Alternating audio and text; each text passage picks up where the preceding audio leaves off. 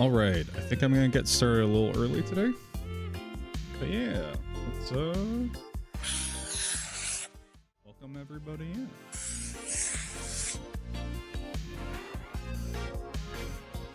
I would say, come on, wake up.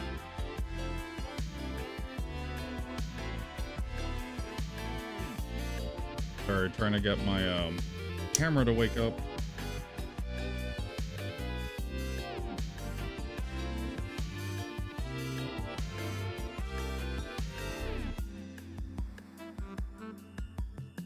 There you go. Hey everyone. Welcome back, or I should say I am back. But yeah, today we are going to be working a little bit on stuff. I've been busy thinking of different ways to get this machine to be working better. One of the issues we were running into is that this motor just isn't strong enough to get this to wiggle like it should. So I've been working around, and we have some bigger motors, definitely bigger. And then I have redesigned this shaft to work a little bit better with everything that we have. So I'm disassembling this one because we have all new parts. We got a little bit of this, a little bit of this, weighted flywheel, a balanced flywheel. And we're gonna be assembling this part and then testing it a little bit.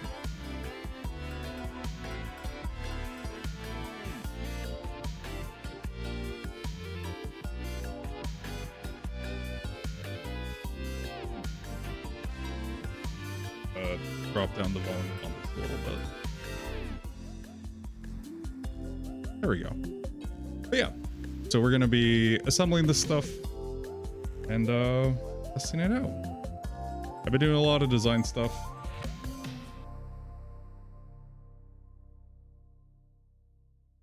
Been really busy. Fun thing, well, not so fun thing, is the oil pressure gauge on my car wasn't working. So I hooked up like a old school gauge to it.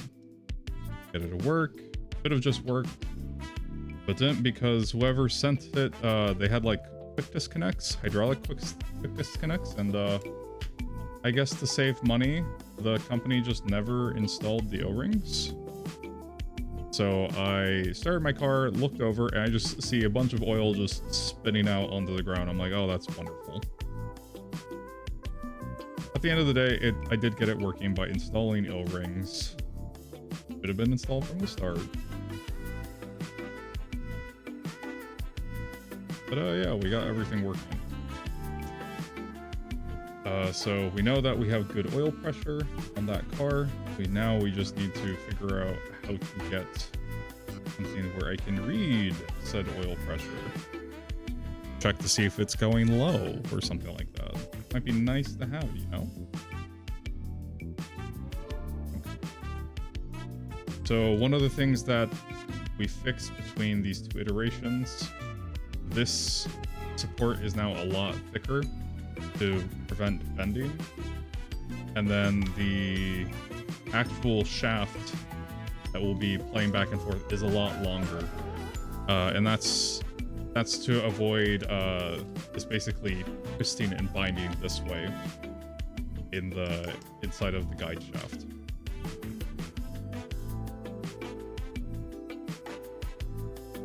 Okay.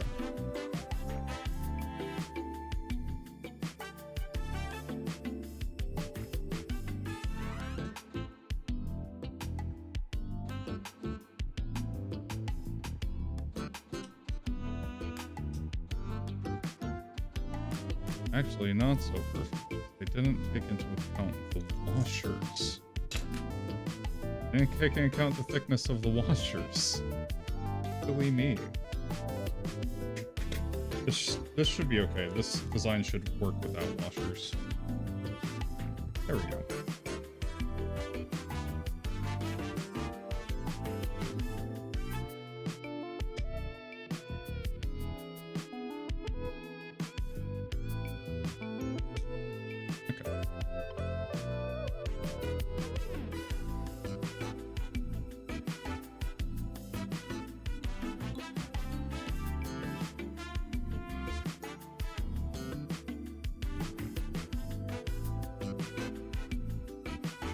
Don't want to like really crank these down quite yet. And them nice and loose. Make sure everything fits.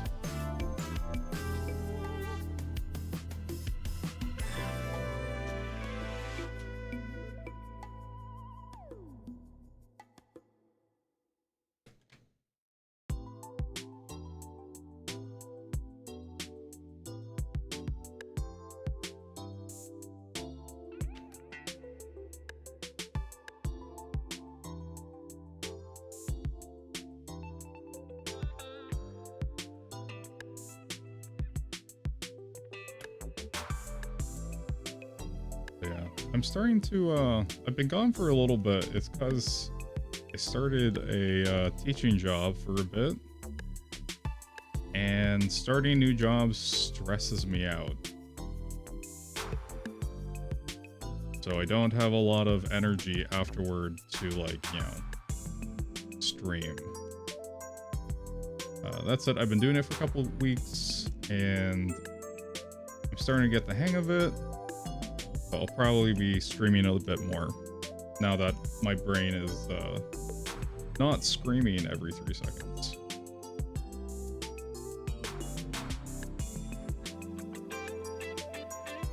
Alright, there we go. Good work pattern. Okay, we got good clearance here. Good fitting, and it's well centered.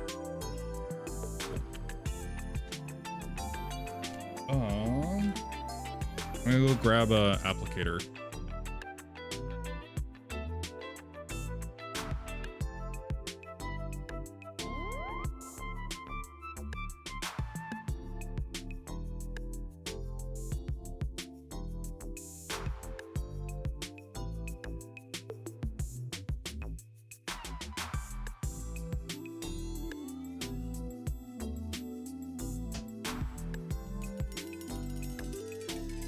Made that sound really really official. That just means that it's a Q-tip.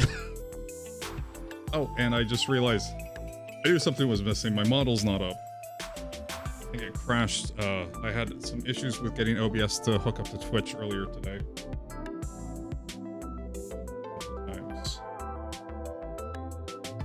There were some issues with my network settings. My network settings had changed because I had reset my router.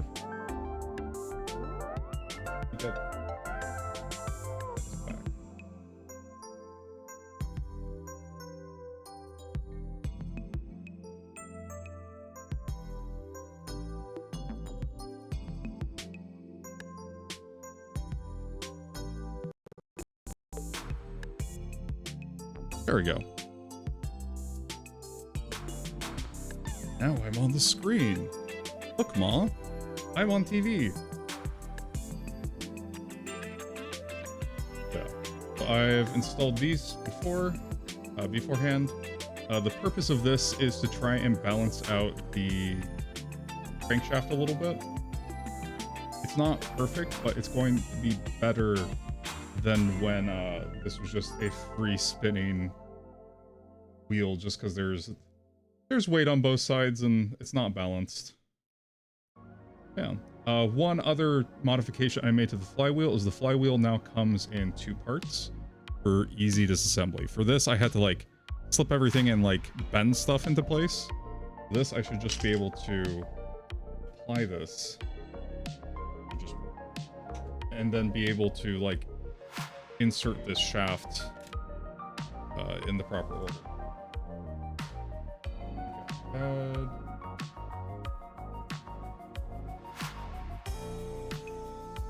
And this design was working yesterday after some lubrication. I have a feeling this design's going to work even better because it addresses some of the key problems we had. We don't need to go wild with lubrication, we just need enough.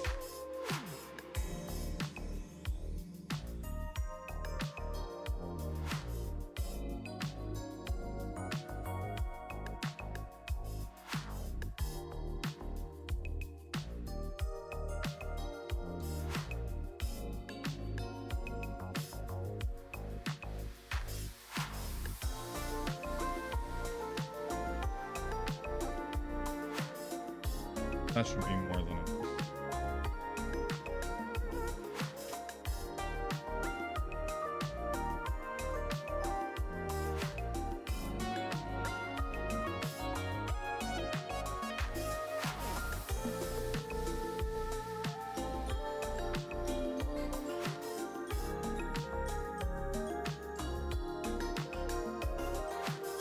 Still have to bend this a little bit to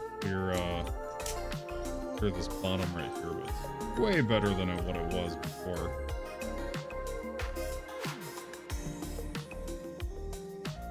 Okay.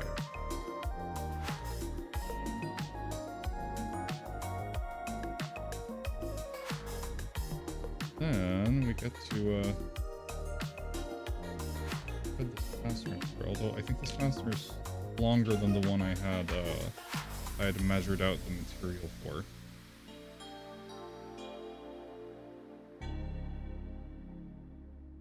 We'll double check, make sure this works.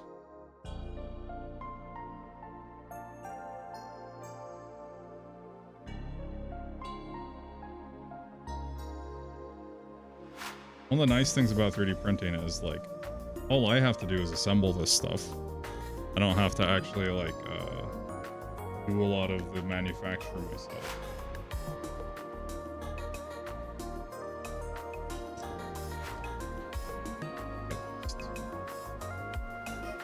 Threads exposed. There we go.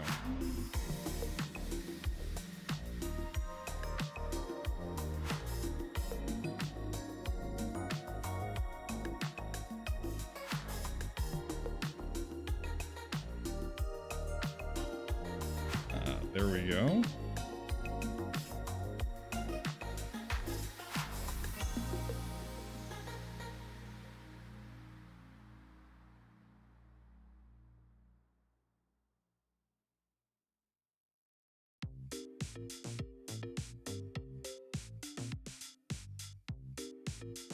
Oh.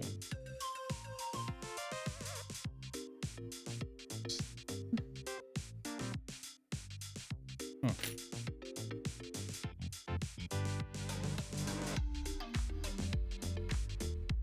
I appear to have made a mistake here. Essentially. Yeah. So right here we have clearance issues. Hey, Zapelli. Ooh, it literally jingles keys. Yes. Yes, this is this is Mark 1. But the motor was way smaller and it was burning out. Who would know that metal keys are actually way heavier than you think that they would be? So yeah, this tiny little motor just couldn't keep up with it. So this is a nice chunky gear reduced motor. But we did find a problem that I didn't catch. Let me go see. I think I have another one of these that I printed out afterward, and maybe this faceplate will have the clearance I need. Yep, there we go. Interference right there. I should have caught that.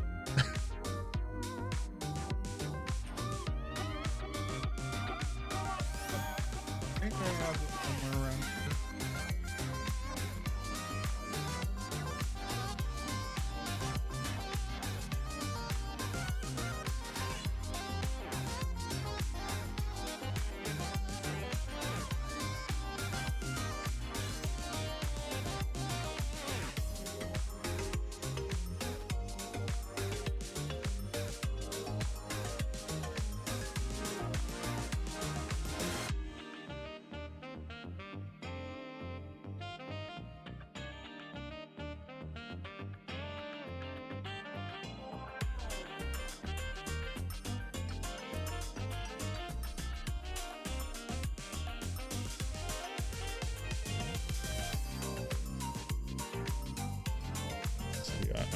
I'm just not finding it. I might have tossed it. So, yeah. That said, we can still test this out and see if it still works, even with the clearance issue. Although the clearance issues might... How much does it have to force? It has to force quite a bit, actually. Did I make the wheel larger by accident?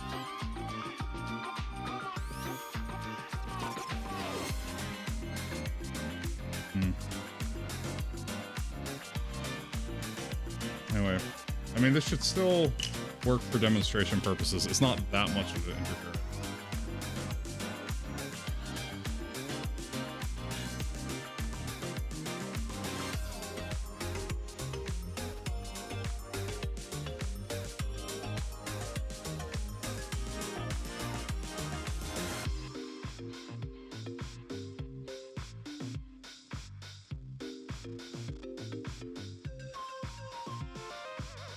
Oh yeah, and I forgot to...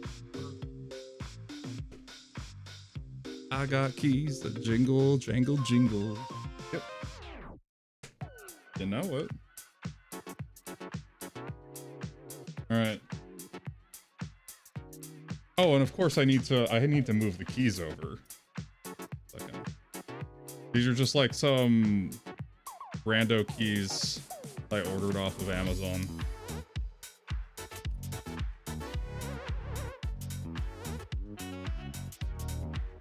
Yeah, I mean, I'll just have to print out another base that doesn't have this clearance issue at the bottom.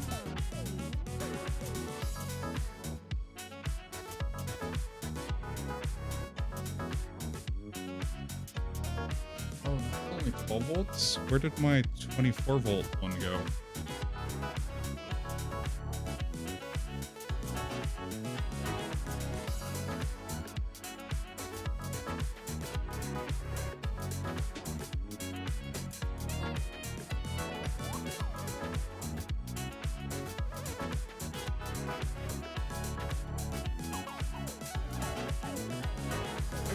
Was using or hold on.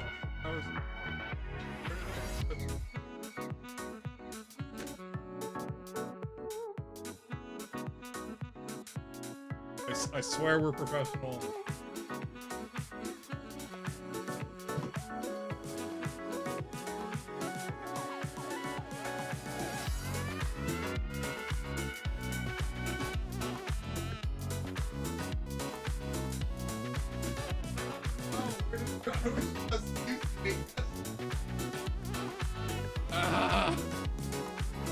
Where did I...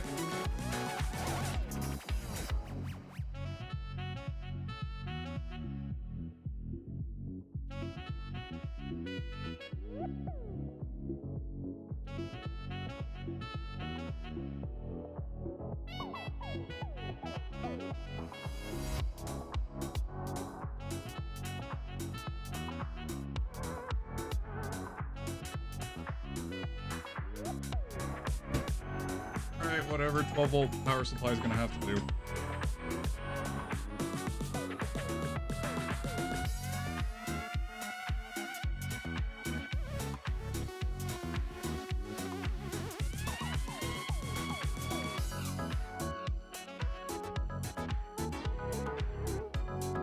Behold my really professional setup. One wire goes in one end, the other wire goes on the outside.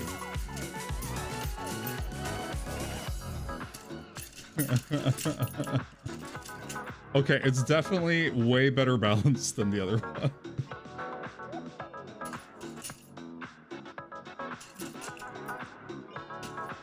Yeah, so the flywheel's more balanced, which is helping. So yeah. I'd say that's successful. I will, let me bring up really quick, we'll check if that's something I should have caught.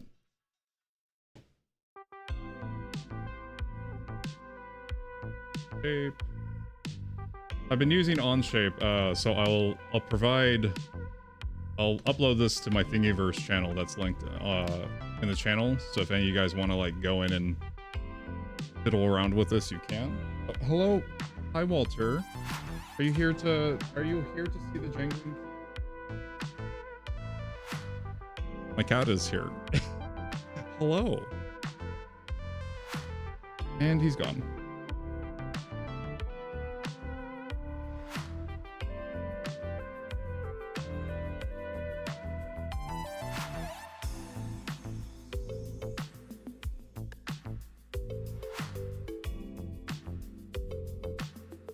he is a very fluffy cat.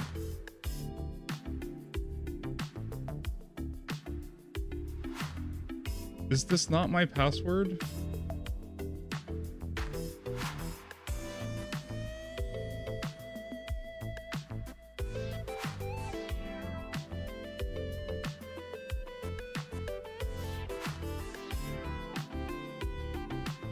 Is this the one I put like the weird password on? Okay, it is. Okay, I'm in. Never mind, I'm in. And then... Bye, Walter. Bye, Walter.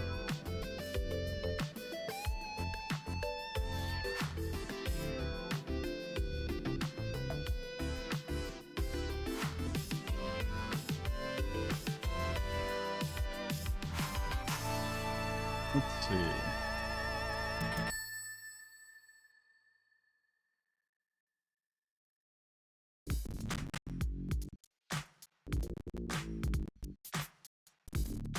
Oh, and there Walter goes. He's like, I'm gonna rub my face all over everything. Oh, and he's hitting my hotkeys. Are you hitting my hotkeys, buddy?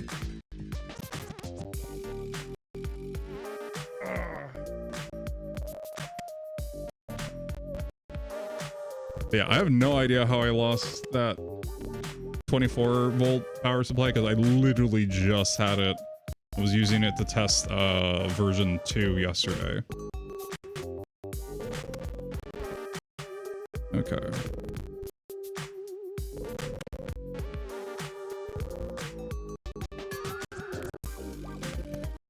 Let's see. Oh yeah, that's totally an issue right there. I should have caught that. That's totally interfering.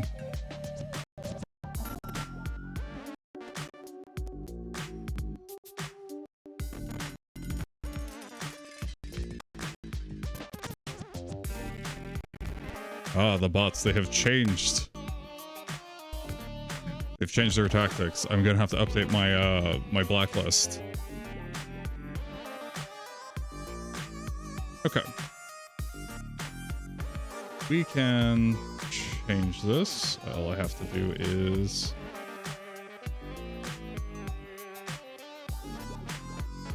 update the motor mount. Screwed.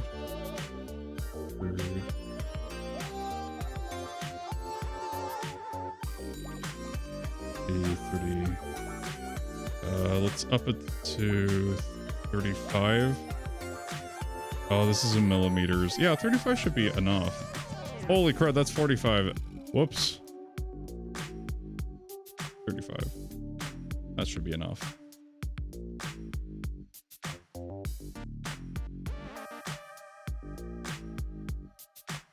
Let's check. Okay, yeah, that should be plenty of clearance. And then let me export specifically the motor mount. Export.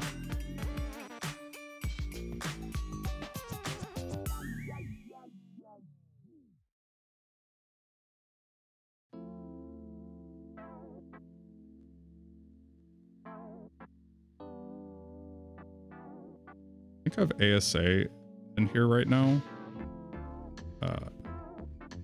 And do draft. Do it fast and dirty. Take like an hour to do. Yeah, that should be good enough.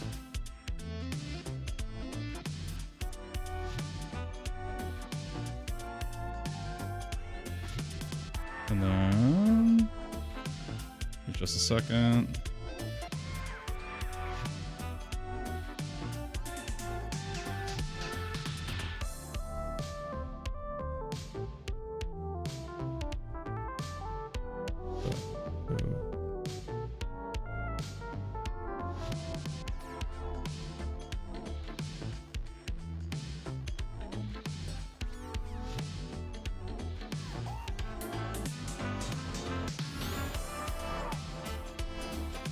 I need to go check what the IP address on that thing is.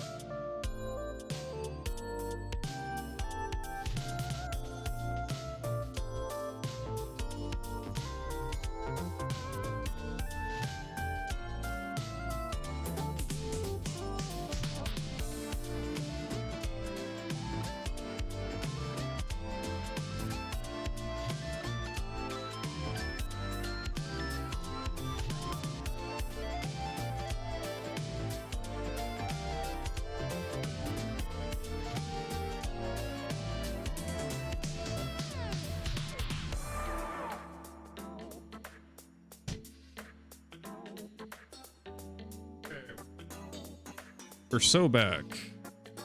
Let me... And I had another print on it. Oh, that ASA is stringing real bad. Probably, because I didn't get the temperature up to snuff beforehand. Tends to not like it when I don't have, like, the, bed heated for, like, a couple minutes before I start. Stringing should not really be an issue for this motor mount, though.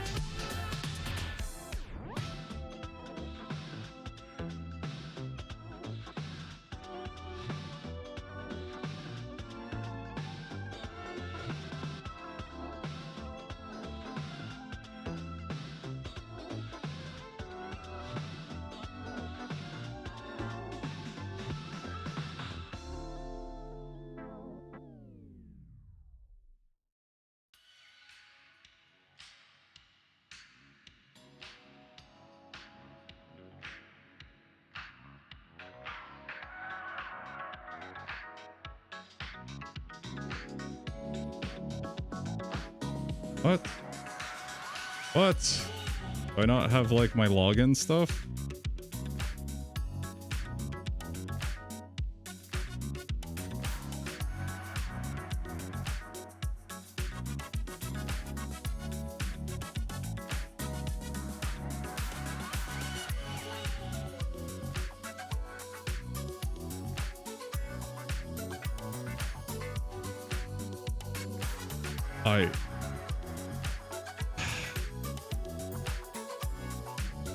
Okay then, we're just gonna do this manually.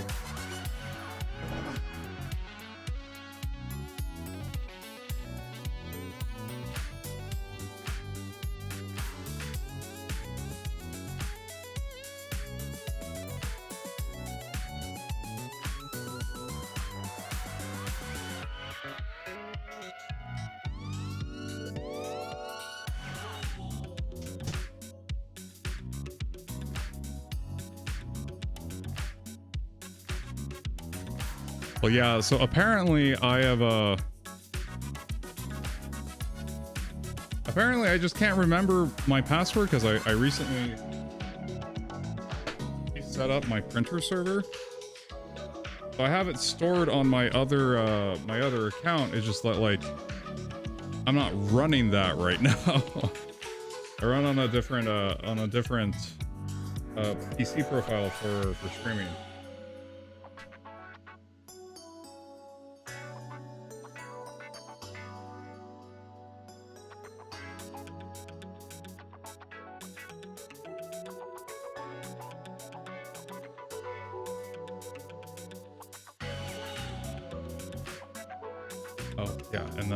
Unplug my mouse, so of course it's not working. But I am so together today. Yeah, Zappelli, it's so much fun. I don't know what it is. Like, as soon everything was going just great, although I guess it wasn't earlier today, but lots of things were going just great. Until I decided to stream. But I guess that's just par for the course, you know.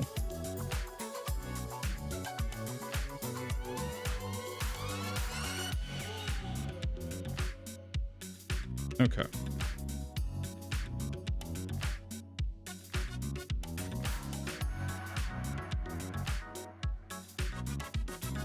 Okay. Got this on an SD card. I will go start printing it, and then I'll be back.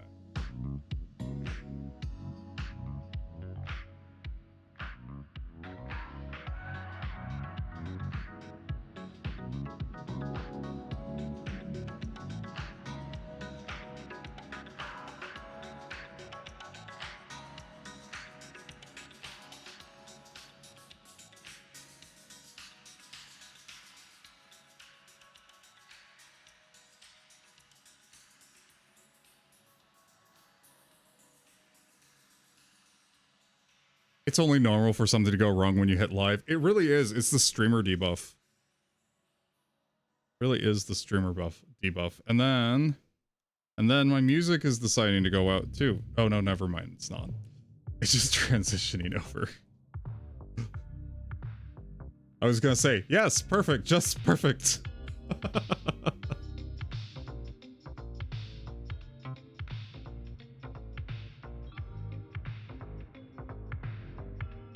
All right. In the meantime, I did get these out, but they're real fuzzy. Real fuzzy. I'll probably redo these. Well, if they're not fuzzy on the outside, it doesn't really matter.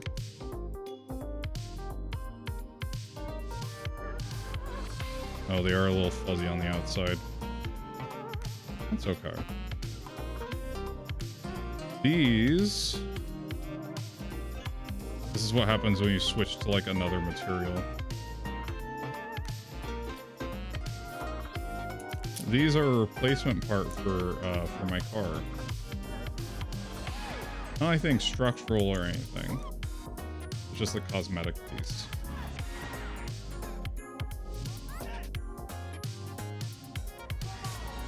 Yeah, that got real messy up here, so I'll have to redo it again. You like the music? Thank you. I selected it myself. I got it from I got another from another streamer.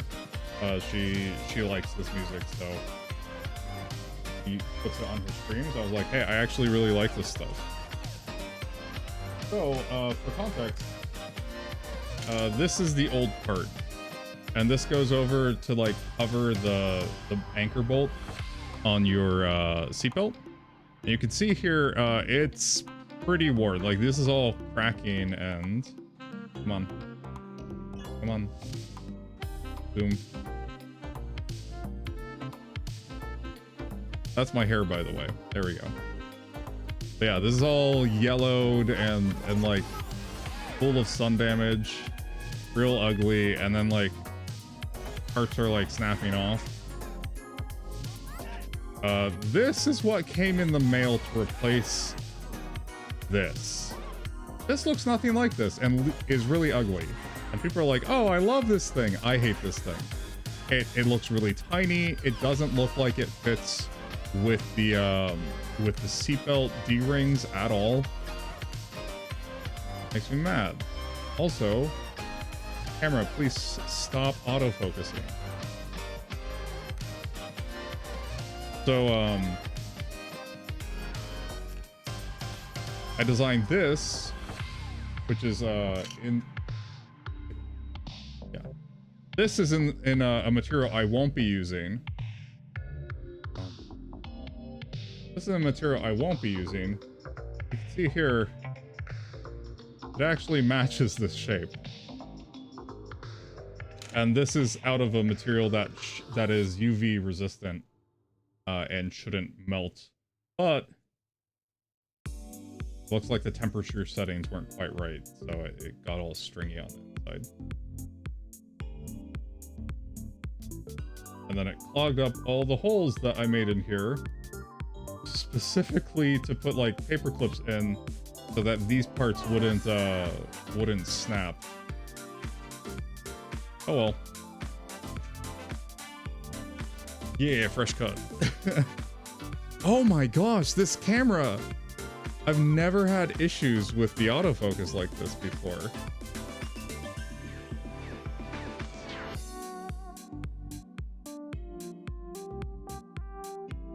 There we go.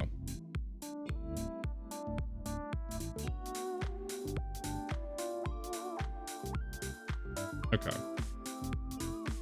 Yeah. Here's the old part. Here's the new part. I already checked this stuff fits into the car and clips back in. This is the part that they tried to pass off as being the replacement for this. Needless to say, I was not happy.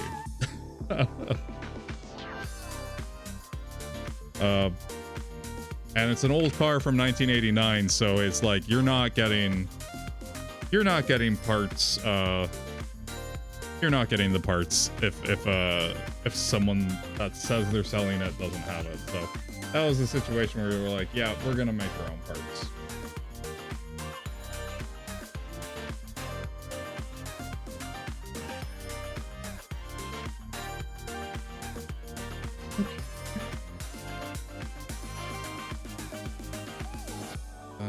that, I guess what we'll be doing is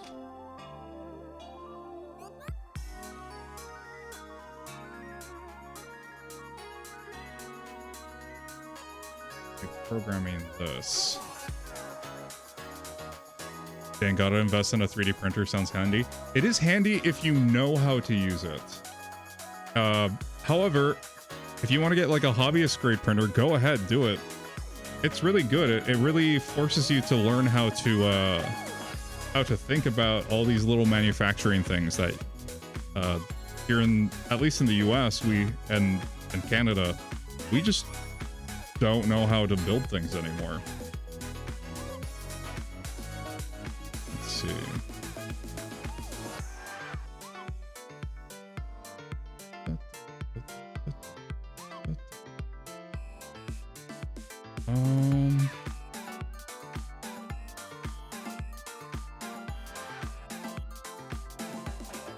Let's see.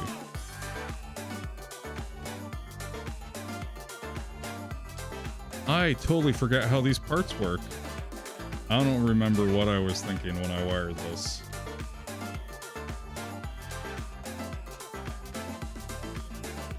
I do need some sort of way to mount a power option on here.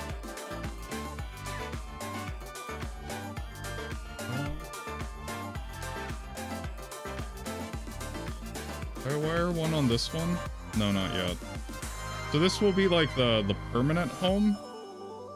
And this should basically sit like this. Or behind it like this. We'll sit something like this. And then as we progress, we will add more things onto the Internet of Things. I love tinkering with stuff. Why I like stopping by your streams. Yeah, no, if you can, get a... If you have access to... There are some, like, there are some services that will host, like, 3D printing services or libraries. Some libraries will have 3D printers. Try doing that first. And if you like it, then get a 3D printer. I did it because I was going to engineering school. I was like, I don't know how to make stuff. I need to learn how to make stuff. So I bought one. And I've had it for like 8 years now. And I love it. But I did buy a more expensive one. Just because I didn't want to tinker with getting the printer working itself. I just wanted something that just printed. I'm more interested in what does this printer get me rather than making the printer itself work. Okay. What's the chip name on this again?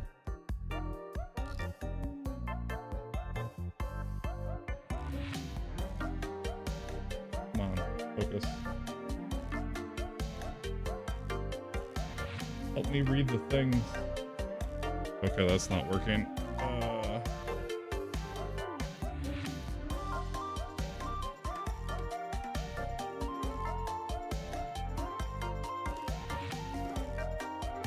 6612FN. That is not the type of controller this is, though. Let me look this up. My town is like Courage the Cowardly Dog's house, middle of nowhere, no library. I feel that. I feel that. I used to live in the middle of nowhere. That's partially why I bought the 3D printer, because one, there wasn't any access to like any community stuff nearby. And two, it was before like 3D printers were pretty common. I got one at my college for a little bit. And that's how I got into it, learned a little bit, and I was like, okay. I want to be doing this all the time and really, really learn my stuff. Let's see. Yes, I am still watching you.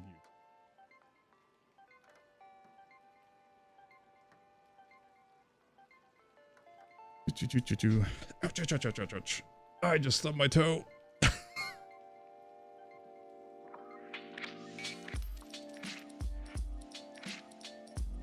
But yeah, so as you get better at stuff, you'll learn how to like take advantage of the different properties of different materials.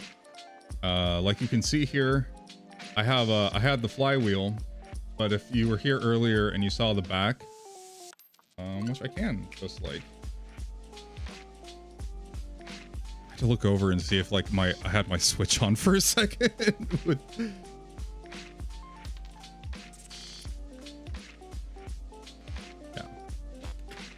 You'll learn different ways of like assembling things. Like here, I could have done better with this for removing this.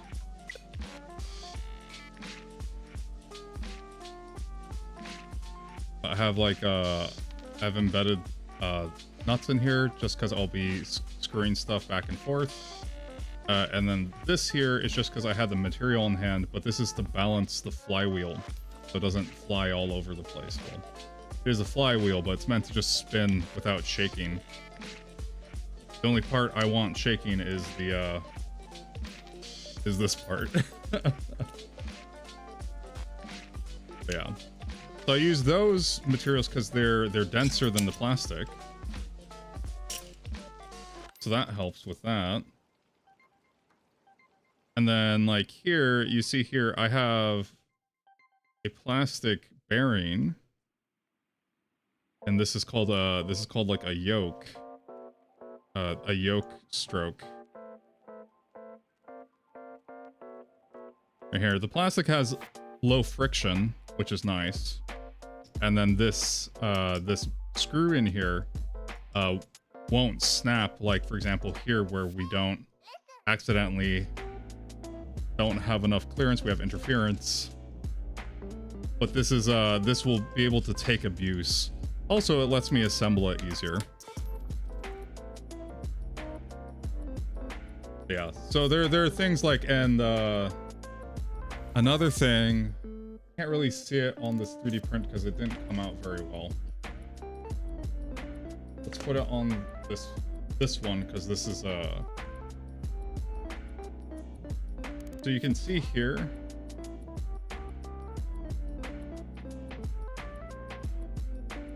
Come on. Focus. There we go. There we go. But these are plastic tabs. They're meant to like bend. You can see along these layer lines that if you push really hard on these, in fact I can show this on another version of this. Push really hard on them, they'll snap because they're weaker in this direction. So I designed these holes in here. The holes were a little too small based off of what the printer made, so I made them bigger on the other version, so I could put a solid core wire down here, aka a paperclip, and that will keep things nice and ductile and flexible, which is nice. So we can use different materials for the nice properties that we want.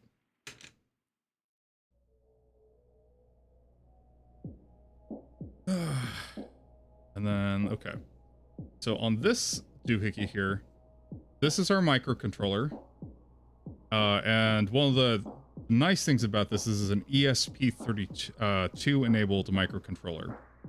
So I can use Wi-Fi and Bluetooth on this chip to hook up to my internet router. Yeah, you would have thought. Yeah. It's one of those things where you'll run into like the limitations of plastic really fast in 3D printing. Especially if you're like really pushing some of the limits of the media. This isn't really pushing it per se.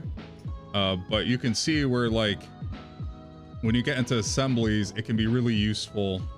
Here, like this right here, dowels like this tend to snap really easily. So this is not a good application for 3D printing for like aligning lining pins and stuff that are under a lot of shear. That's not good for plastic. Plastic's good at being flexible and being put into different shapes and being light. It is not great at, well, 3D printed plastic is not great at bending or being sheared along the layer lines.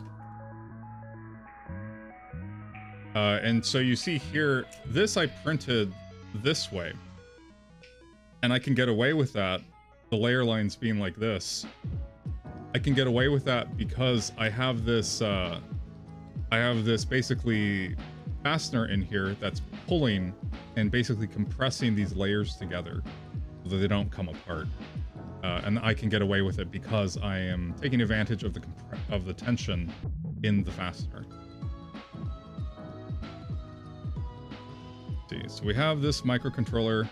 I had a code running last year that ran this version, but I think I lost that code, and Twitch has changed their API since then. So I'm not sure if my original code would still work. It might, because all it's really doing is it's monitoring the chat room to see if somebody uses a command. If it sees somebody using that exact command, parsing out all of the the spaces, because for some reason Twitch, you give like a Twitch chat, like you put LUL, you see LUL, but Twitch says like, no, that's not LUL, that's LUL space, and they just fill the rest of the message with spaces to fill up the rest of the character limit. Don't ask me why. I found that out the hard way when I was building this for the first time. But yeah, back to this. Basically what we're doing is we're using this to monitor Twitch chat. So this will literally like hook up to the chat room and will monitor what everybody says. I can run a couple of checks, like I can check username to see if like they're on a permission list. I didn't implement that, but it's something I could do. But the big thing that this is doing is it is checking to see if, hey, did someone use the !keys command? And if they did that, then it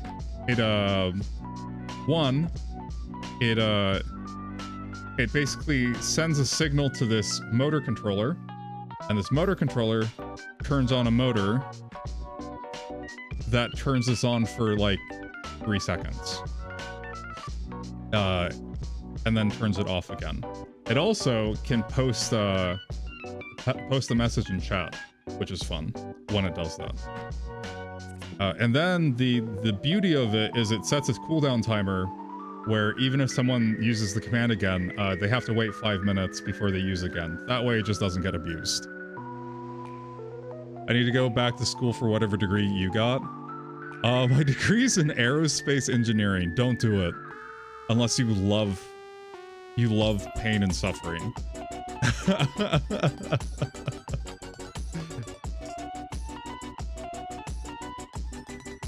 But yeah, I've been free for a while, because I got laid off at the beginning of the year. But I am getting hired back. But I do have a funny story. So for context, I am a U.S. citizen working in the U.S. And I was working for a big aerospace company, and then I got laid off at the beginning of the year. I was applying around, and I got some of my old coworkers kept recommending me for positions, which was nice because they wanted to see my face again. So I went to interviews for those, and I got an offer. They're like, "Hey, come back in June. We got a position for you." Not on my old team, but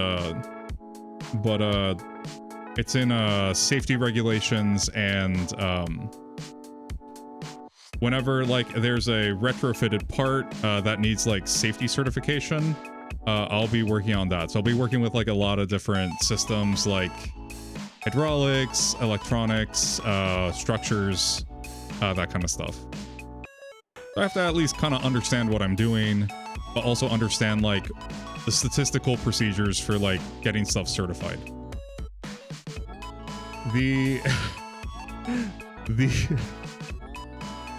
I was supposed to start yesterday, but I didn't. And the reason why, I kid you not, the reason why is because there is somebody at this company sitting at their desktop, sipping their coffee, that looked up my name and said, yeah, that guy needs a visa to work here in the US. Excuse me? Like, actually, excuse me? Like, I was radio silence. I was like, yeah, we want you like an approximate start date yesterday. Friday the what was yesterday, the 12th or whatever? Yeah, Friday the 12th or whatever.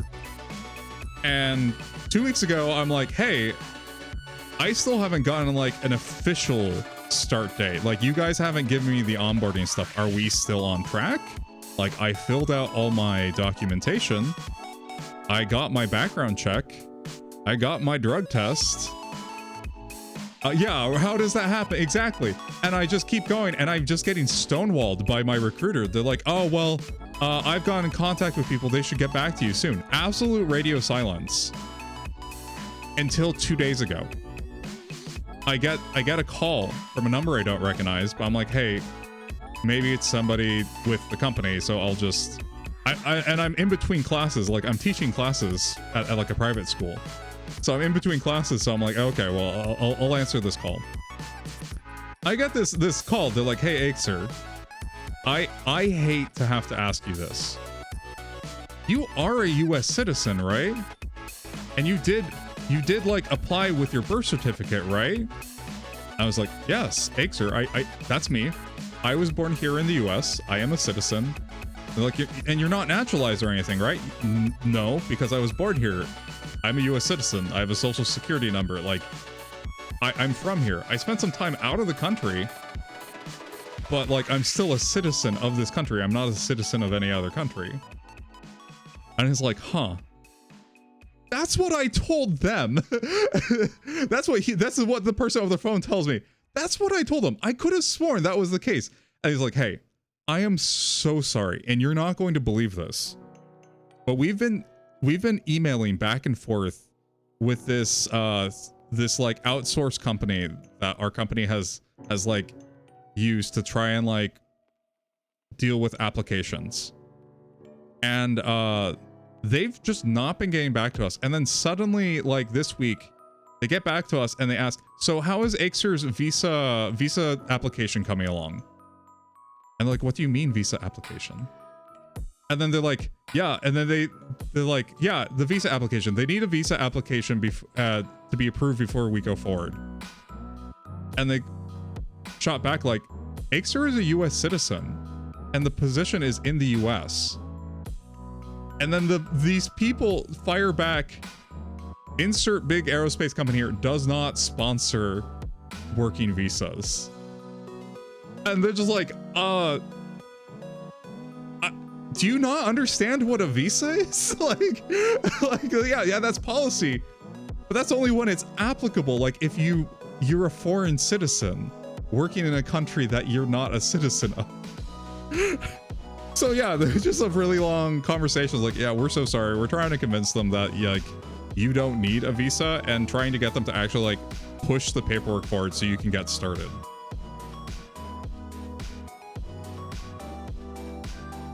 And I think it was like the hiring manager that wanted me on her team was also getting involved, like, hey, paperwork's not getting done. What the heck's going on? So that is how I got that's how a US citizen didn't get denied a position, but I'm having trouble working because I don't have a visa. We truly live in the wildest timeline. All right. Okay, let me see. I'm gonna go over, we're gonna switch off of this and we're gonna try to do some coding. To do that, I need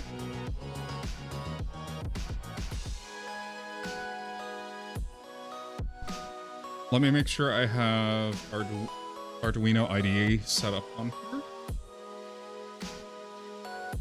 Okay, we do have Arduino IDE set up on this computer.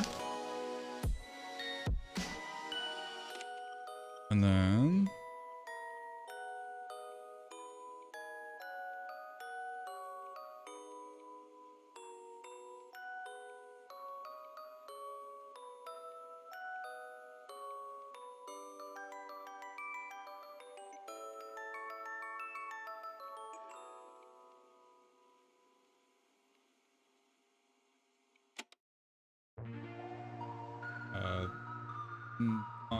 I don't need any updates to my libraries. Yeah, let me move over here, and then let me set up a window capture. Oh, I don't want window capture, I want display capture. Display capture, okay.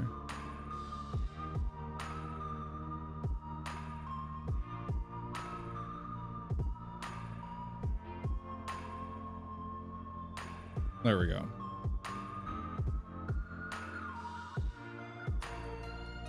And then we'll bring this down.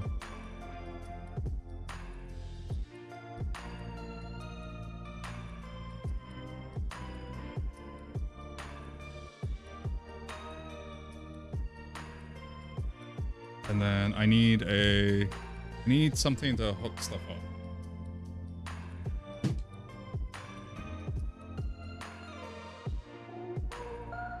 Perfect.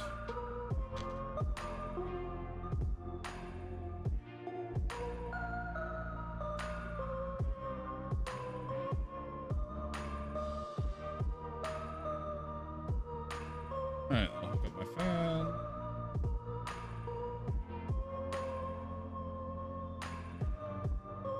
Then I will hook up,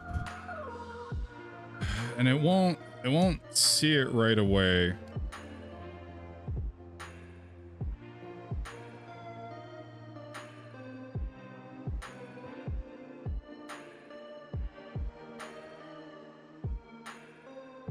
It's been forever since I've done this, so I'm not gonna remember exactly. I'll leave that over in the corner in case the cats decide to come over.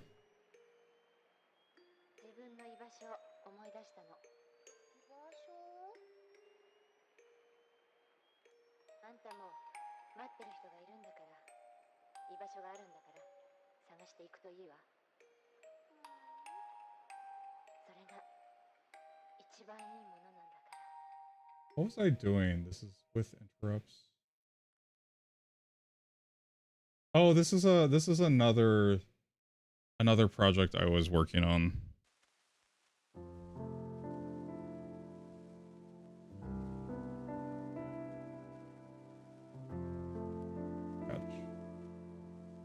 And then what let's see if we can select other board.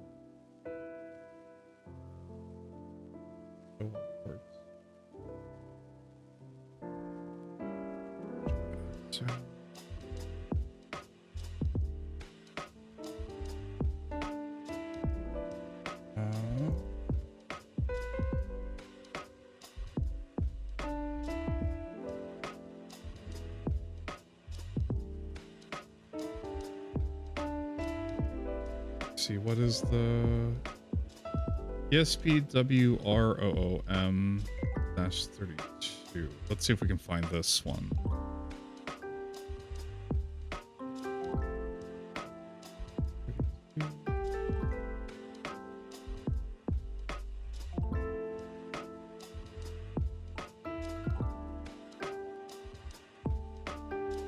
There we go. This one, this is the development module that we're using. And then let me write file examples. Let's see if it reads blink.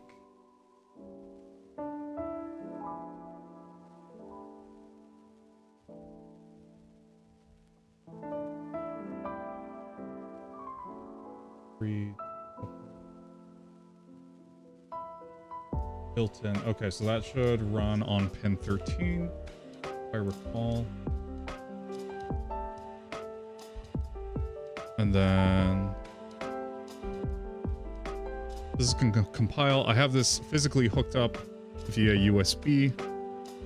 And once this is done, what I should see on the module is I should see a little LED that comes on and comes off. Okay.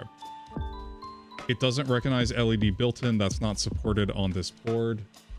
Let me see what the built-in LED is supposed to be.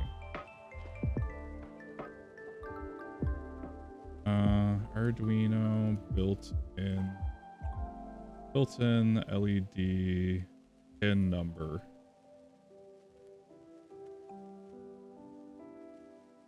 Digital pin 13.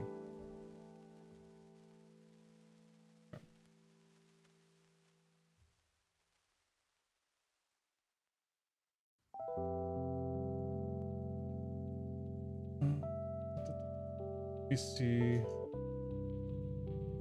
setup.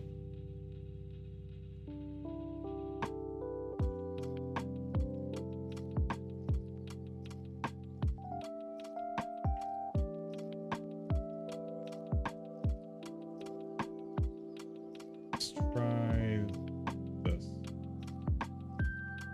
Make sure this is all good. And this is in built-in C, so I don't. LED built-in was not declared. Oh, I just did though. LED built-in. Okay. How do I go to declare variable in Arduino ID? It's been a while since I've used this. Is data type? Oh, okay. What's the data type? Is it?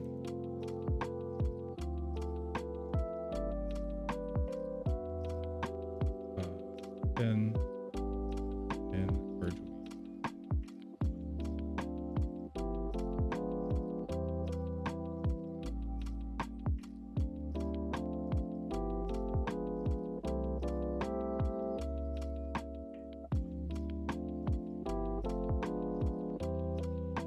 Types in Arduino.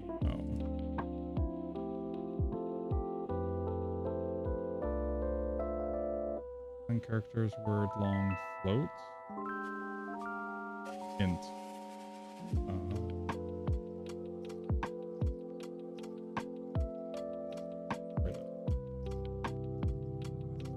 I'm relearning how to code, guys. Well, it's I haven't done anything. I think this runs in C#.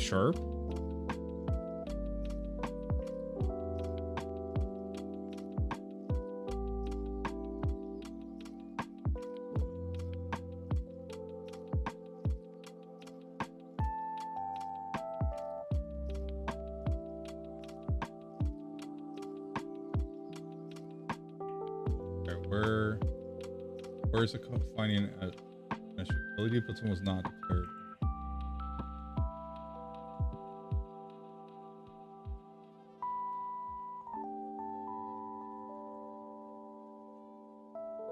I have to put it like outside of void before anything at all.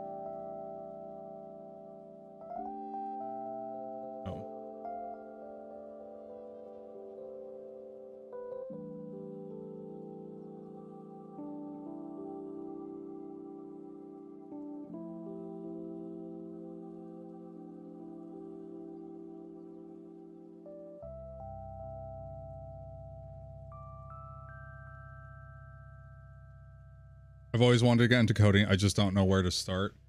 Yeah, no, so you're not going to know where to start when it comes to coding. And in my opinion, coding lessons are highly tailored to people that think a certain way. And it's not the way I think. So my brother is learning Python and SQL right now. And he was coming to me and he's like, what does it mean to like pass a variable? And he kept saying like what does it mean? Like, what's the definition? I looked at like the lesson source and they're like, yeah, this, you just need to pass the variable. Never explained what that meant. Never explained like the definition. And here's the thing, it's hard to give it a definition because it's not really like a specific coding thing. It's just a concept. It's a concept of doing something and they never explained that. The whole idea is just like you can see here, this is like a function where I'm just doing like setup. This pin mode thing is a function, and this LED built in, this is what I'm passing to this function. And the reason why we do that is because if I just made this be 13, but inside pin mode I made this always 13, that could cause issues if I wanted to run this function. Let's say I want this to now be 14 or 15. So we leave the variables outside of the function for a reason, so that we don't mess things up. And also you can get a million different variables and it gets really confusing really fast. So it's easier just to pass them into this black box, you could think. But we don't know what's going on inside. But we know if we put two things inside, a thing will come out. And I was like, it's just a concept. It's just, all the passing is like, you're just, whatever you put in here. And I could literally fix this just by saying, this is 13. And this would also work. It's just, it's not, I would say, it's, when you get big code, this is easier. You don't have to think about it as much. Okay. I did just change something, so let me verify this one more time before I push it to my hardware.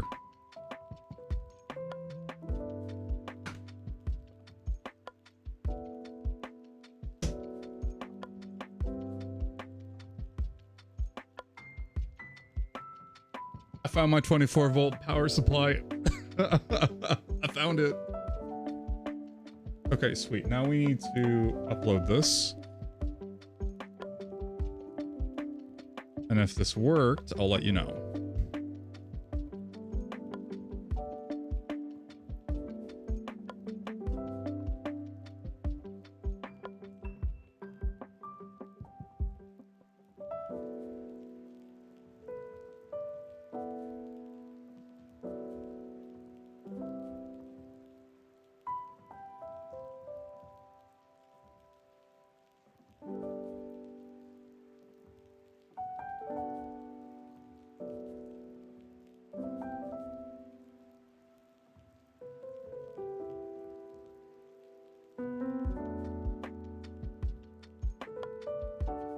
Yeah, that ain't working. I'm just gonna need to look up this exact board, the pinout. That would help.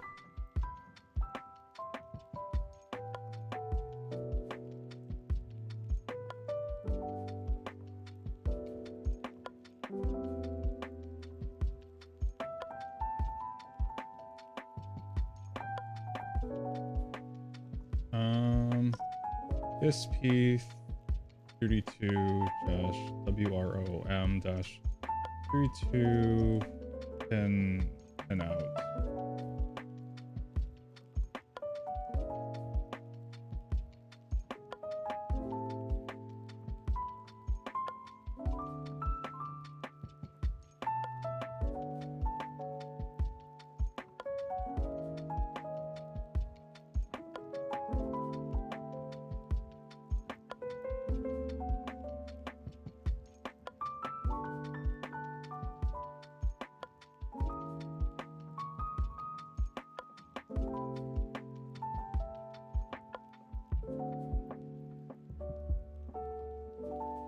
Oh.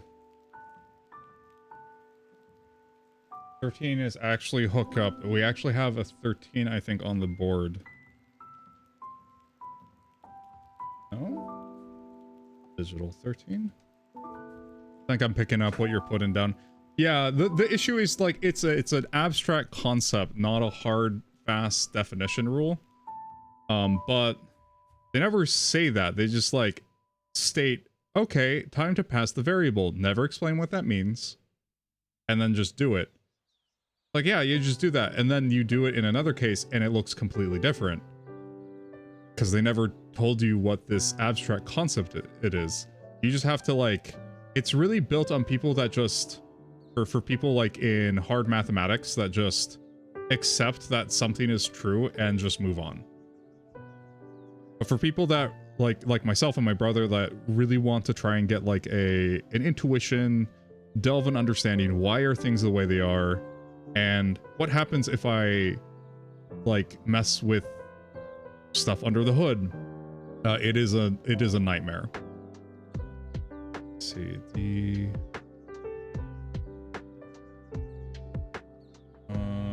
I could just say blink on 32 which pin to use. I could just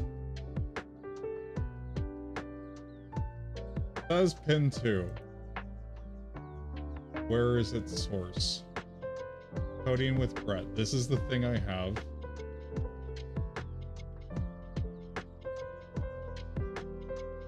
See what line of code he's using. T32. So at the top we define a constant internal underscore. Okay, so he's saying it's 2. So let's pick 2. Here's the other benefit of if I use this as a variable instead of just putting 2. Each time I use this, I only needed to change one line in my code. Whereas if I just put 2, and every time that LED built-in shows up, I would have had to use it every single time. Aha! Okay, it is pin 2. Okay. So we are getting confirmation.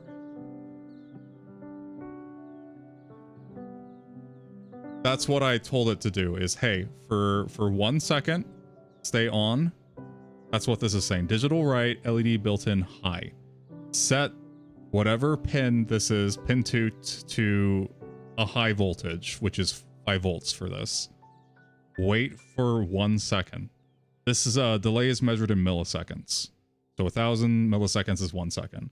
Okay, after waiting for 1 second, that same pin, turn it off.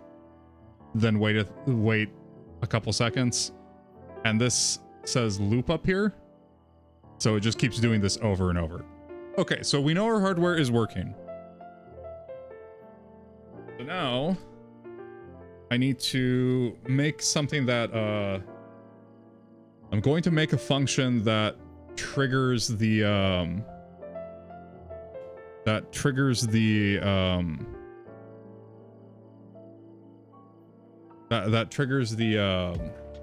ESP32. And I am just going to need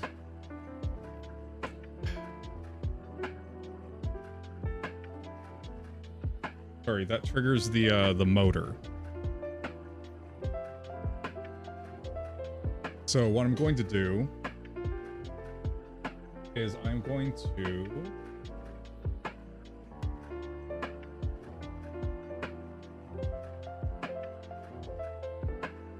so this is what I'm going to do. This is how my code's going. I'm gonna have a bunch of, like, you can think of them as being boxes. So Twitch is a box.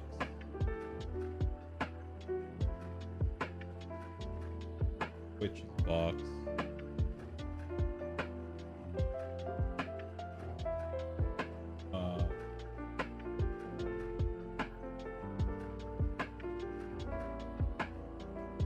And it sends like it sends a signal to my microcontroller. So I have a thing here that's check Twitch for keys.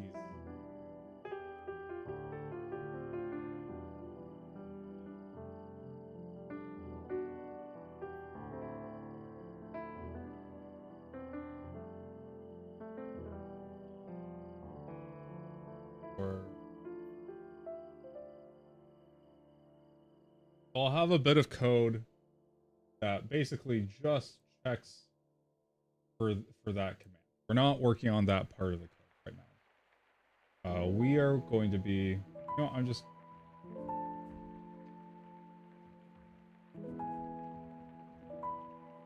I'm going to be working, it's going to check for keys. Yes. If it gets keys, I'm going to go over here, another box that basically says turn on motor.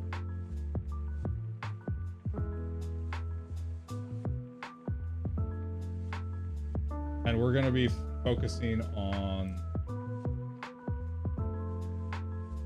this part of it right now.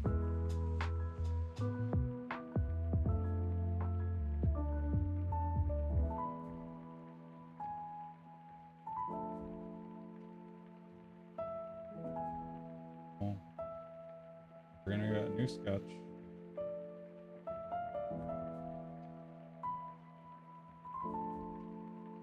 Set up. We're gonna make a function. Forget how to do that, so I'm gonna look it up really quick.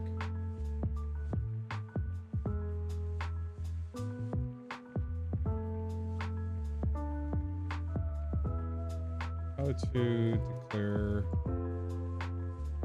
function in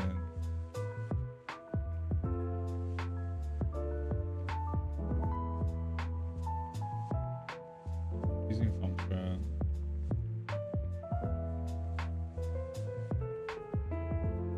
Functions help the program organized. Function is a C function. Loop a equals minus. This doesn't tell me anything.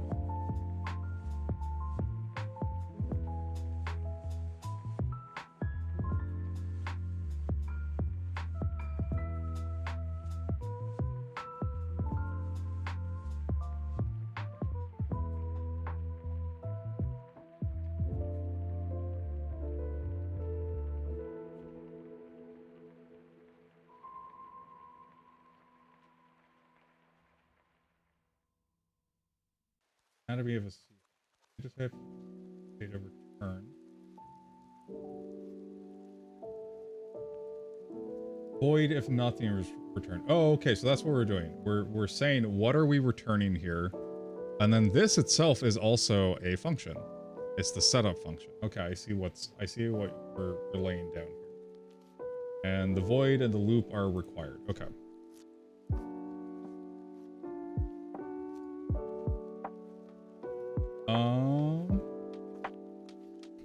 Let's see. I want this to return true or false. Where are the data types again? Boolean. So, Boolean. This is bool. It would just be okay. Is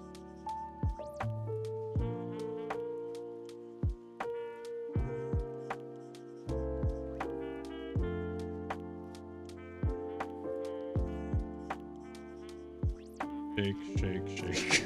There we go. Shake will be our function. Okay. Shake. And then this will just let's see.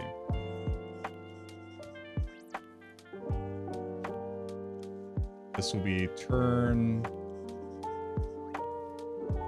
motor on, and then we'll need another one which is turn motor off.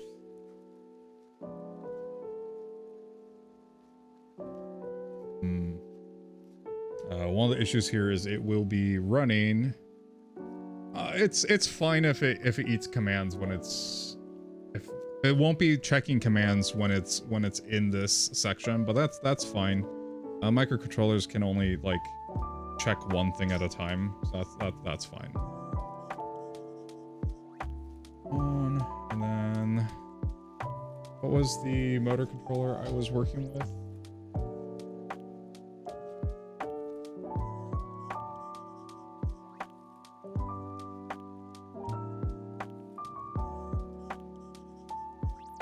Here it is.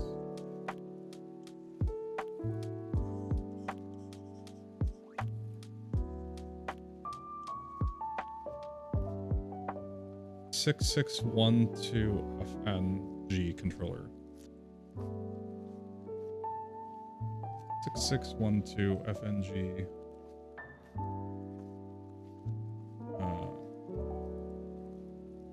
Here's one. I think this is the... I have one that's very similar to this.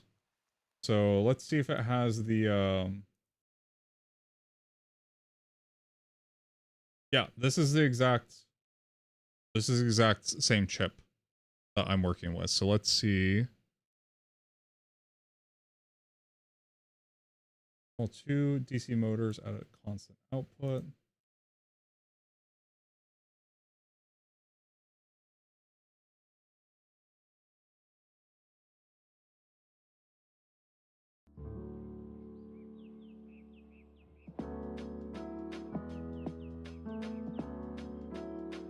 Okay.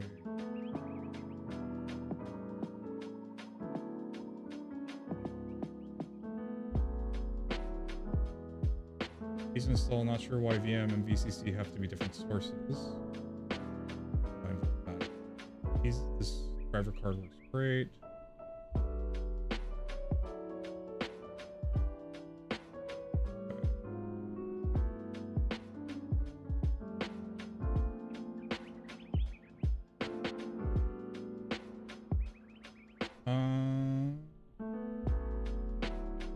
Standby control to save power. So yeah, what we want essentially is we want everything to be hooked up, and then so that so what's gonna happen with our motor is that our motors are thirsty little guys. They use up a lot of power. So we have this motor, and it spins. And this uses lots of power. Lots of power. I think you can see on the controller I was using, we were hitting it with 12 volts, peak 2 amps of current. So power-wise, 12 times 2, that's about 24 watts of power. However, I have another controller that does up to, was it 24 volts times 3 amps. So that would be like 80 watts. So yeah, that's a lot of power. In comparison, our microcontroller cannot handle that much power. You're a little the brain, if you will, or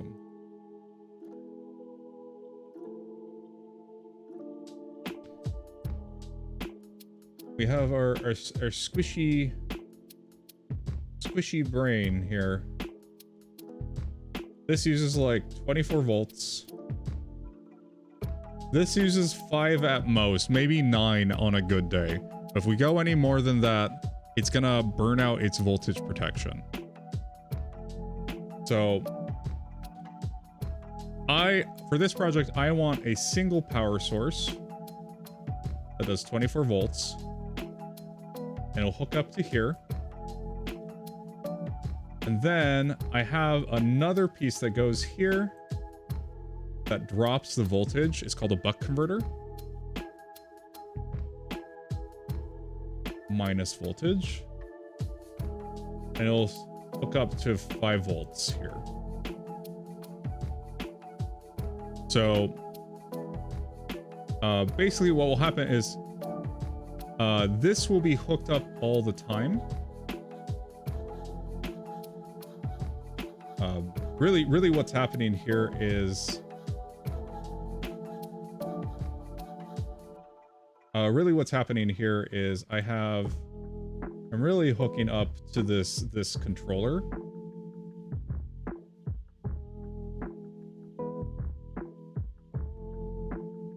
Two ways. I'm hooking up the big power through here, and it passes through to my motor with the big current and the big voltage that this needs to thrive. This is inside is separate and doesn't hook up with this at all. All we're doing here is we're sending the standby signal, and what it basically does, it stays off until I power the standby signal. And then let me see if I can bring it up here. Guide. Yeah. If you look over here, this VM goes to the motor. This is like your voltage in for the motor. This is your big current goes through here. And then PWM. Where is it? And then this pin right here, standby. If this doesn't see a 5-volt signal, then it doesn't let any current through at all. So it's basically an off switch. As soon as this sees 5 volts, it turns everything on. It's like, hey, yeah, wake up and make this thing go. The one other thing that complicates this a little bit is this called PWMA, and use this to send a signal to basically tell the motor what speed to go at. And this is where it gets the control from. And then recall, appreciate breaking down Barney style. Well, this helps me too, because I have to remember like what I'm doing. But yeah, so the only other thing is there is some combination of these that you power on to hook this up, and turning 2 of these on makes it go forward, and like a certain combination makes it go backwards. Like I forget what the combinations are, so I'm looking here and I'm gonna look it up again. For our purposes, doesn't really matter. We just needed to go one direction, so we just need to pick one, make it go on, make it go off.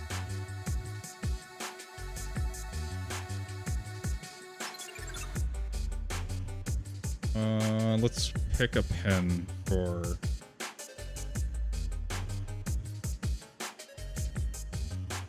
int.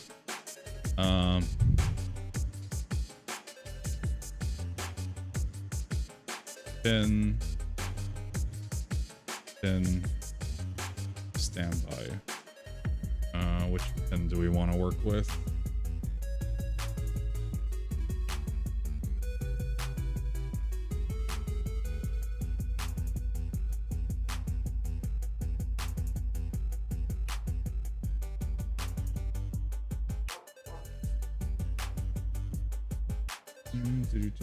ESP32.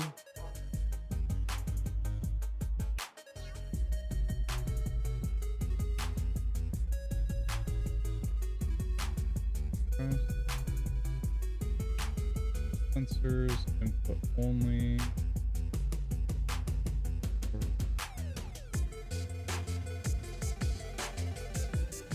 Record, migraine.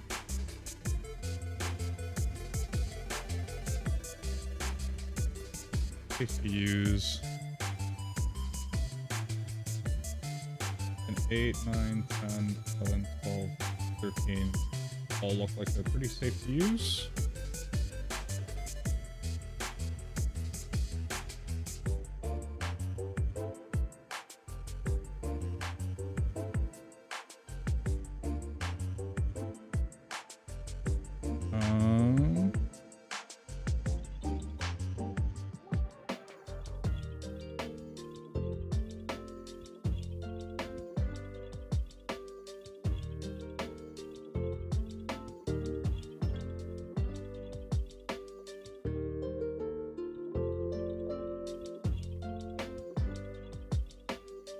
is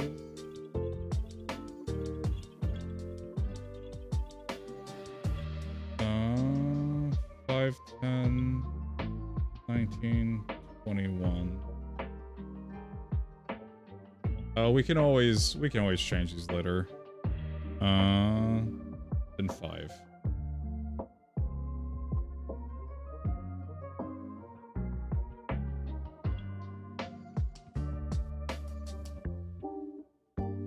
Standby pin for motor controller.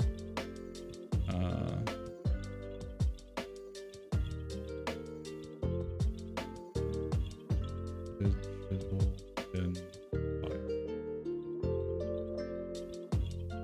Then shake, shake, shake. Turn motor on.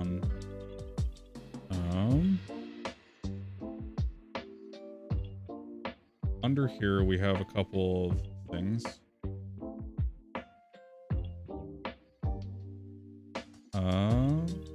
Set standby pin to high. And then, well, first we need to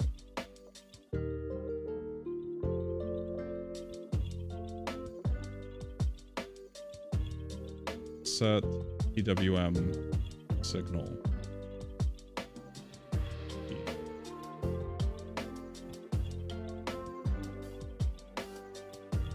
Set standby pin to high.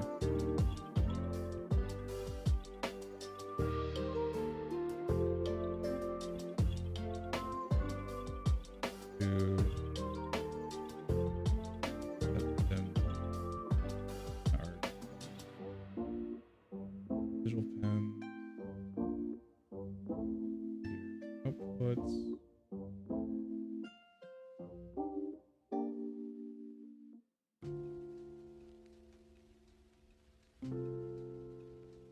Okay. Digital. Right. Pin. Standby. High.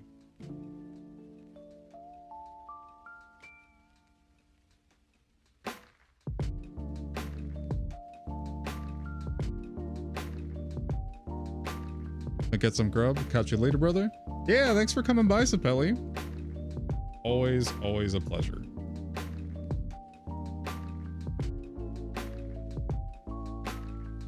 Let's see. Air motor on. Right, standby high. Third. And then,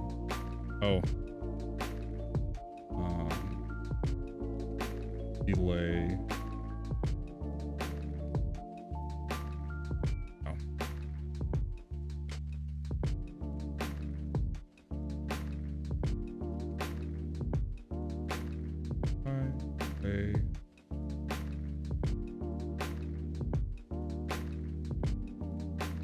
Delay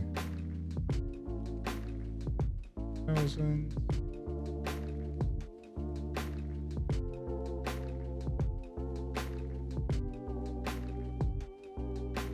Turn motor off. Digital right. And by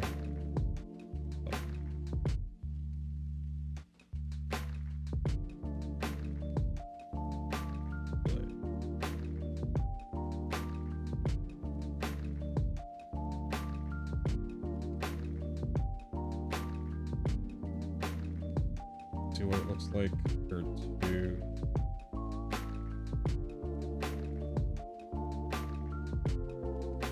what does my blank look like?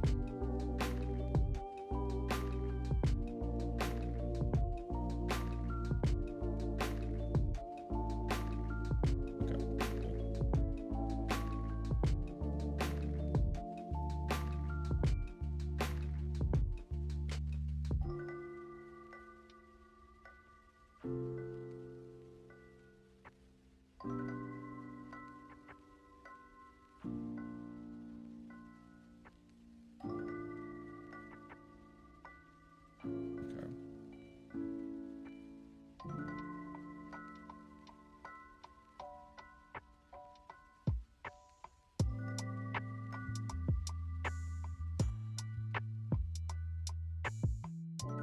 Likewise, gotta play some games sometime. Yeah, yeah.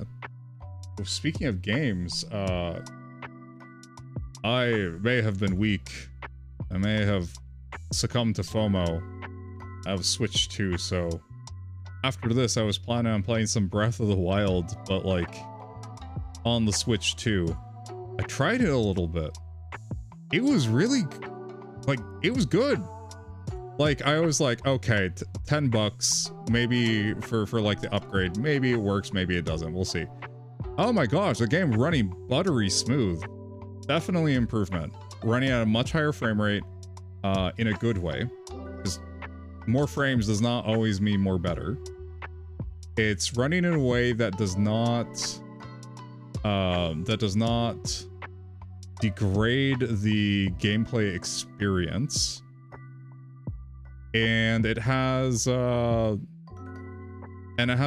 better color, it has HDR color, so like it has way better way more dynamic color ranges, which is really cool. Main co's high, pins low.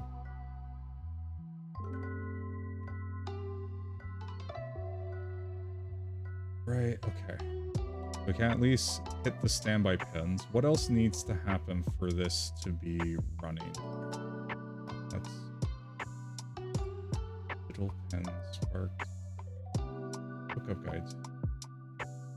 These easy 4-way motors, driving 2 motors up to 1.2 amps of constant current inside the IC.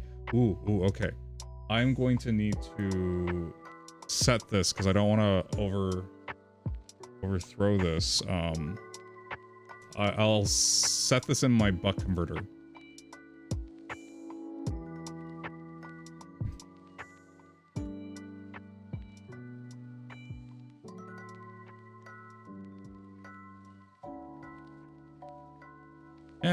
I mean, it'll be fine.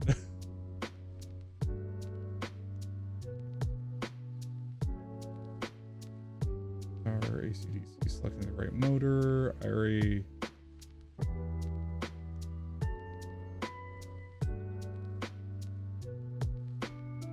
Overview.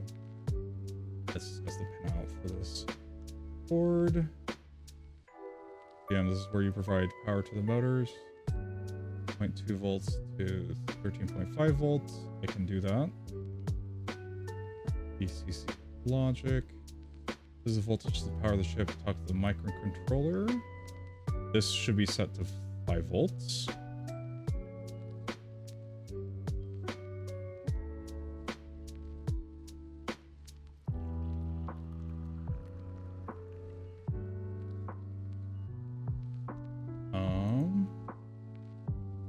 Int and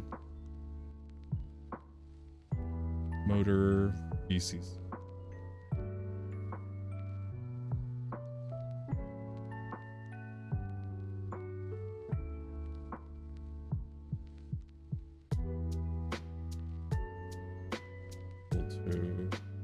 Well, I don't really need this, but I'll set it up just in case. 6. I don't really need this because we do have dedicated 5-volt out, which we can. This is always on, so we can set that. This just gives us the flexibility to turn this off if we want to. Pin for providing 5-volt signal to motor controller logic.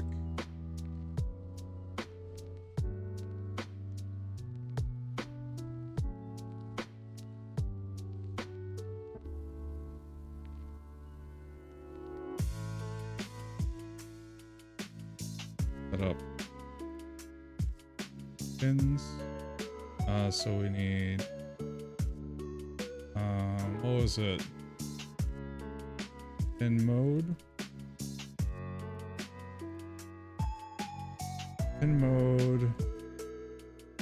Pins, motor, D.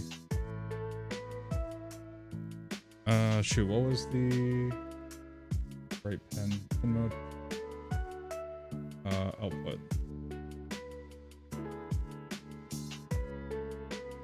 Properties of pins configured as outputs. Pins output are said to have low impedance state. This means they can provide a substantial amount of current to other circuits. Yeah. Okay, so if we put it output, it's in low impedance. That also means that it shouldn't be affecting other things. Put my glasses back on. Let's see.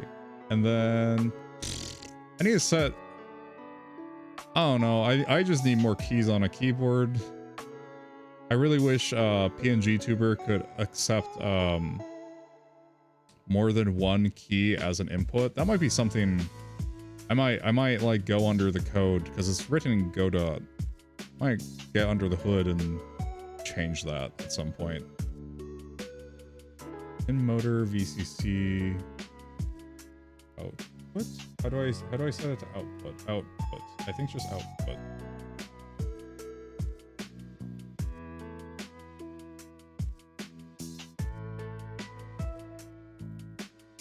Pin is hard to use as there's just other pins because it has an attached to it, so the cord kernel hang around 1.7 volts instead of the expected 5 volts because the onboard LED and series resistor pull the voltage slow it down.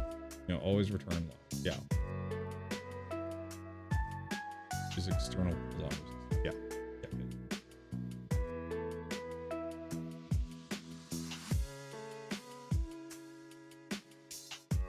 This is up.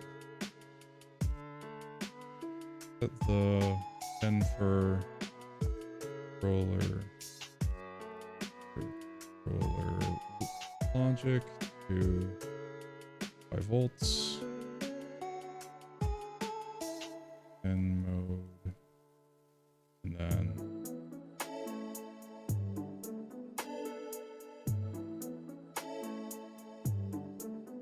pin.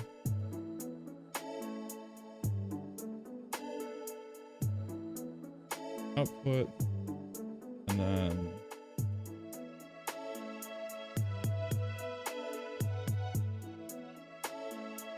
I keep forgetting to end my statements.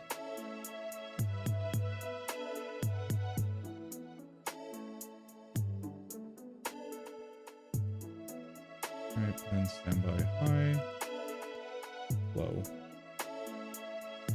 Oh no.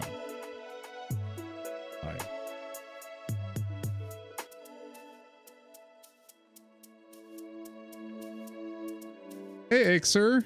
Sorry, no, Ixer friend. Hey, Sam. How's it going? Did you get your, did you get the bolts put back onto your,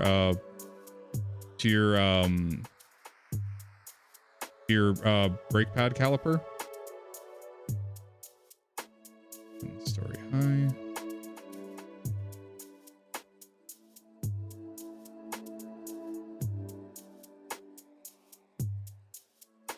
Mode. Depends on the high, and then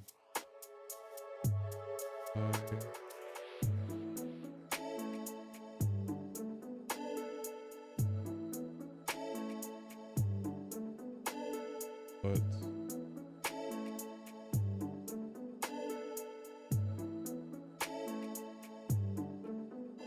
bolts are for pussies. So that one you will want to have it, because so that happened to me once, and it's not horrible if you catch it right away, but your brake rotor will wear away at your brake caliper, and that's an expensive part to replace. It's okay if it gets a little scuffed up and you take a little bit of material off, but if you cut enough material into it, out of it, for it to be like structurally not great, you will be looking at like $200 to $400 for a refab caliper replacement. So not great. Bolts, $10 to $20. Caliper, 10 times that. Yeah, so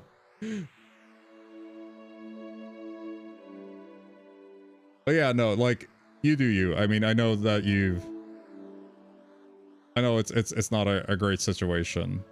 So if you can get somebody if you can get a hold of some bolts and get a hold of somebody that's willing to take your the wheel off of your car, you should be able to access it yourself. Put the pin and by pin for motor controller to low 0 volts.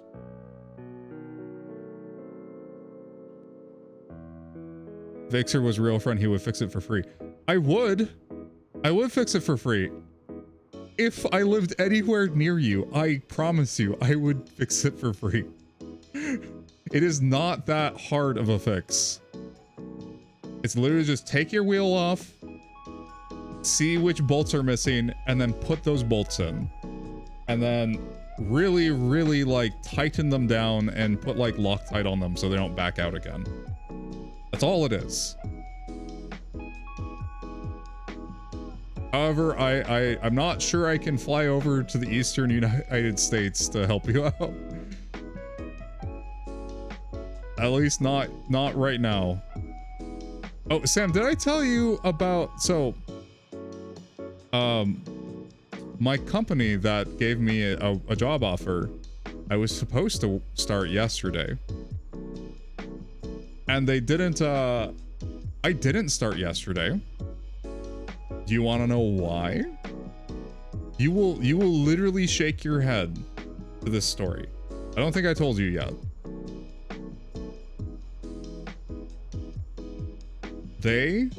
Someone, somewhere, we don't know who they are.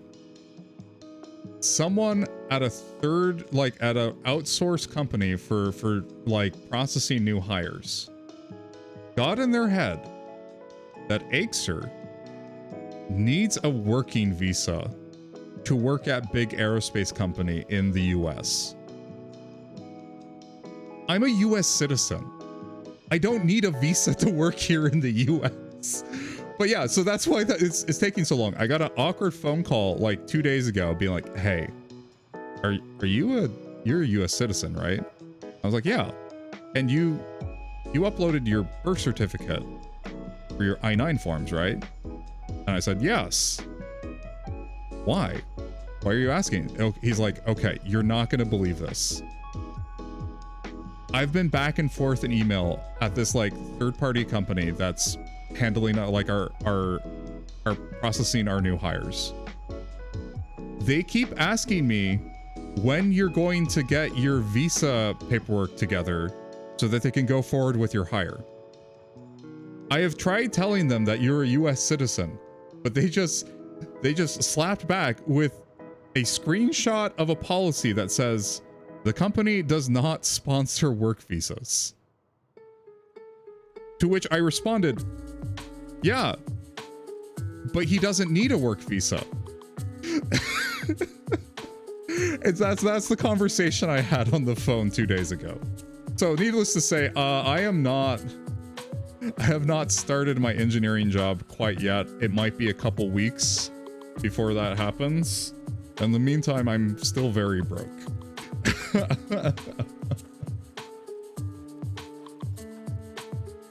Turn motor on. Well, I mean, I have enough for bills and for small purchases, bills and food and small purchases, but not enough to justify being able to fly out to another state right now. Otherwise, I would. Okay. Digital right. Pin / standby.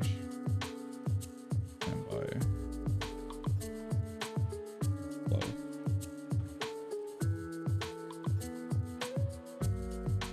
Okay. And I just realized because I'm coding, my glasses are going to be coming on and off quite a bit today. At least on this model. Properties of pins. Ground, common ground. I'll check connect that to the common ground standby. Allows the H bridges to work on high. Has a pull down resistor, so it must actively pull high. That is a sentence, sort of. Part of a sentence. One of the two inputs that determines the direction. AN. Okay, one of the two inputs that determines the direction. Okay. So we're gonna also need int pin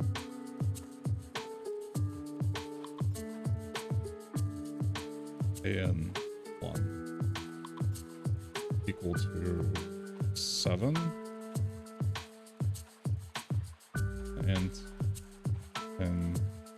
AN2 is equal to 8. We'll figure out which pins we want to use later.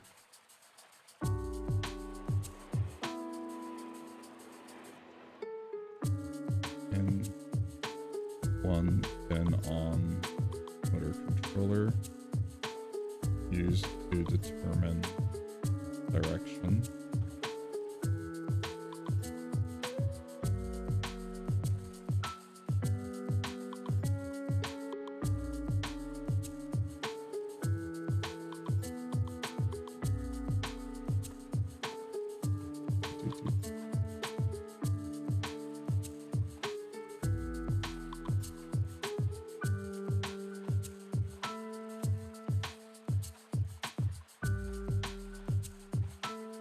Global variables.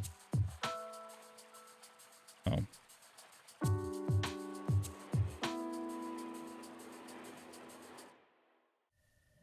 Let's see. Okay, so we have global variables. I code like this because I need to be able to read it, and I don't code that often. So I need all of these notes. These notes are for me. When I inevitably come back in a bit.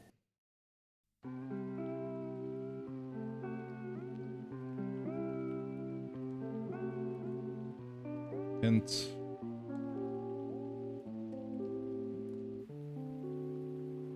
pint.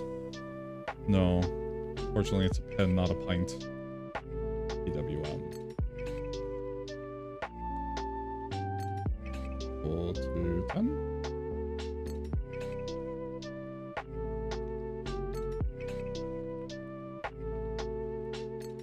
And then this is PWM for motors. Cool.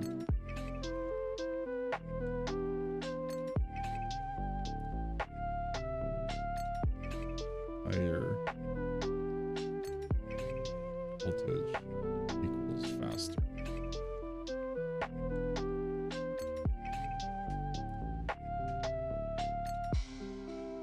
A01.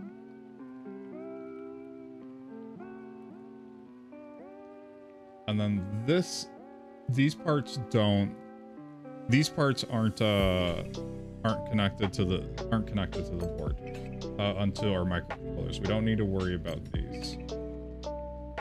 Short break. Stop.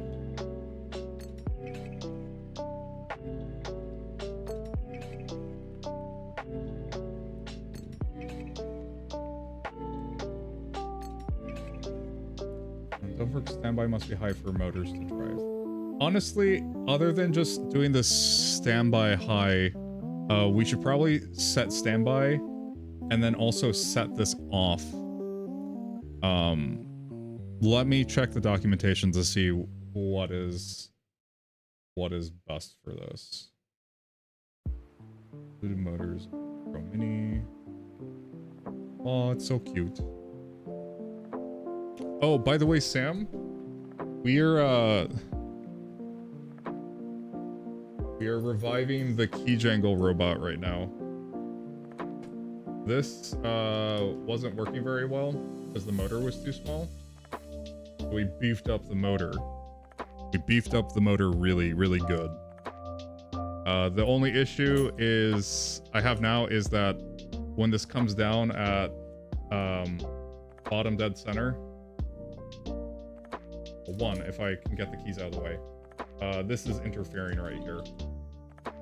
So I'm printing another version that's a little higher up on the mount, and I'll reassemble that.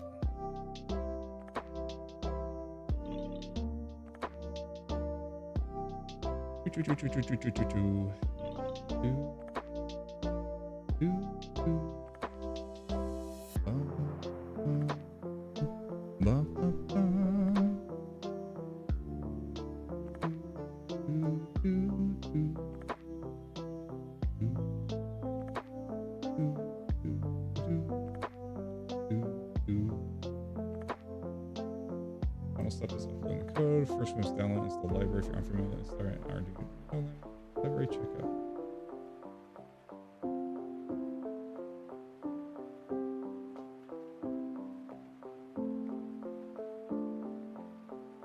Oh, they have a library for this, which is kind of nice.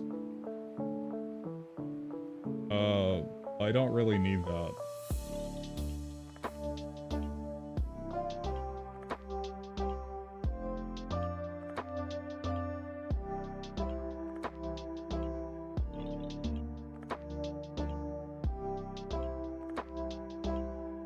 Uses drive function.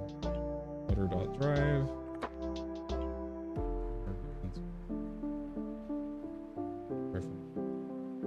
Arguments.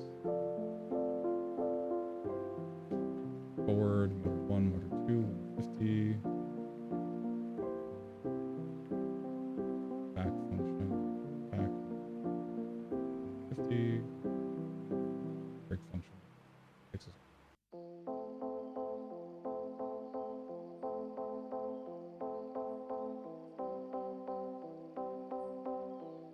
Okay. So for this, we don't really need to brake, but we do need to choose whether we're going two, put 1 and put 2. What's CCW? What's input 1, input 2, high. PWM, high, low.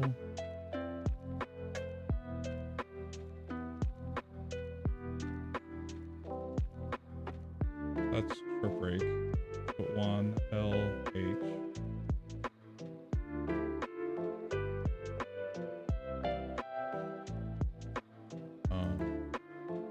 What is CCW mode on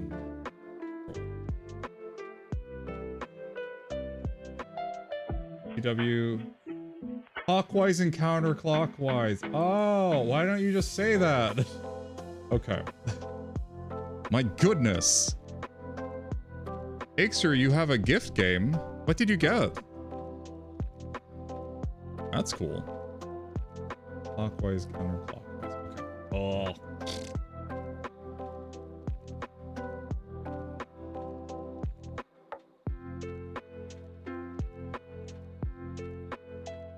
Okay, digital write, set standby pin to high.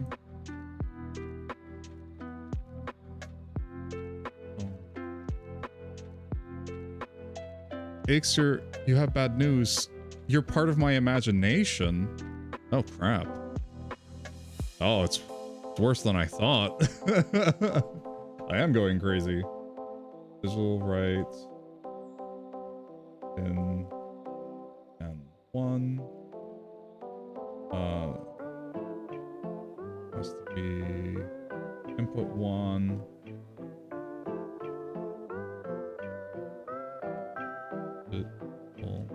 Right. Then 2.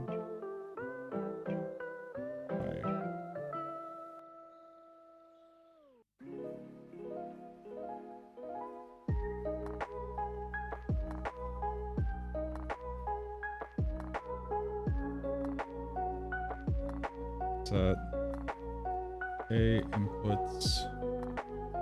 Let's work clockwise.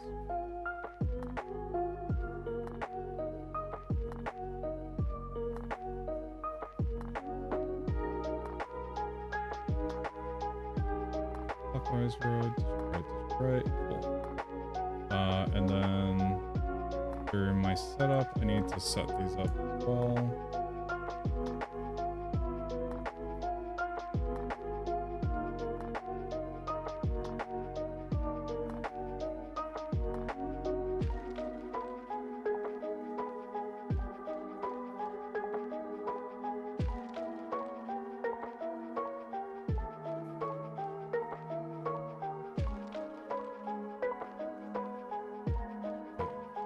Motor controls, bolts.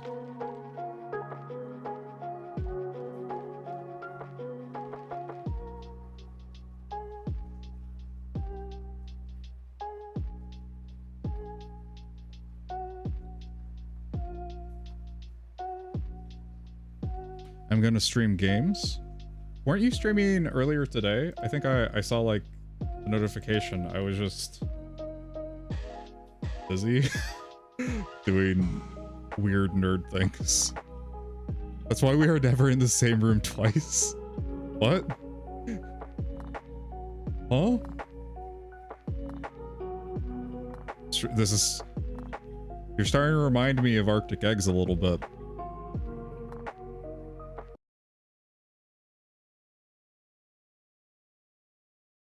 Oh, is YouTube like, are you still listening? Like Netflix when they're like, are you still there? Yes. I'm sure there's a plugin that like does that for you.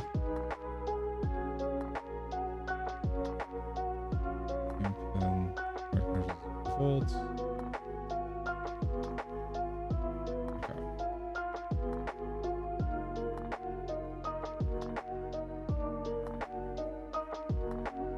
Up all our pins.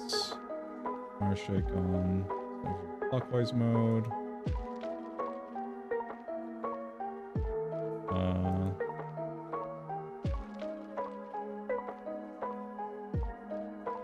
First I should set speed bridge. Alright.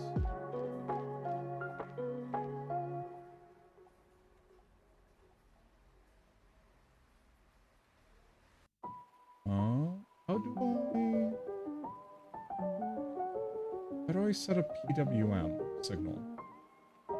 How to set PWM pin on ARC?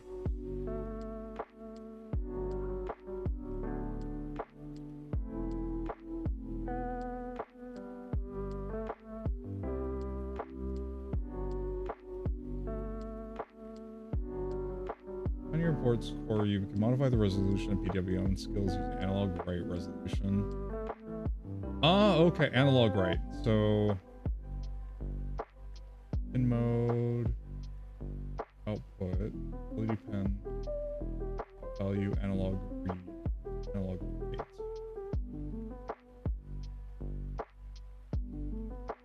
Okay. I need to, it's just, I use analog write. Isn't really analog, it's just pretending to be analog, but close enough.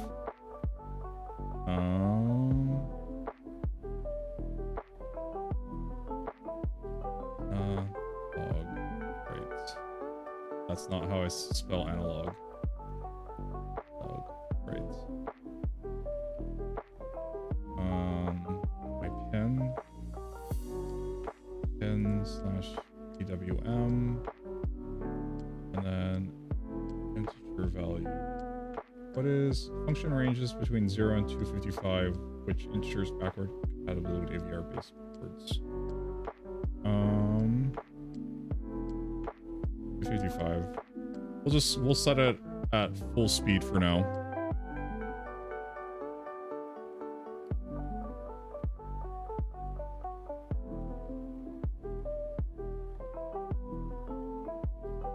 Actually, let's just call this PWM.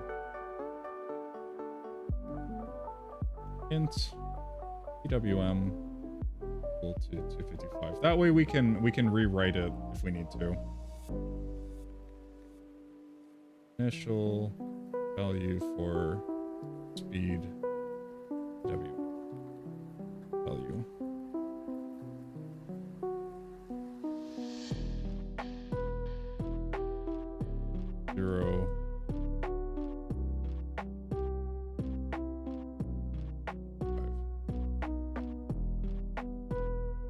All right.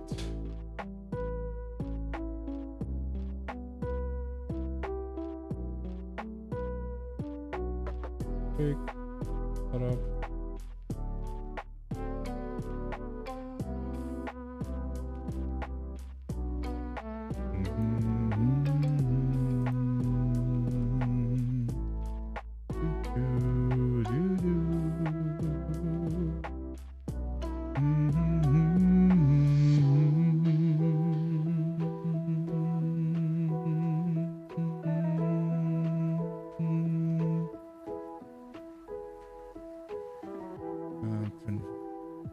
Standby.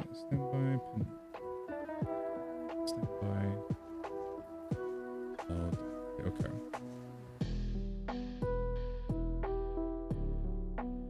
We set the speed, we take it out of standby mode, and then we set it to clockwise mode. Okay. And then we wait for 3 seconds. Then we turn the motor off. And in standby low.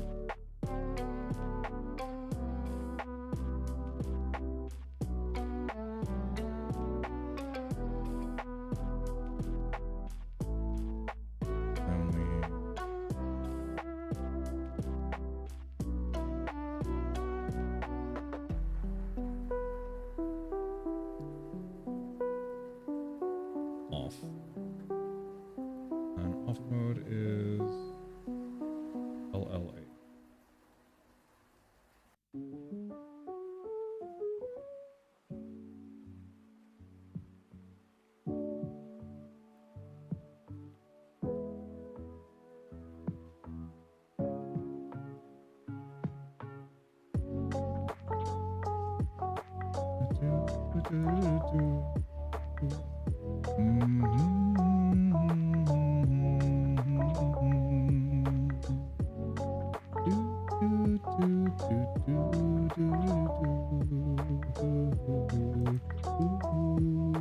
I should probably put in standby mode after I have turned it off. Let's...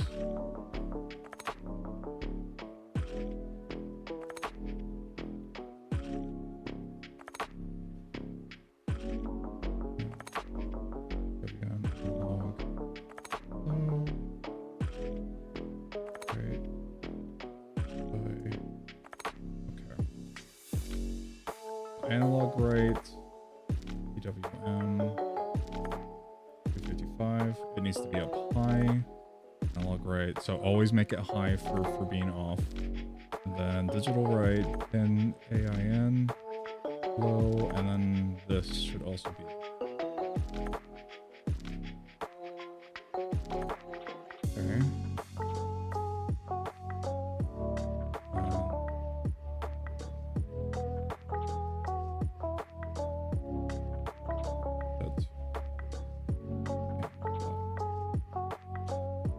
And then I will delay.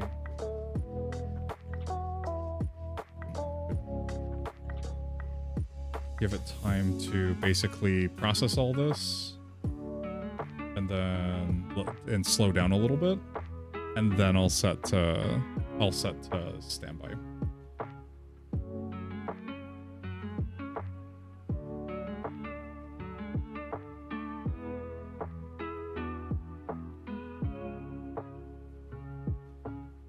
So turn motor on, set PWM signal speed, set it to whatever it is that it is currently. Set standby into high.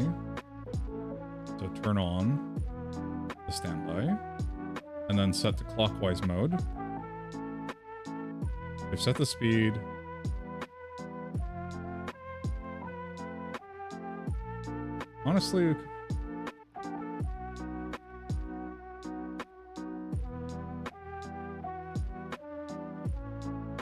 Honestly, I should wait to take it out of standby mode until after I've set up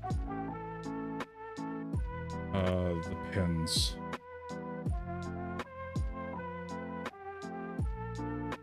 Play 10 milliseconds, that should be enough. the standby pin to high.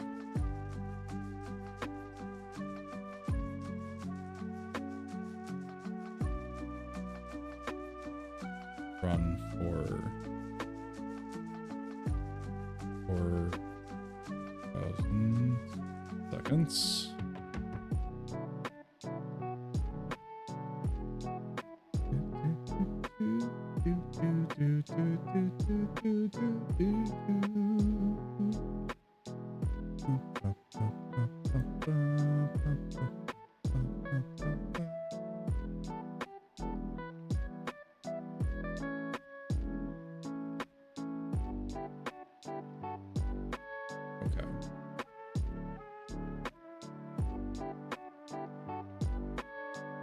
Okay, and then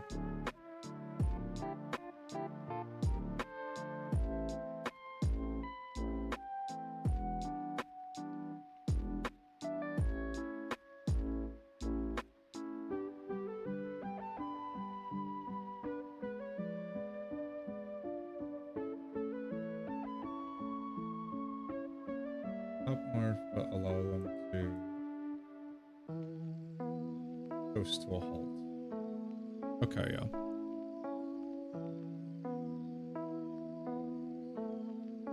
Okay, and then right, shake, turn motor on.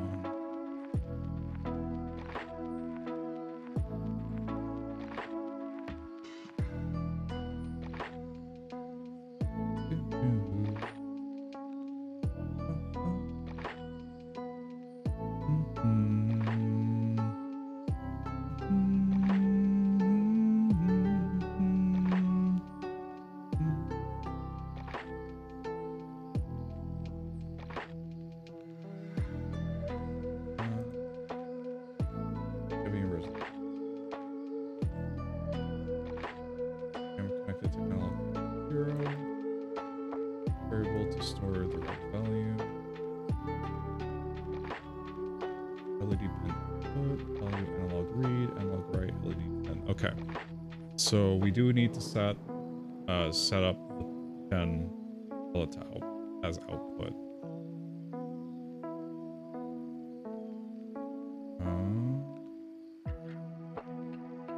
Mode.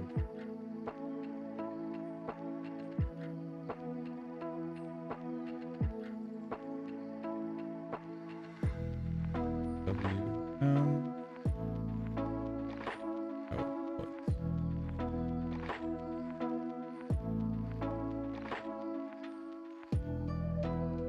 Set PWM in as an output, set high. Analog, right. WM.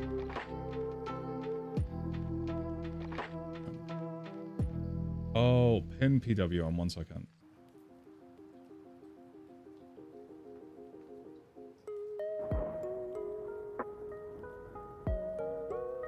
Go. Now shake. Oop. How do I do an if statement? How to run if statement and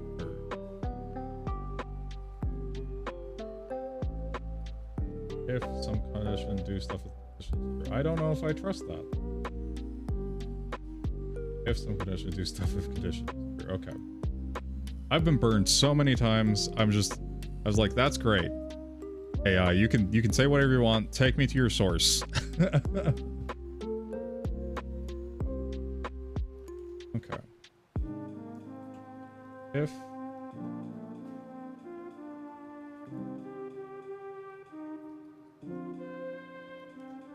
let's see. These.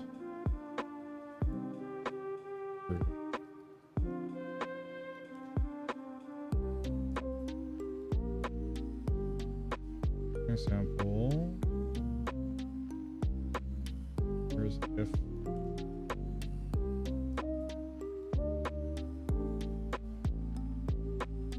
If analog value is greater than threshold is true. Like that? Equals comparison. Okay.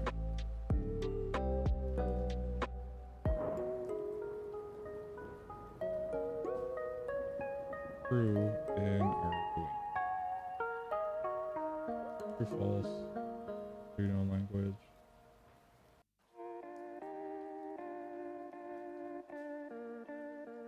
Oh, okay, so it's lowercase. Beige shake. Shake, shake, shake. Okay, there we go. It's lowercase in C for some reason. Do you guys want to, is that not a command yet? No, not yet. I have to have it set up. So we are working on the coding behind everything. This is the actual thing that will do the thing we want it to do. And then I am getting the part that actually makes this work. But right now I can get this. Run it on 12 volts. Trust me, I know what I'm an engineer. I know what I'm doing. Wait, it's real? Yeah.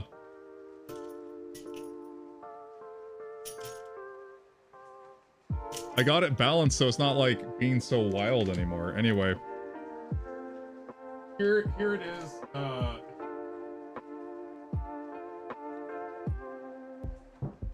Here it is with some real power behind it.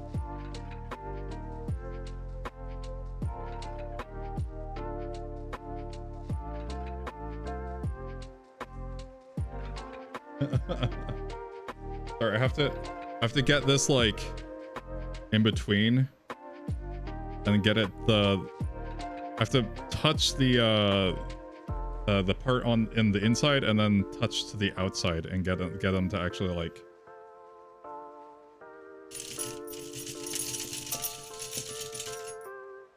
I thought it was the little guy on the string you were talking about. Nope, it's real. This is Mark 3. This is Mark 2. And Mark 2, the motor was really tiny. It kept burning out and breaking stuff. So we're done with this breaking. This is a real motor. Yeah. The only thing is when I made it, when I'm at bottom dead center, this here is squishing a bit too much.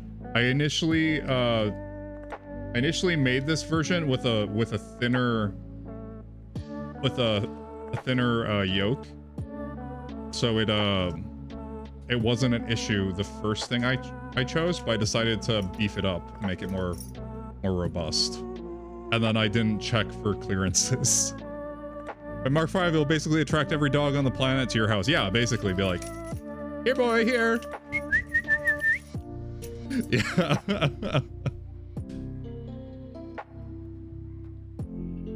So yeah, and then other stuff this is what the eventually is going to basically be put to the side of this, and this we'll have this microcontroller.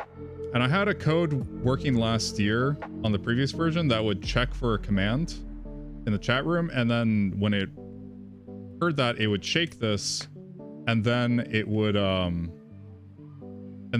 post something in chat. It's been a while, and I'm not sure if that code still works, and also I don't remember where I put it. So we're redoing it from scratch in a much more organized way. Planetary dot magnet, if you will. Yeah. The other thing we were doing is I have this old, really worn out part for my car. It's just a cover to cover the seatbelt bolts. See here, there's already, the plastic's like flaking off. It's really rough. So they're making a part to basically fit on and clip onto that. because when I bought online, they're like, hey, this is a replacement part. This is what they gave me. And this looked terrible. So I was like, yeah, no, I'm not dealing with that.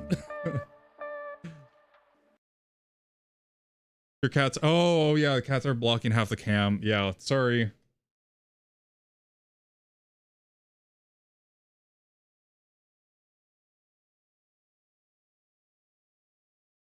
This little piece.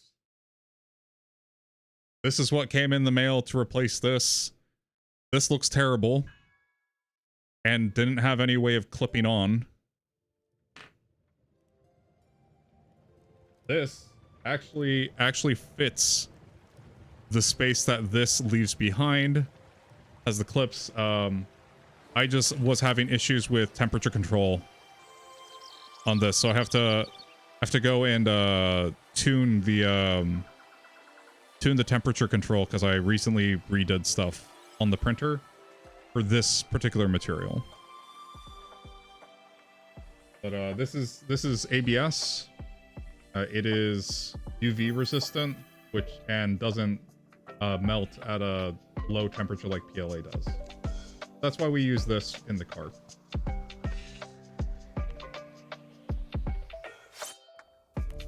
Yeah. But yeah, sorry, this camera is up here because sometimes my cats do come in and walk past the camera.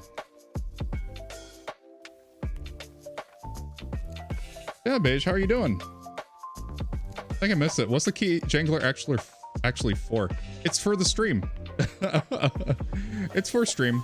If you look at I had like a list of commands I started like last year, and one of them is exclamation keys. But the motors broke and I forgot where I put the code. So we're redoing that now. I haven't had a lot of energy to think on things until recently.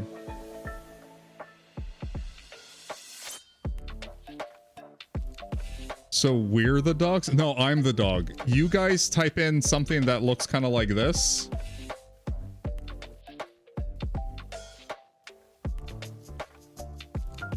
And when the idea is when you do that, here sitting on my desk, this starts going, woo, like that. So you guys are the ones that get to remotely basically make this go on and off. It got a lot of use the first time it came out. And that's probably what broke it. And I have like a Twitch bot that that's running on the Arduino that checks for things. Can you change the avatar to a dog model when that happens? That'd be a fun thing. I can put like dog ears. I'm not sure. So there's not a way to get that in this program to like add it, but I can totally do it in OBS. If I add anything on this program, I have to do it manually. That might be a future project to like add functionality to PNG Tuber Plus.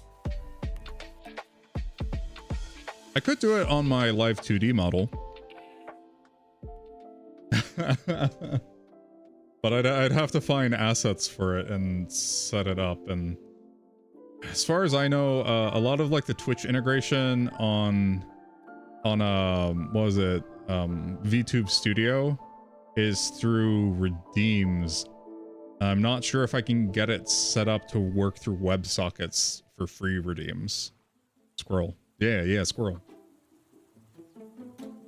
Okay. We standby pin, motor VCC in case we need it. That always stays on. We have our A in 1, A in 2. We're only using motor A, so we don't need another 2 of these. PWM for speed. Oh shoot, does this support different PWM signals? PWM-A and PWM-B. Probably PWM-B. Okay, so it does. We do have that. Batch rollover sit. Oh no. The gradual furrification of every VTuber. It will eventually happen. Shake, shake, shake. Analog right. Analog right.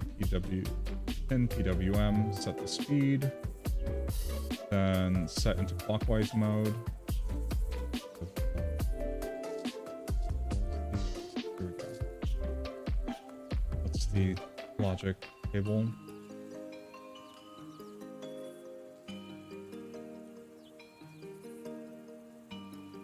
Oh, this is actually counterclockwise mode. Let me fix that.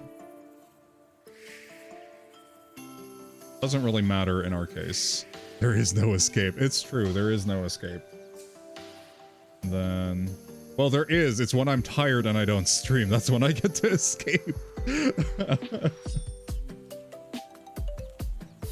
I'm getting a handle on my teaching job, so I'm not as stressed as I was. Which means my brain functions, even with the streamer debuff. Little right pin, standby high. Delay 3 seconds.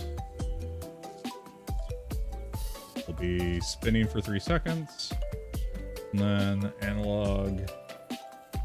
Right.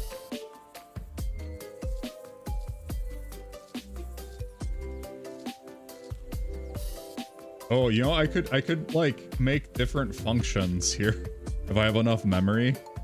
So this is like shake, shake, shake. Do this like 3 times in a row.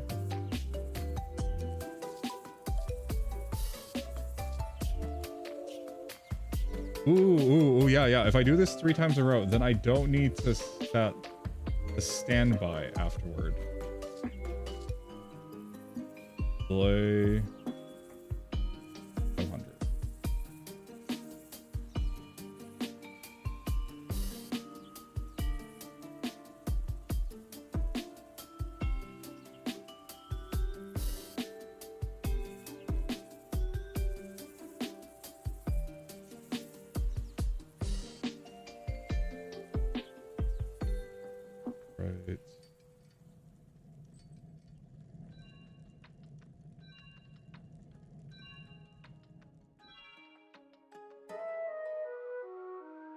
Right.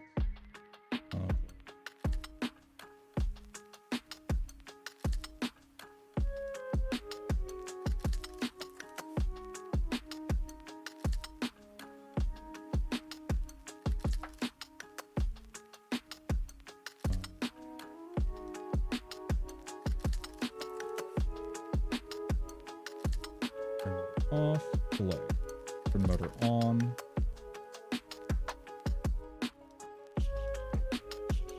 On. Off. Wonder if the cats are ever attracted to the shaking keys. They're definitely they definitely look at it just because it's something. It's like a stimulus. Do they like it? Not necessarily, but they'll look at it.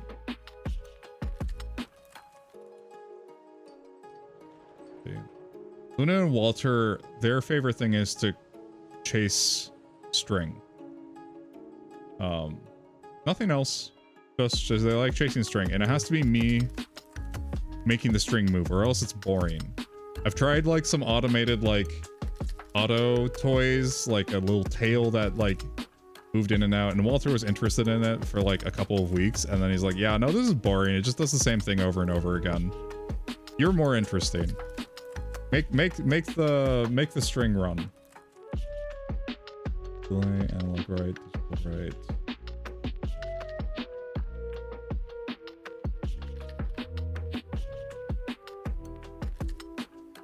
Yeah. Delay 500. And then do this one more time. Do you think you might shaking a rubber mouse version so chat can lure the cats into the cam? Here's the thing, they don't like rubber mice either. They don't like that. and for Walter, he's just not interested.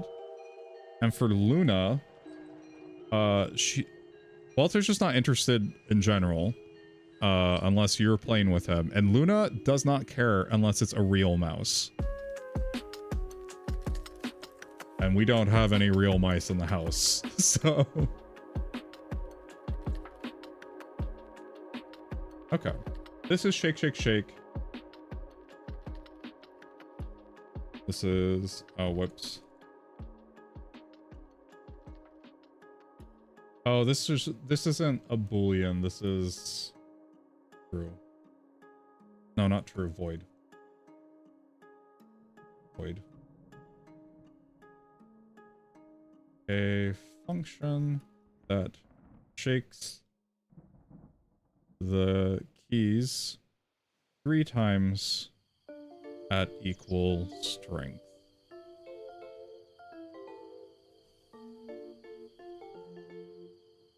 Okay, there we go.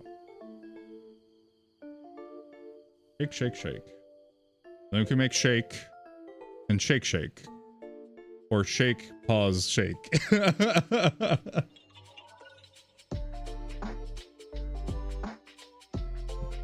And if keys equals true,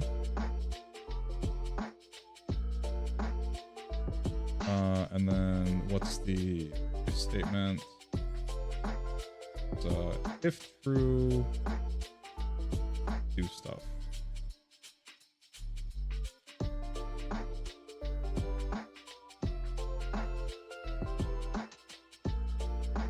Shake. Shake, shake, shake. There we go. Ooh, look at you properly commenting all your code. The comment's for me. Comment is for me. Because I will forget. I will 100% forget. Just like I forgot before. I will like, oh shoot, I don't remember any of this. Standby for pit motor. Oh, yeah. Make sure to double check that your pins can actually do the thing you want them to do, you moron. Please, please, please. Double check. Double check this. There we go.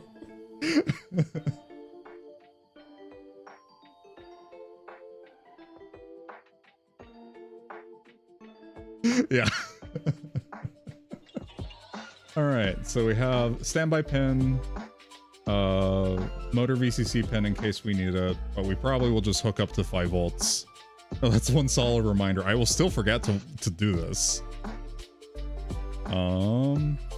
Pin 7 is A input 1, A input 2. This is for setting the mode.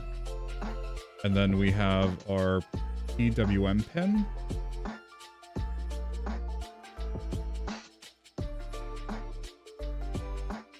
This should be separate.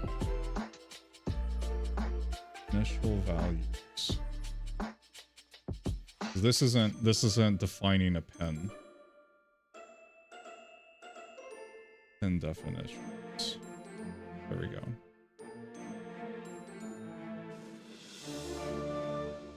Definitions, initial values, setup. Your setup. Motor VCC. I'll just set this in order just because it's small code and it makes sense to help me with my like dyslexia to keep this straight in my head. Motor VCC set to high. Boom. Standby set to low. Output set to low. Okay. And A input 1 set to low. A input 2 set to low. The reason we're doing that is because that's stop. Do not stop. Well, it's stop, but it's also not break. So it will allow the motor to spin freely without frying things. Which is, we want to be our default state. And then pin PWM output for the speed value. Perfect. We have that. Shake, shake, shake. Analog right. Analog rights, and then sets in standby. Basically turns off standby by setting standby to high. Yep, high, and then we do all this, and then we set standby to low when we're done shaking. Cool. Am I missing anything? Actually, let's verify.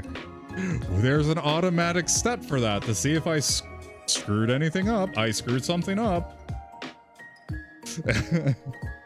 Shake, shake, shake. I wonder if you can shake your booty when it runs. I could. That would be on the OBS end, though. Where? Aha! I found you. I always do this.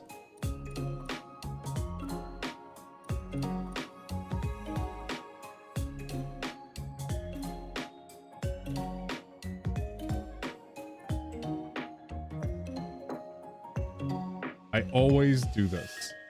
I don't know why I am this way. The dreaded missing semicolon. I don't code in C a lot. So I code a lot in Python and MATLAB. And MATLAB, it's just like understood that you don't need to end your expression. There's just certain ways where it's just like, yeah, no, you're done. We understand that, but C is not that way. Verify.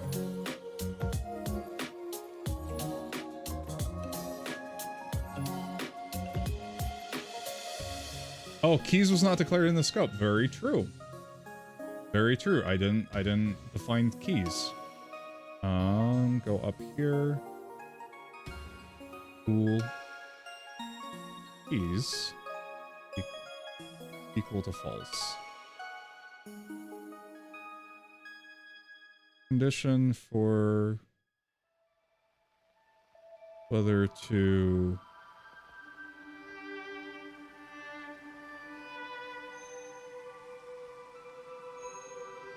or if keys has been played. There we go. Thank you, Verify. Oh, IDEs have gotten so nice. It is so nice for debugging your code. There we go. Set uses 18% of memory storage. Global variables use 6% of dynamic memory, and we are gravy. There we go. The next thing we need to do is we have shake, shake, shake.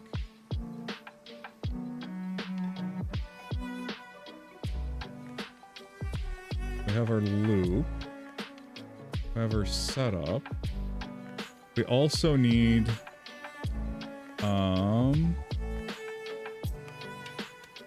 cool.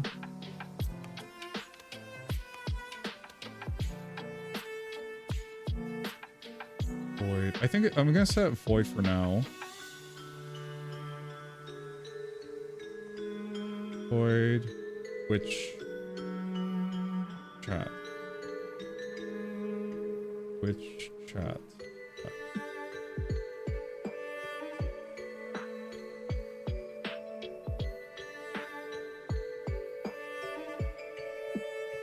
Function to check for keywords and commands in Twitch chat.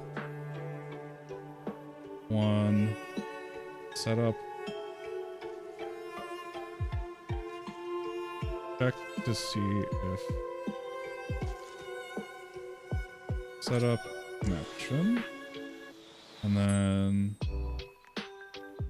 monitor chat messages.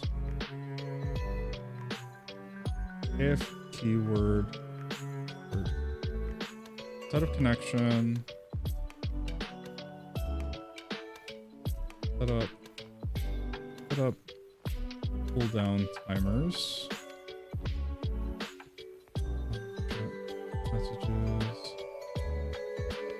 chat messages, if keyword, check if keyword is said. And probably what I should do is this should probably be like an integer where it gives me like a condition, or it returns like the command itself when it checks the command. And then down here in my loop, I can pass the command, that command word, and use like a not a if statement. I believe there is a way that checks for a condition. Like if you have a long list of conditions, I think you can see there's a way to check for like a named condition instead of like checking one by one whether a statement is true or false. I think that's technically faster. If key's true, shake.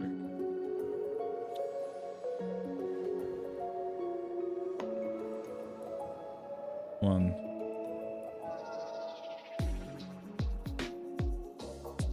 Did a command come through? Yes. Then run the thing.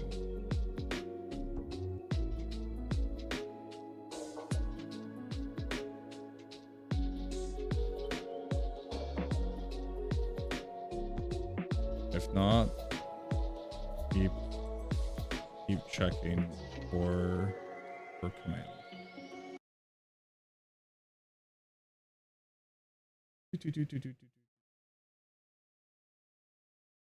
Yes, I'm still watching YouTube.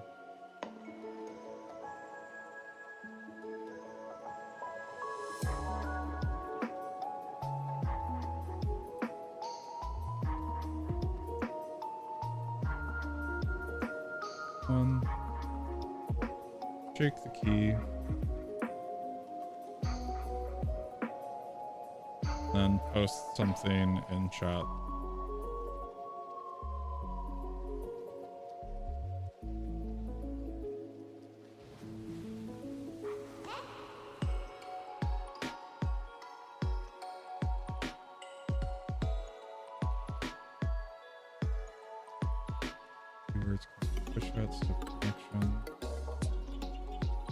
I know there's a tutorial. I looked through this when I did this. I'll do this later, probably off stream, just because it involves going back and forth with chat.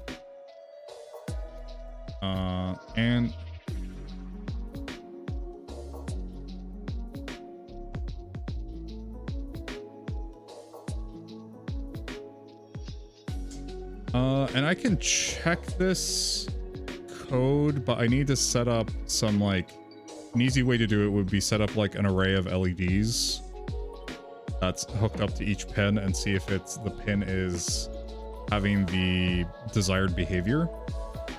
But I don't feel like doing that right now because it's like 9 o'clock. I don't want to do that. All right, so here's what we're gonna do. I am going to save this. Save as.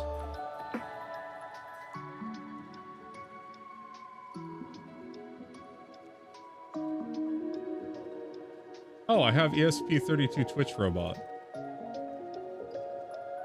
I will check this. I clearly I've done something in here before. Catch to zoom. Yes, SP32 Twitch robot bot V2.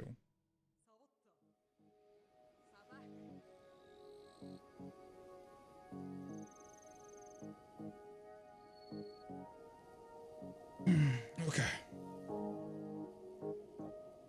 Oh, okay. Here's what we're gonna do. I am going to go take a bit of a break, and I think there's a 3D print. I'm gonna go check. Actually, let me go check if my 3D print is done. If my 3D print is done, then I'm gonna go grab that and then fully assemble the key jangler. I'll be back.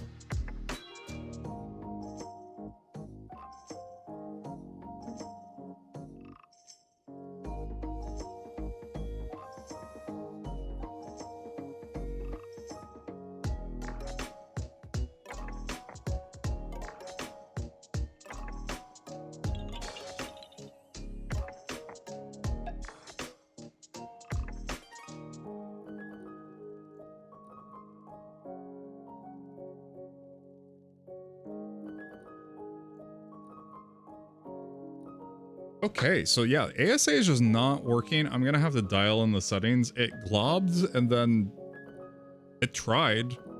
I have just like a couple pieces of plastic. So I'm going to...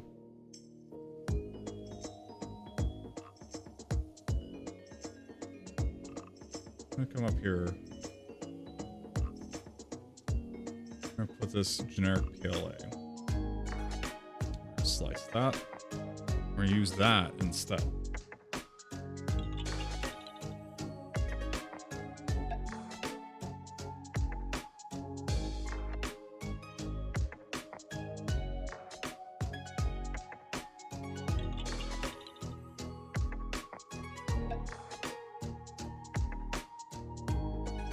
I think the issue is that the I do believe that the issue is that the temperature model is not calibrated, which isn't totally an issue for PLA, because PLA has a much lower temperature, but and so the system doesn't have to work as hard. But for ASA, it melts at a much higher temperature, and so the controller is just not working well at those temperatures. I just happened to be lucky and get, you know, it just works well.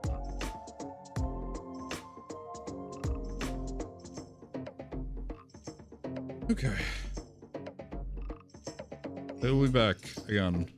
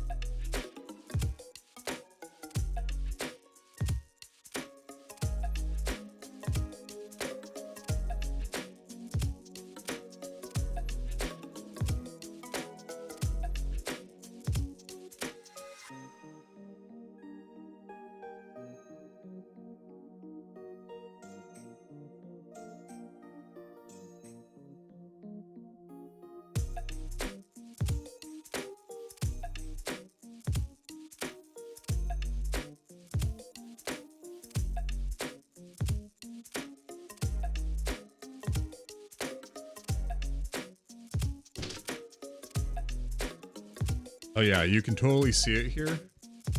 If I...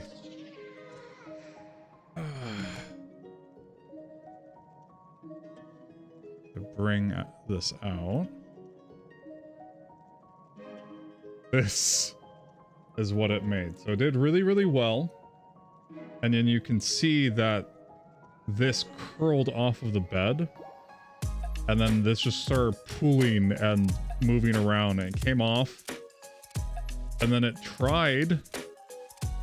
It really tried to make a... really tried to be this.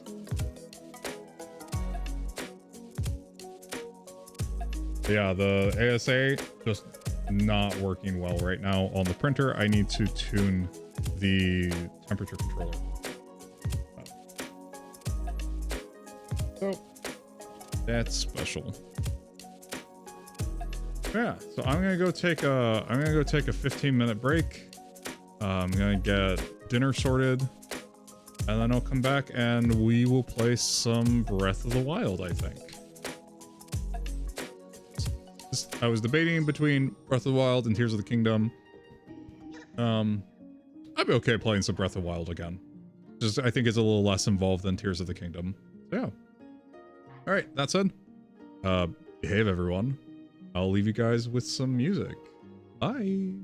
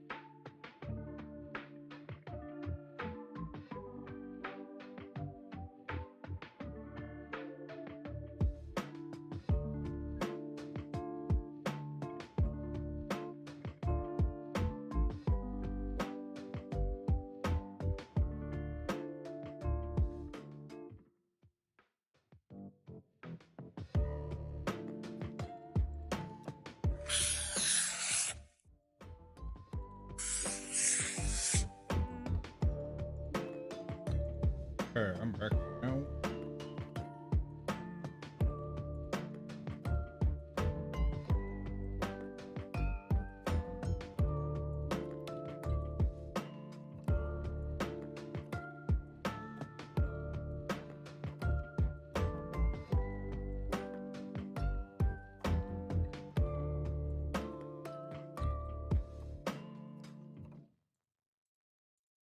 Delgado is insisting. That's not capturing something.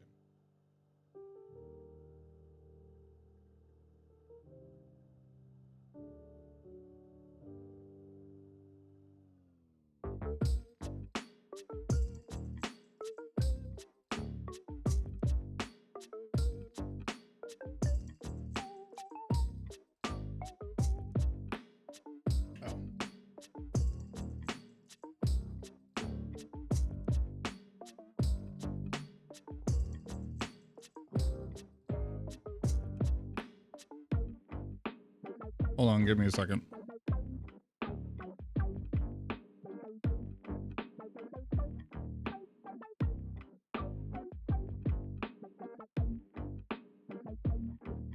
Okay, so you guys can't really see this. I don't think you guys have HDR. I think I can set up the capture card to use HDR mode.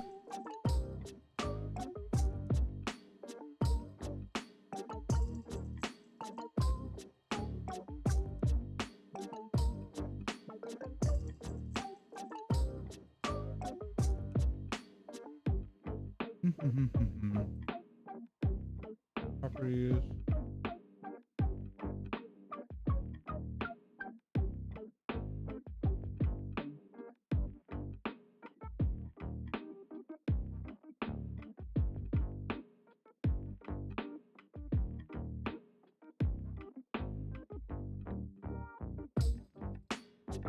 Okay, well, I can see it. The difference here. You guys cannot.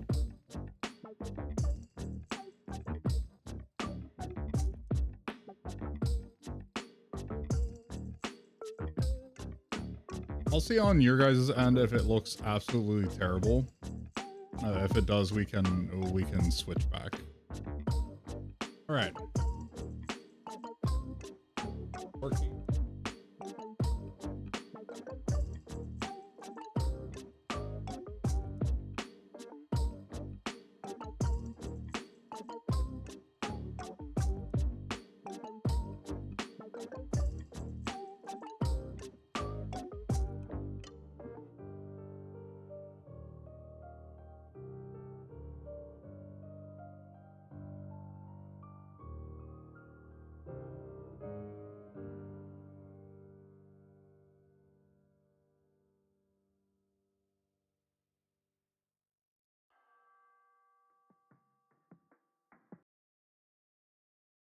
Okay, let's double check all the audio.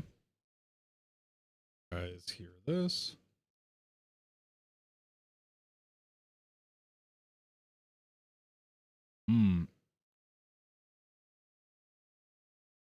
Oh, yeah. No, you guys can't hear it. I need to switch my...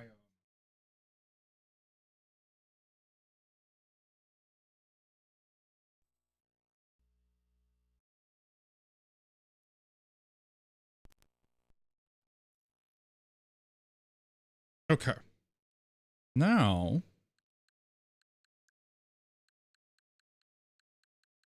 Nothing. I think that was the wrong one. Can I hear it?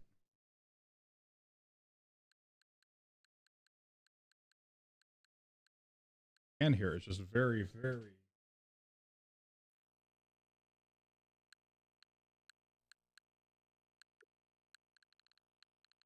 Okay.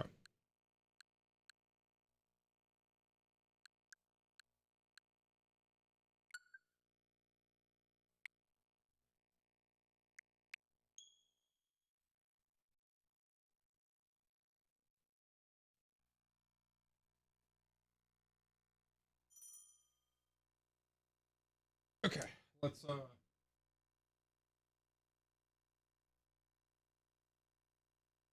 Let us get started.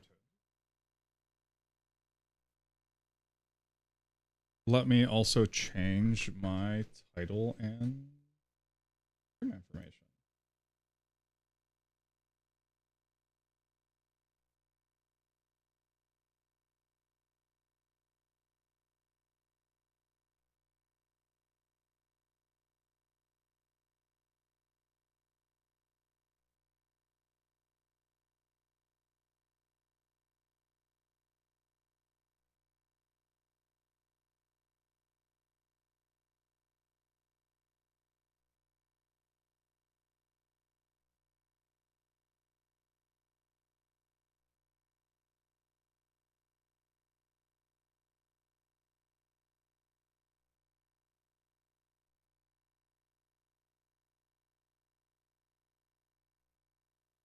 I think that's wrong.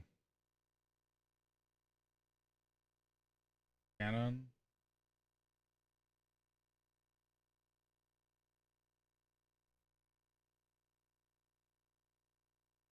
Done. Okay, stream info updated. Up.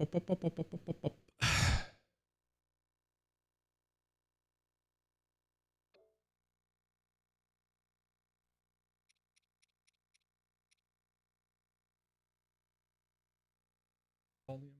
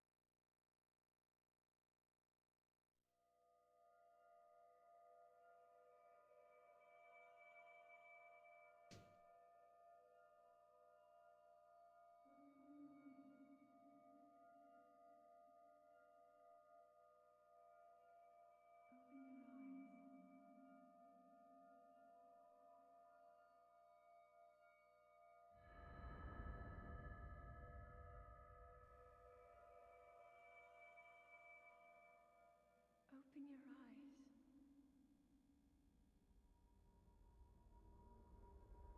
Open your eyes.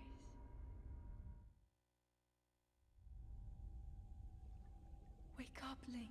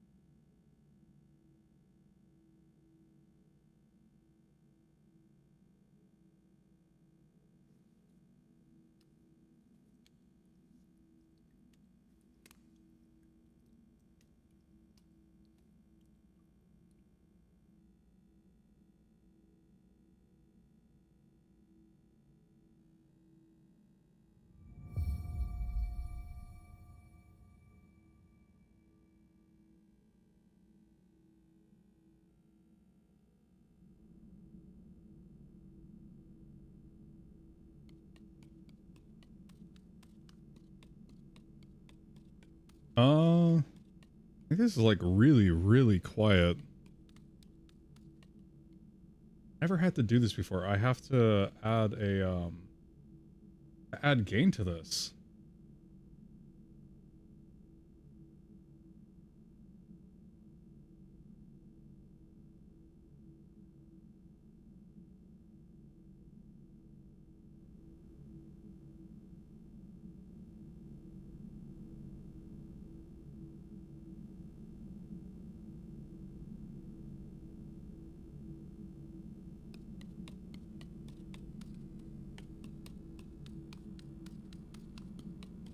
I wonder if I can still like I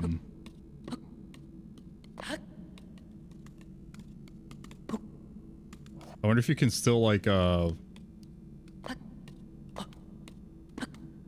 get your way out through like here. It might be harder now just because like this is running at like 60 to 100 frames per second, like depending on what's going on. But yeah, like this is really smooth. That is a Sheikah slate. Take it. It will help guide you after your long slumber.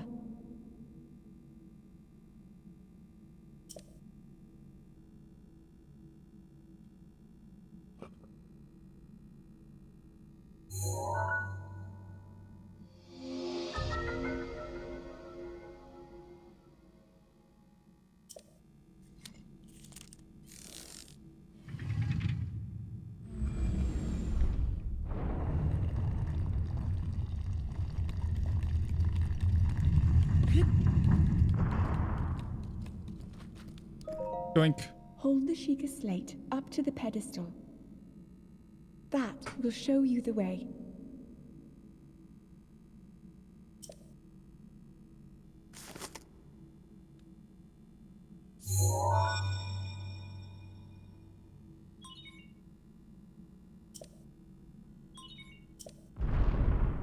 Yeah, you guys can't see it, but the HDR is fantastic.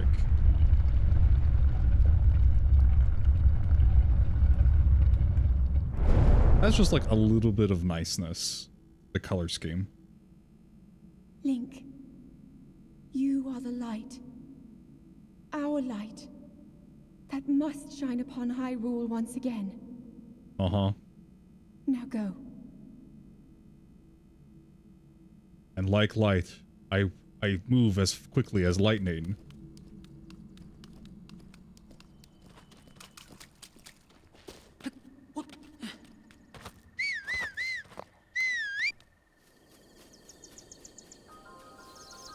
Yeah, we're naked.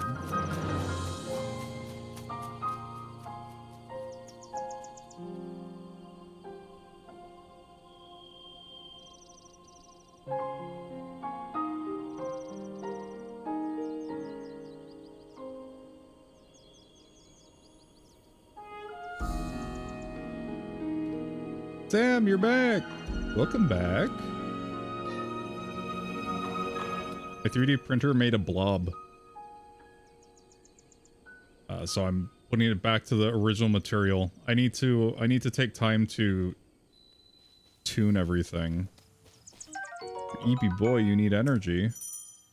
I'm not sure if my stream's gonna help you with that.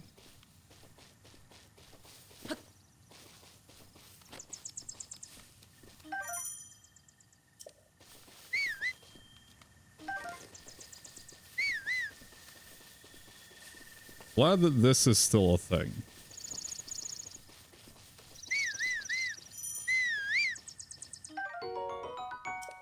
Imagine if she was at the end of your bed when you wake up. That'd be terrifying. Gray is a nightmare.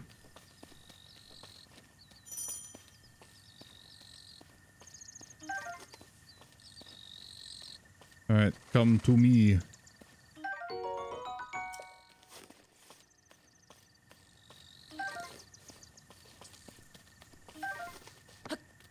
Give me all of your shrooms. They're mine now. Oh, it was actually really great. You want to see something fun?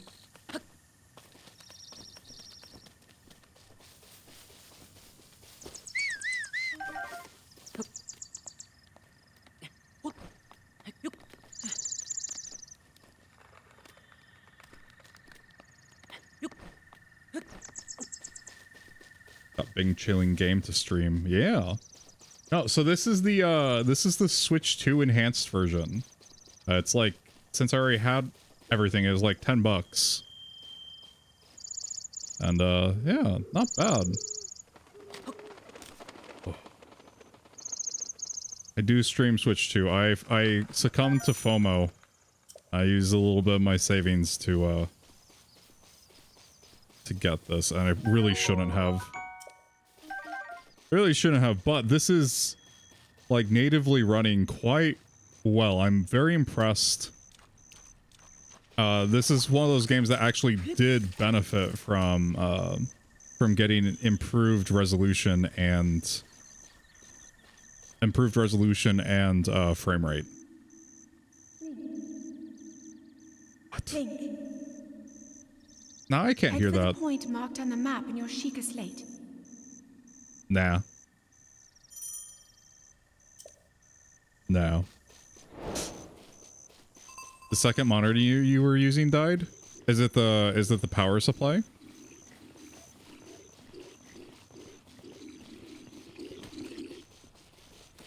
Yoink. Do you Natsumon 20th Century Summer Kid? I remember hearing about it, but I never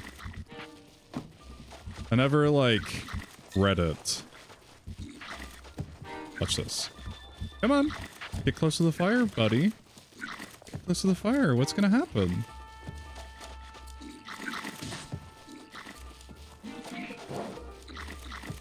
Come on. Oh, he's stuck on stuff. 1 second. We got his buddies over here. Someone gifted it to you on stream? Oh, is it like a game as well? Ouch.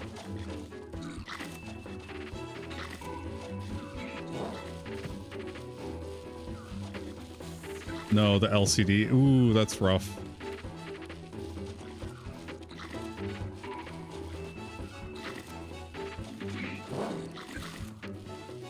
Oh, maybe I need to get the stake away from it. Hey, buddy. Hey, buddy, come on. I was playing around with this earlier, and I managed to get these bokoblins to set themselves on fire. Ow. But they've seemed to have grown half a brain cell since then. Oh, no, no, no. Here he goes. Here he goes. Here he goes. Come on. Come on. Oh, he didn't catch on fire. Come on. Yeah. Yeah.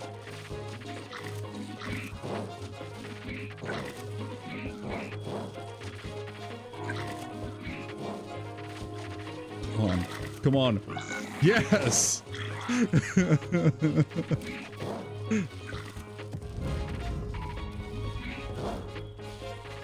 So begins the pacifist run.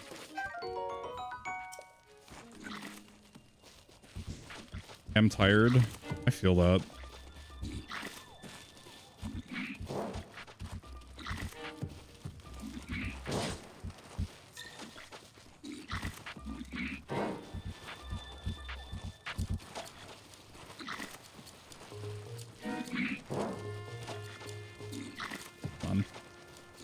Guys, you know you want to sit in the fire. Your buddy did it. Come on, your buddy wanted to be on fire. Look, it's nice and warm.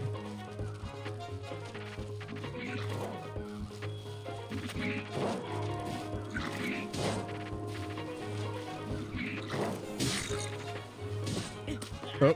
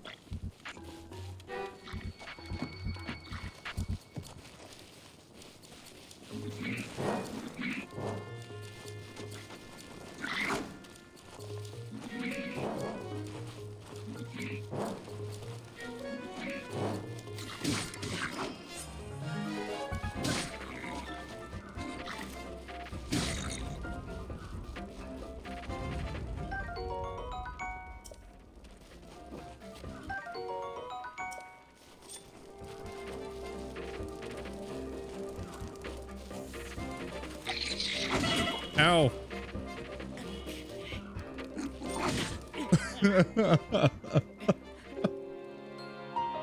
Not working as well as I wanted it to earlier.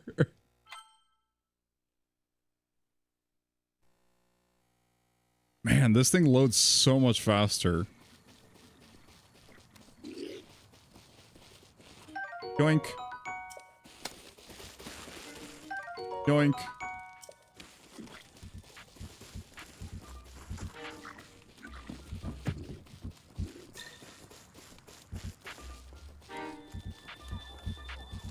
Later, suckers.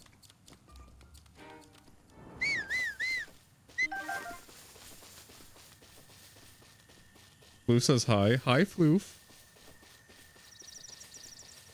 Is Floof getting ready to sleep?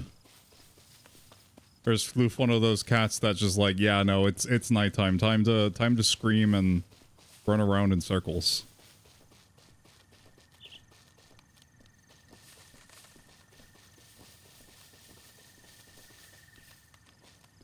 She does what she wants, yeah. Understandable.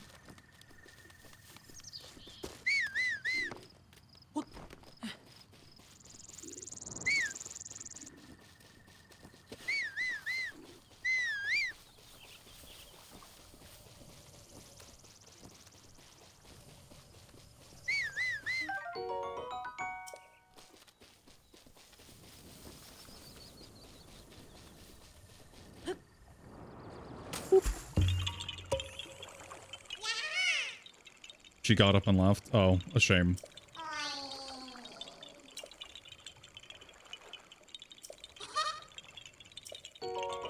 Yay, he pooped on me.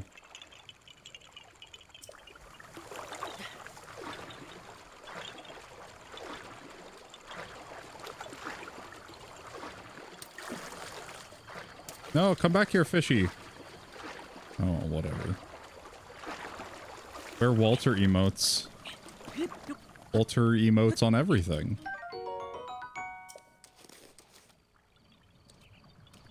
We should still have the Walter emote.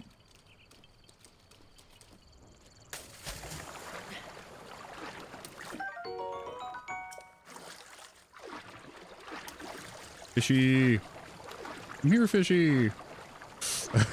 No, not the bean. Not the bean dumpy emotes.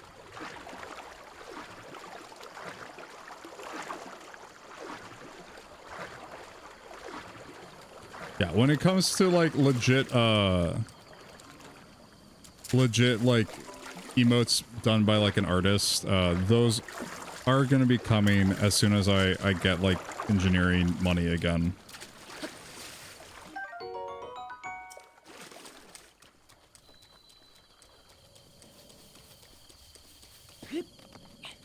So we're just waiting on that right now. But we have to wait for someone to realize that I don't need a visa to work in the US. That might take a while. Yoink.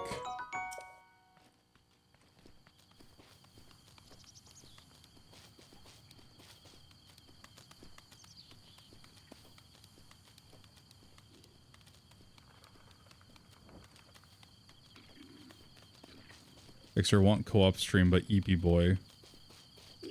That's okay. You can be EP.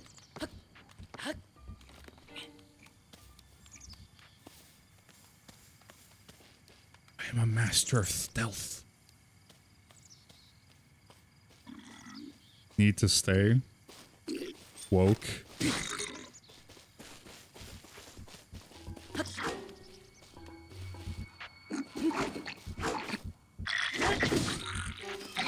Ow! I'm weak and squishy. Ah! Forgot how hard this game is at the start. No.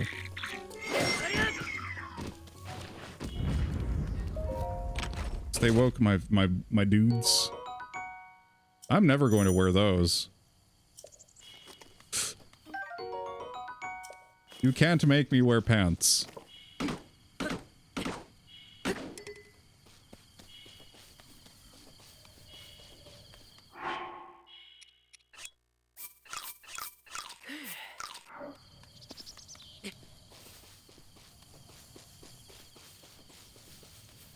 Takes her email Sony in-zone monitor.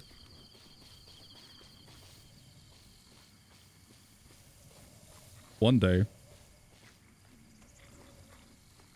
Do do do do do. Do do do do. Do do do do. Do do do do do do do do.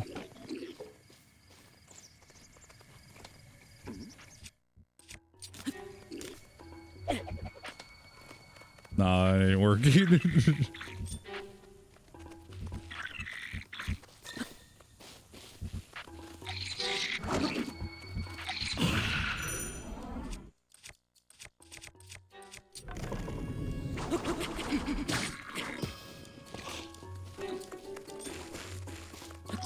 Ow!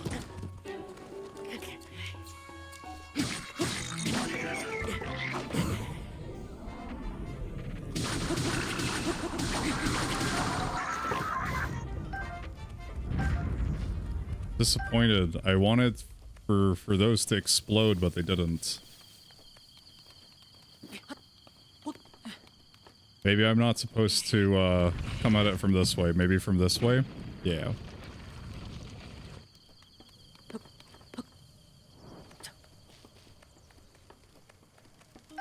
Yoink.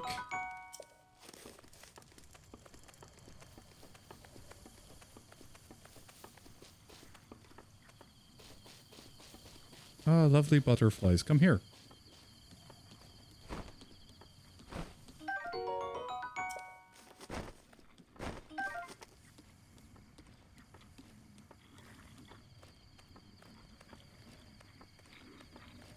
Alright, come here. Get you.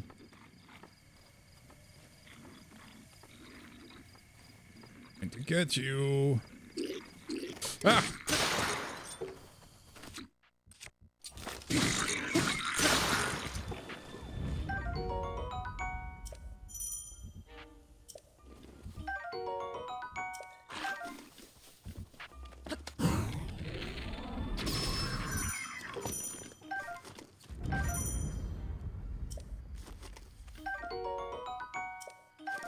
Fun stuff. Why is there a flaming stick over there?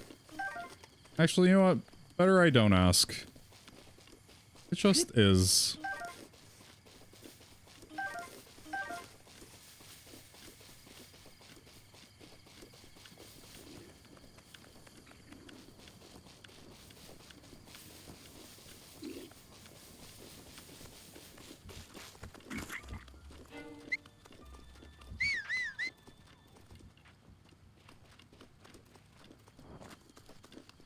Yoink.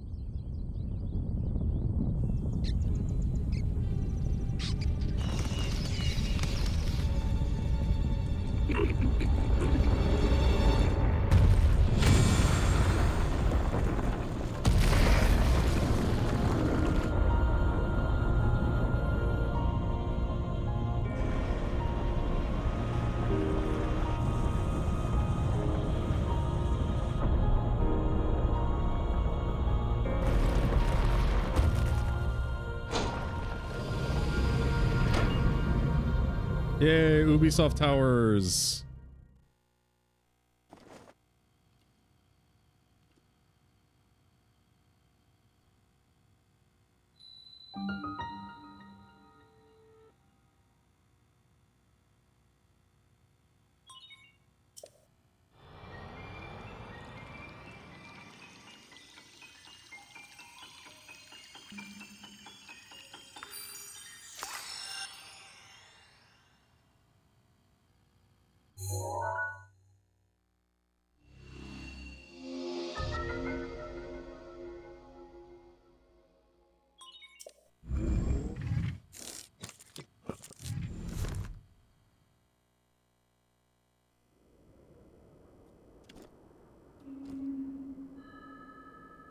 Remember what?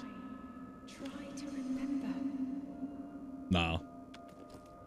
You have been asleep for the past 100 years. The beast. When the beast regains its true power, this world will face its end.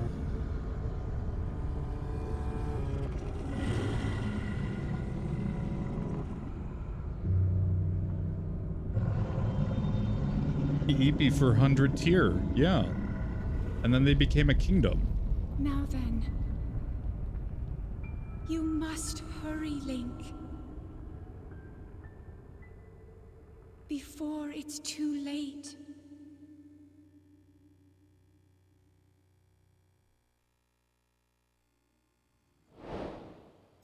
Yeah, I would say this enhancement is well worth the $10 for... I know what they're doing is they're going in and they are doing... yeah, they're yipping. I know what they're doing is they're going through and they're basically enabling HDR and for unlocking frame rates and stuff like that.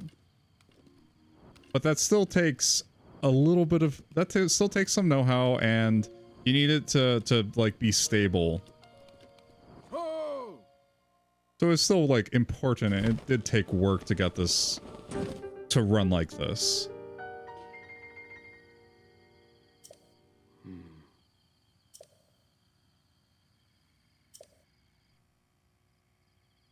A little more than that. Yeah, exactly. It's not no work. It isn't totally doing a game, but there is work that goes into making it so that these games can run like they are with the enhancements.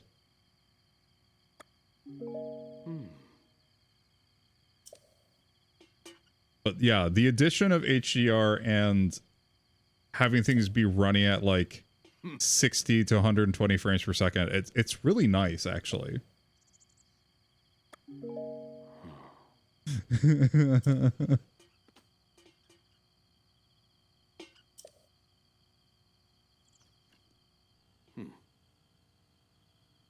Uh-huh.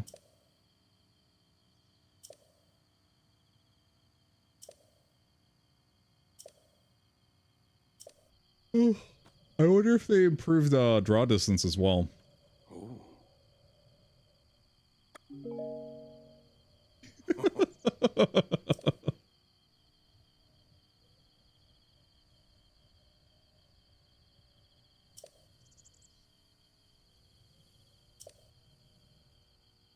Or I could climb down.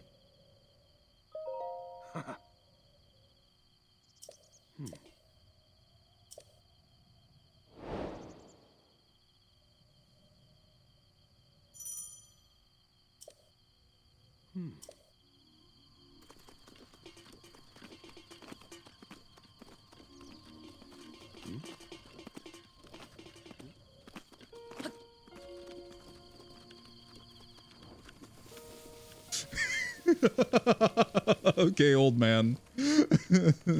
See ya.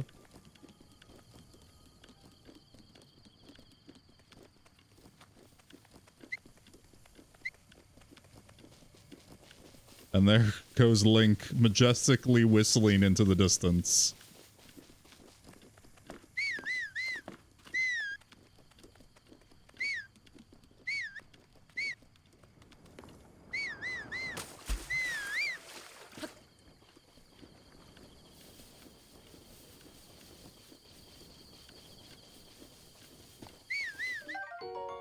So isn't like the Nintendo Switch shirt up here?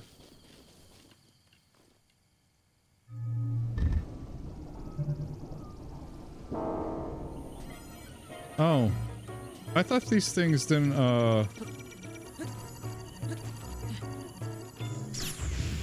thought these things didn't, pop off until later. Yeah, the Nintendo Switch shirt. Here it is.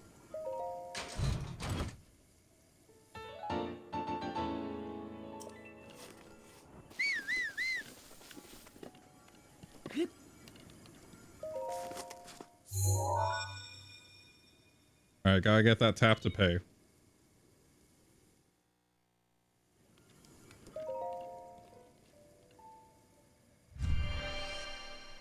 Yippee!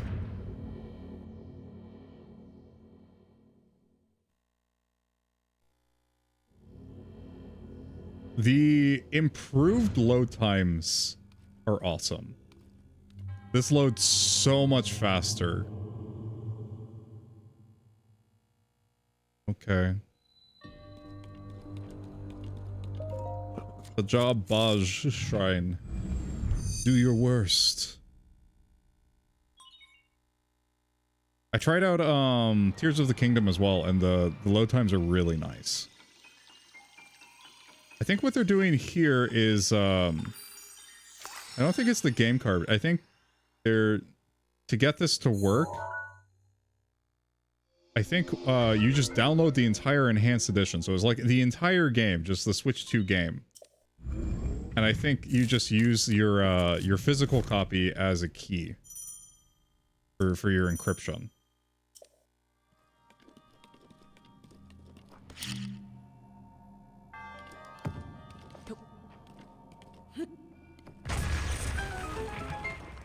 Yippee.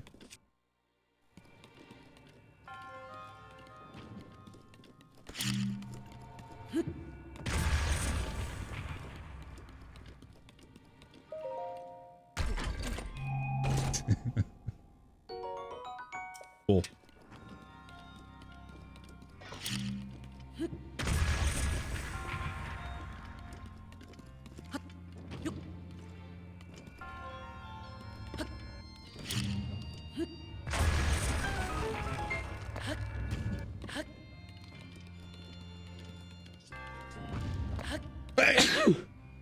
Excuse me.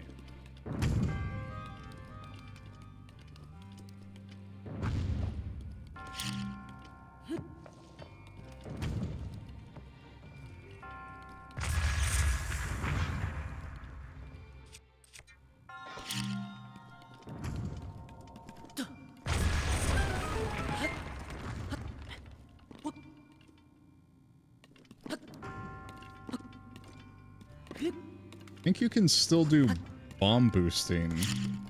I think like the floating into the distance I think is harder to do.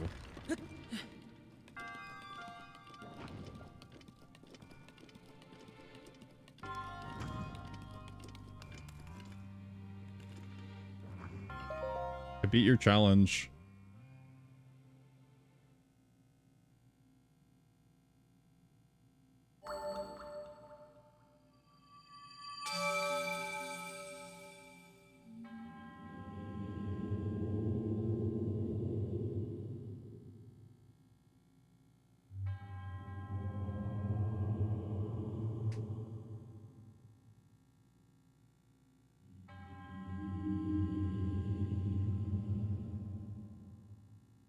Now we can finally actually see what these guys look like. Kind of hard in the original. They're kind of grainy.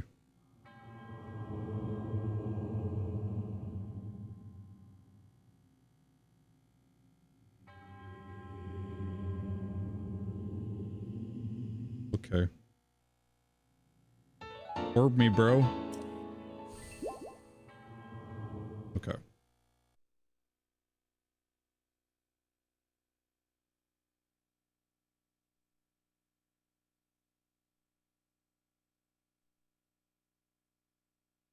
Oh, it's taking a long time to load for some reason. Oh! What? Where did you fly in from? There's nothing over that direction.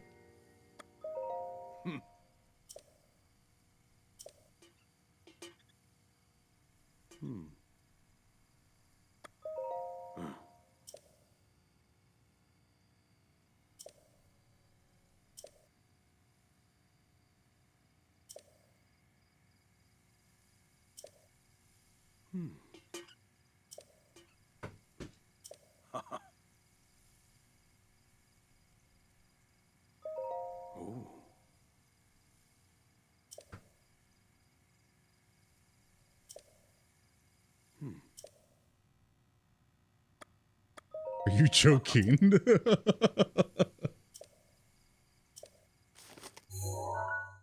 Okay.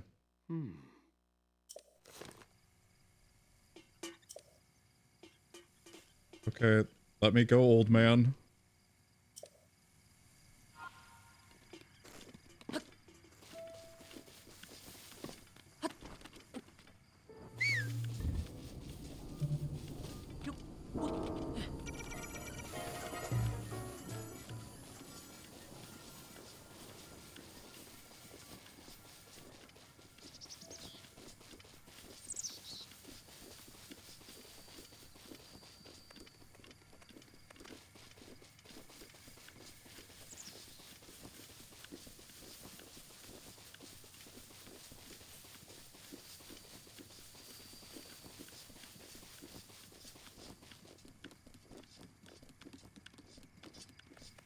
Okay, let's go get the magnet power.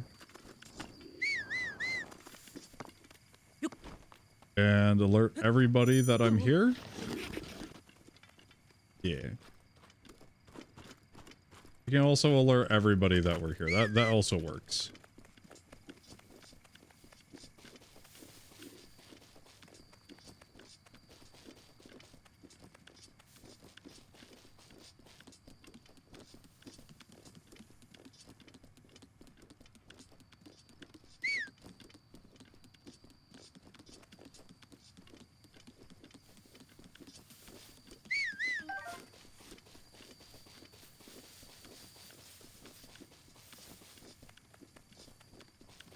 Do do do do do.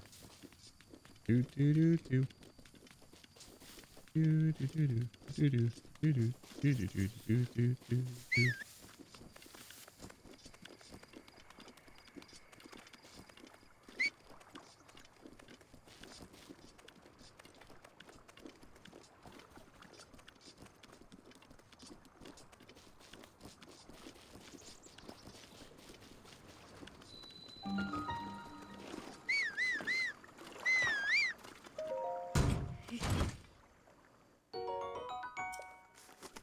Yay!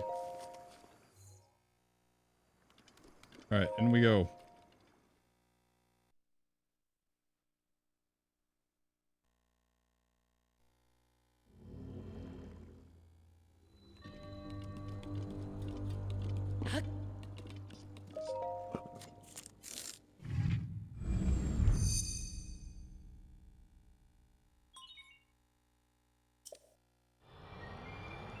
Alright, come on, come on, come on, come on, come on. We got places to go!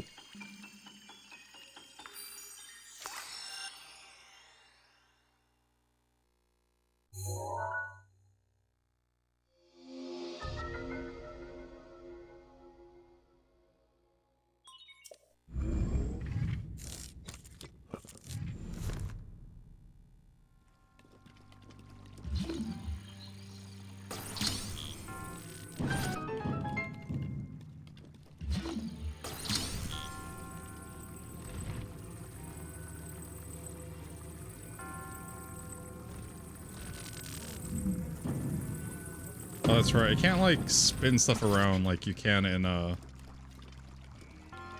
Tears of the Kingdom.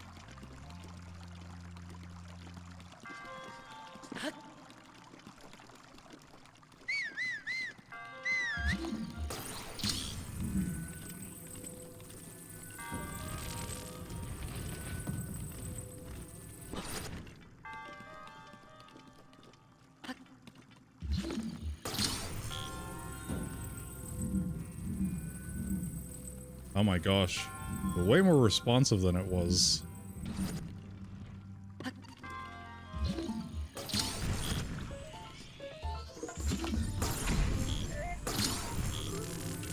Oh, you can't see me.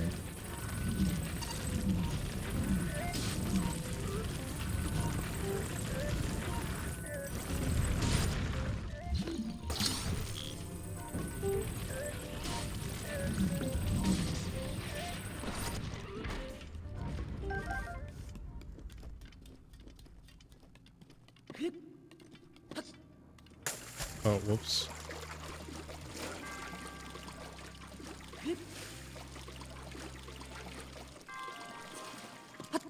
Still a little weird that the,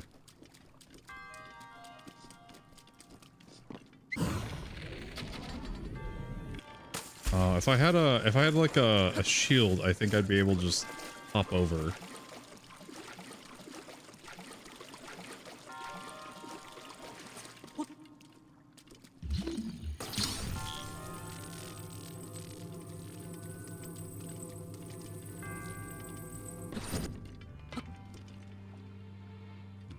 Oh my gosh, Link, please jump.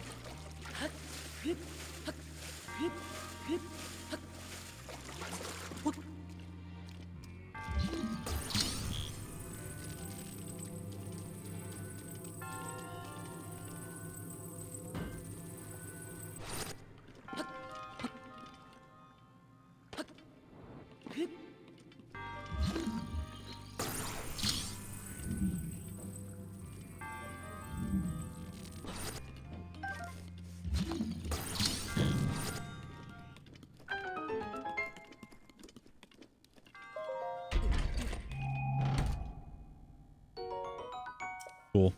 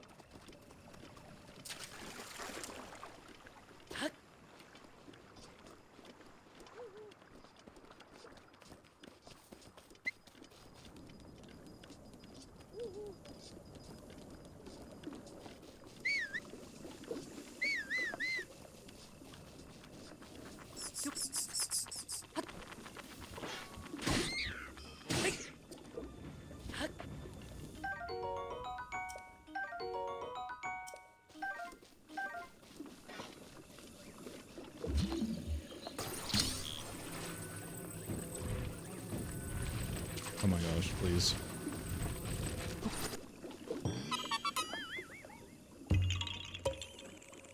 Yeah. Okay, bye-bye.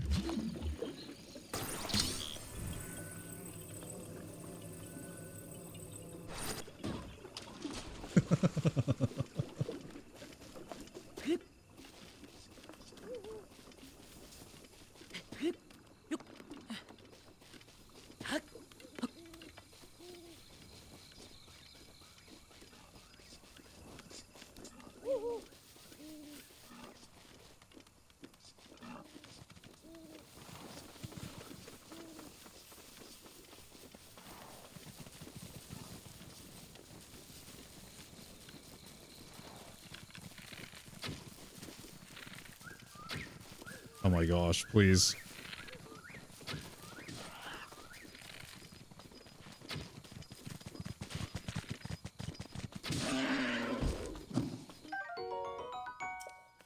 Might need to increase the sensitivity.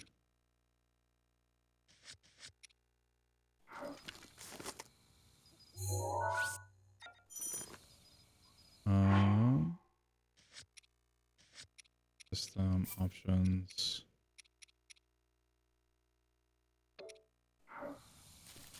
There we go. A little better.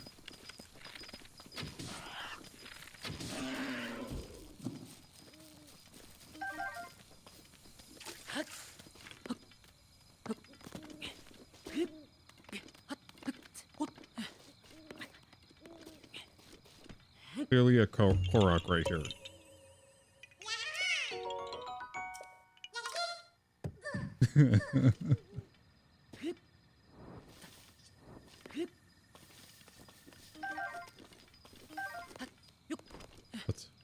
What are in you? Nothing? Okay.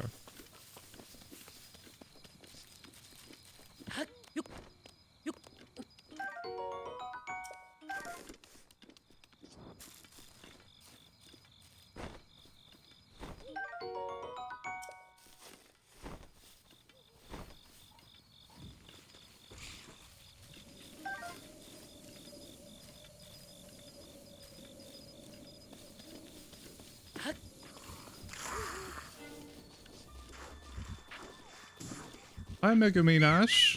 How you doing? Welcome on in. You having a good time?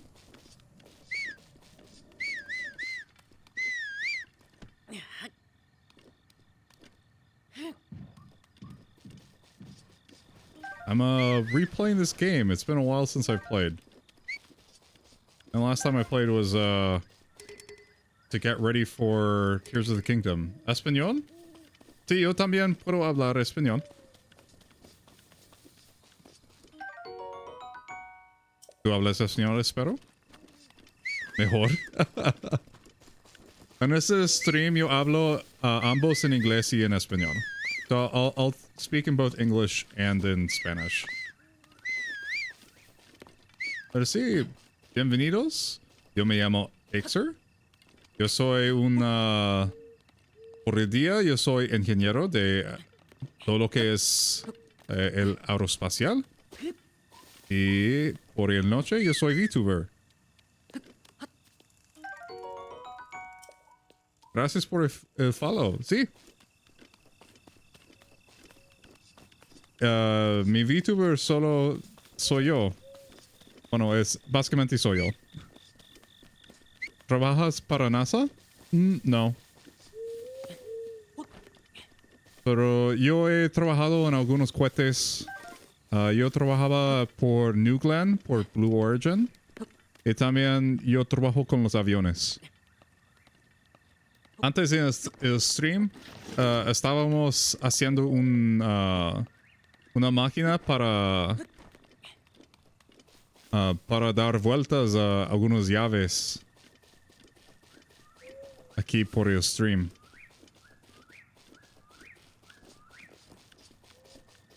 Let's see.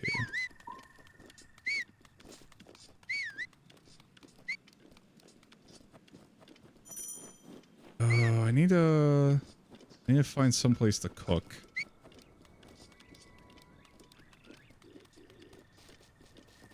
me find a place that has like a pot.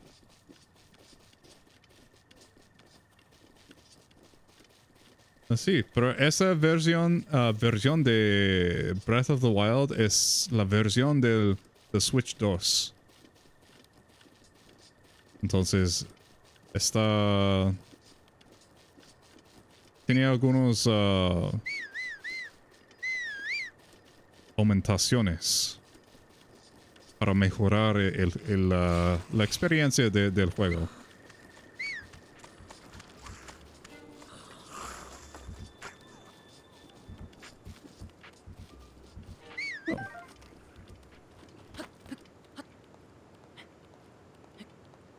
¿Trabajas de doctora? Ah. ¿Cómo aprendiste a hablar español? Yo vivía algunos años en Perú. Y así yo aprendí a hablar el español. Para mí está bien porque yo tengo familia que habla en español en México. Entonces, ahora puedo hablar con ellos. ¿En Perú? Sí. Así aquí en los Estados Unidos, pero sí. Ouch. Pero sí, aprendí a hablar español en Perú. Soy de Sinaloa, México. Ah, ok. Sí, mi familia es de Chihuahua. Entonces son del norte de México. Let's see.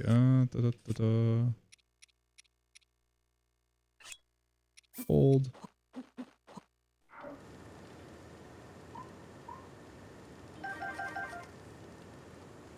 Oh, it's not on fire yet. Tengo que encender el fuego. Sí.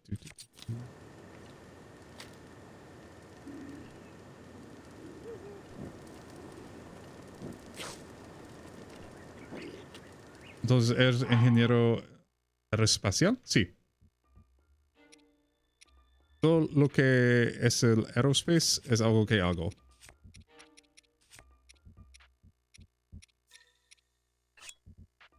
Hold. Wait. Oh, they woke up. Oh. Se despiertan. ¿Y trabajas como doctora como doctora médico? ¿O de los estudios?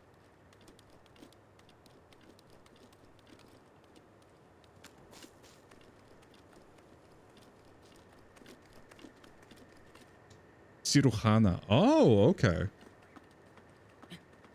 Eso es muy difícil. Yo jamás he tenido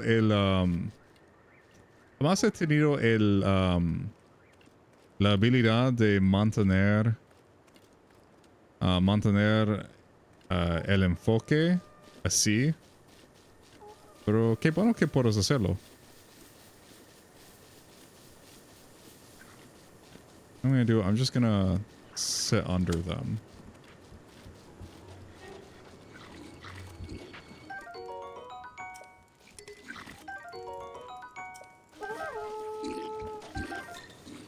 A mí me sorprende más.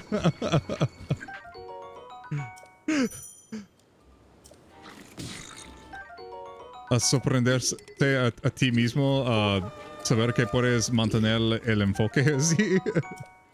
Nunca conocí a alguien que se dedicara a algo así como lo tuyo. Oh, ok. Bueno, gracias. Me da placer ser el primero que conociste. Buddy. Okay, good.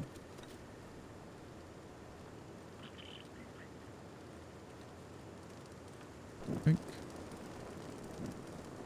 None. Hold.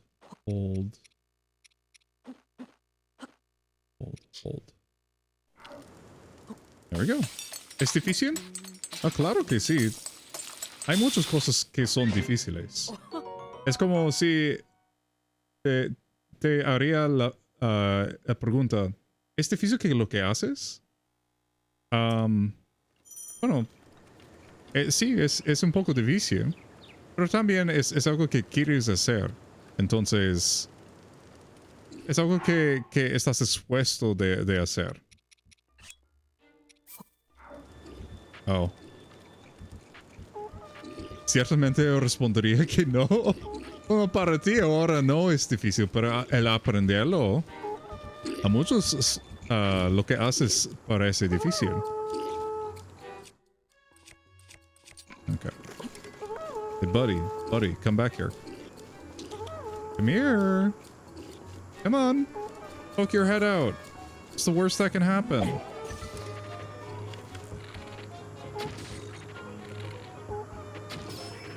There we go. Porque con la práctica es fácil. Exacto, con la práctica se hace más fácil.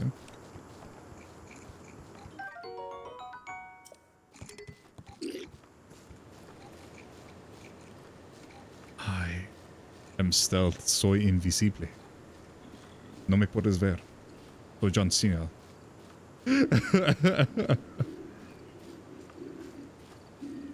A ver, construye una nave espacial.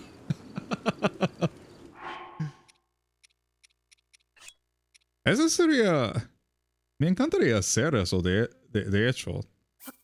Me encantaría designar un nave espacial.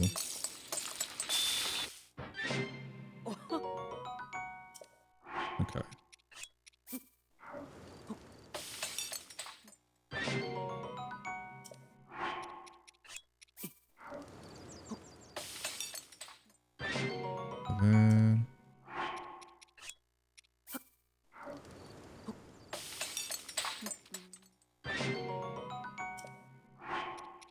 We could probably use a couple more. Entonces, cuando no estás haciendo la cirugía, estás aquí en el Twitch entonces. Espero que no me digas. Estás aquí en Twitch y también ves el anime. Con un nombre así. With a name like that, definitely watching some anime. Sí, eso es lo que me han dicho. Mi manera de hablar es diferente en español y en inglés. The way that I speak is very different in Spanish and English. Así, muchas personas que hablan dos idiomas tienen casi dos maneras, dos personalidades. Y depende la personalidad, depende en lo que si están hablando en un idioma o en otro. Donde yo aprendí el español, aprendí a hablar casi con un canto. Así aprendí. Yo trabajo 17 días y descanses 12. Oh, ok. Qué feo. Lo siento. Jamás quería hacer esto. Para mí, 5 días y 2 días de descansar. De descanso.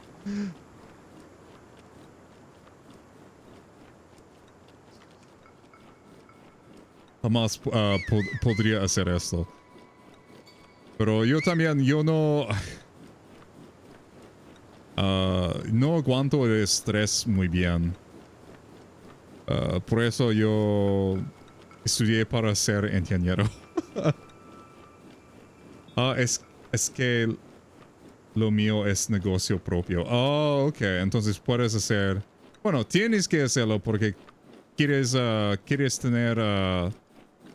¿cómo dice? Success. En español, me olvido decirlo. Quieres tener éxito, pero tienes que también puedes escoger cuándo trabajas.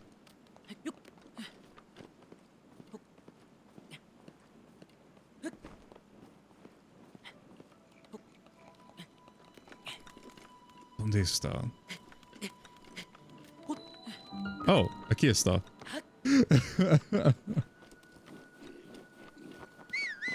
Entonces, con los cirujana, también tenías que estudiar un poco el inglés para tu certificación.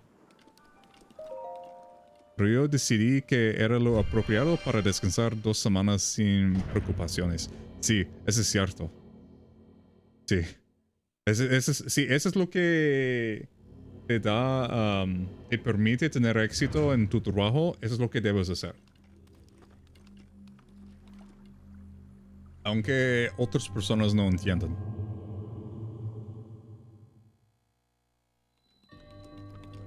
Estudié lo básico y como no lo puse en práctica después, se oxidó. Sí, eso es cierto.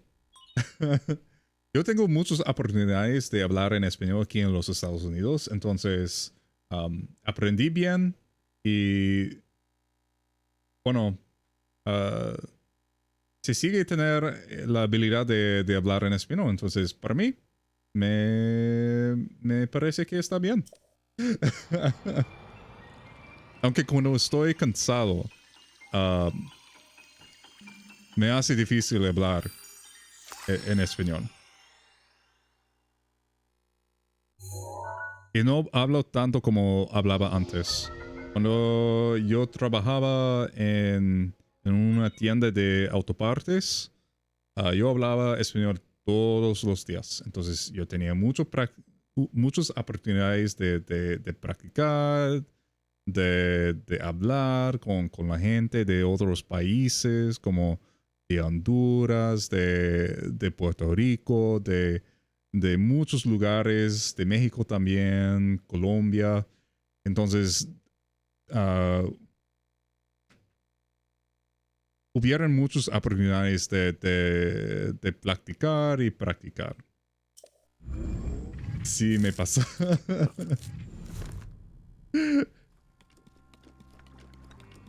De hecho, en este negocio mío, a veces llegaban personas hablando en inglés y trataba de entender porque la verdad no entendía. No, ese es cierto. Especialmente cuando estás cansado. Porque no hay... no hay... no tienes la energía para... no tienes la energía de pensar tanto cuando estás cansado. Cuando tienes como fatiga mental, ¿verdad? Sí. Bueno, igual cuando es así, tampoco puedo pensar en inglés muy bien, entonces.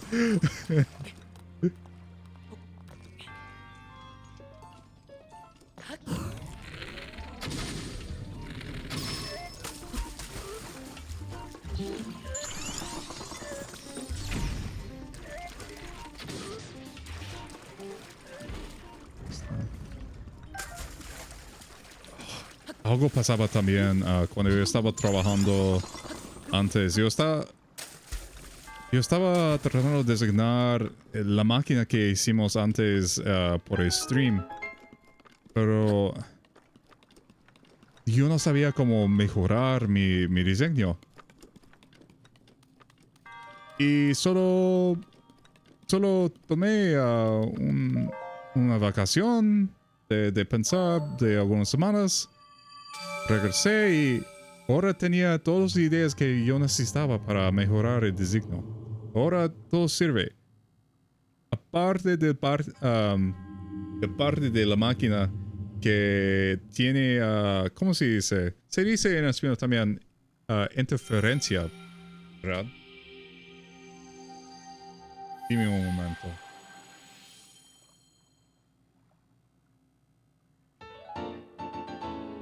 Ya, interferencia. Dos partes tenían interferencia entre ellos y entonces chocaban. De hecho, lo más horrible es cuando ciertas cajas vienen con todo en inglés y ahí estoy esforzándome leyendo todo y a veces eso estresa porque te quedas trabada con una palabra. Sí, es cierto. Lo bueno es que no me gusta tanto la generación de imágenes de AI, pero la traducción de AI es muy bien. Generalmente es bien.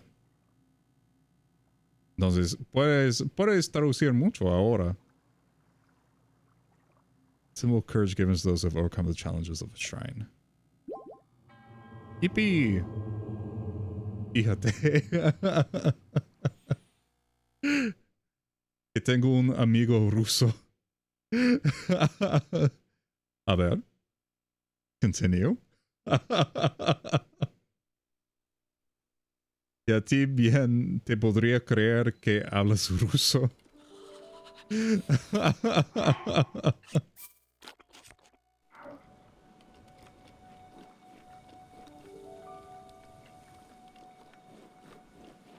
Okay, one last shrine to grab. I recall it's over here.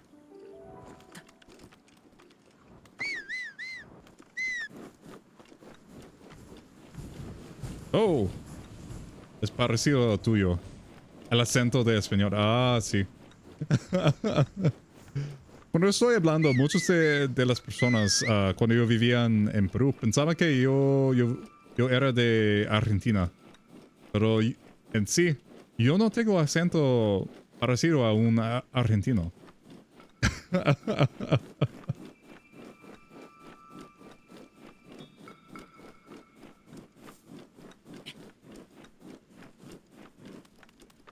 Pero lo peor de estar allá es porque, aunque soy parte mexicano, bueno, en verdad, mi familia viene de todo el mundo. De todas partes del mundo. Entonces, sí, yo soy mexicano, pero también soy chino, escocés, de Inglaterra, de muchos de esos lugares. Entonces, mi piel es muy blanco. Y todos me miraban y decidieron que Exor no puede hablar español. Aunque yo estaba hablando así, como estamos hablando ahora. Entonces, yo hablaría así.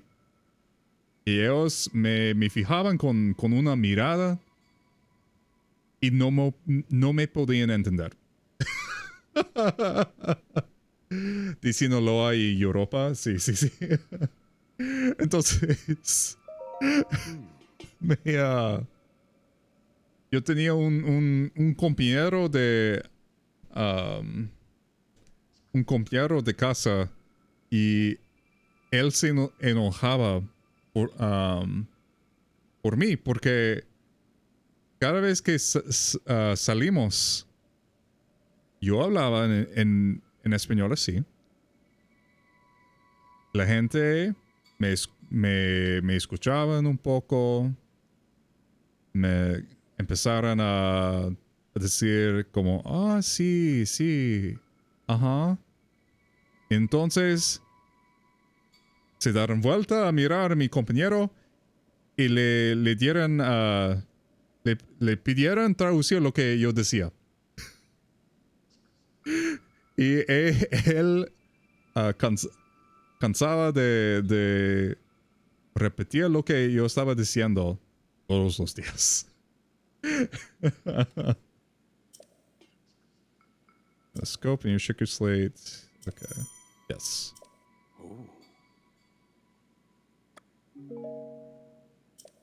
Okay.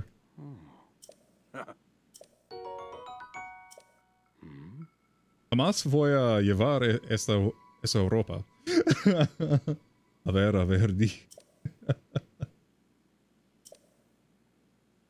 Y también en este año ahora me hace un poco más difícil de hablar. Pero cuando yo estaba viviendo en Perú, yo hablaba más fluido. Entonces, yo no tenía que pensar... Bueno, yo pensaba en lo que quería decir. Y yo escoger... Yo solía escoger mis palabras con mucho cuidado. Con mucho cuidado. Para decir exactamente lo que yo quería decir. Y ellos no me entendían y... a menudo pensaban que yo escuchaba esa frase. Oh, Exer, no creo que sabes lo que estás diciendo. Porque no creo que quieres decir lo que estás diciendo. Pero jamás decía algo que... decía algo que no quería. Bueno, eso también me pasa con el inglés. Yo tengo mucho cuidado en las palabras que escojo. Pero especialmente cuando estoy enseñando la ingeniería, de vez en cuando la gente no quiere entender lo que estoy diciendo. o hacen asunciones.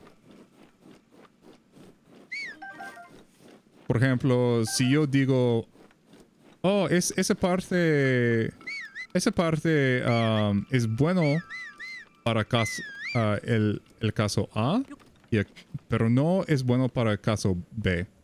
Ellos piensan que estoy diciendo que no quiero usar esa parte. Eso es no lo que yo dije. Yo solamente decía una opinión de los casos en lo que esa parte es bueno o no es bueno. Si yo no quiero usar esa parte, yo lo diré.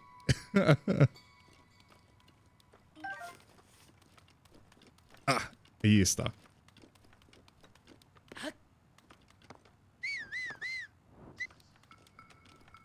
Pero tal vez es porque soy un poco autístico. Un poquito. Entonces mi manera de pensar es un poco diferente. Repite lo que dije, es un trabalenguas.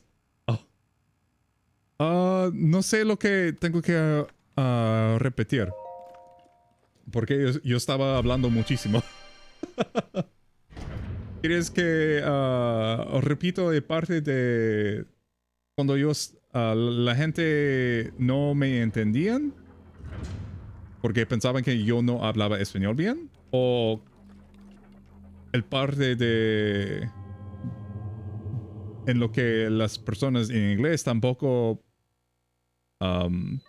sabían lo que estaba diciendo?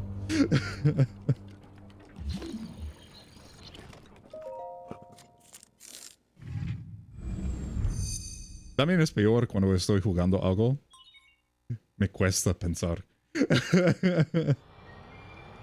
3 tristes tigres. Oh.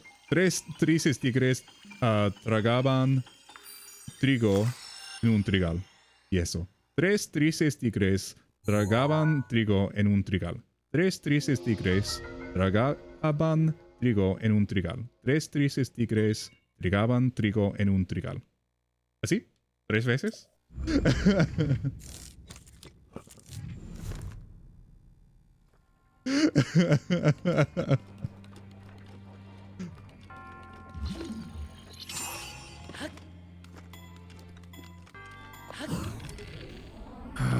What's the tech again? It's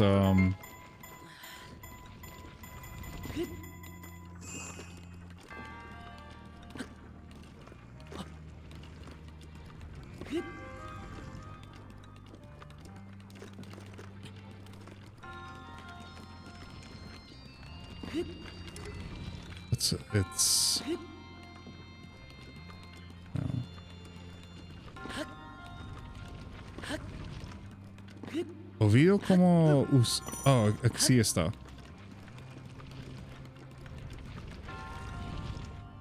También está el D. Eso es un ejercicio para destruir la lengua. Sí, sí, sí, sí.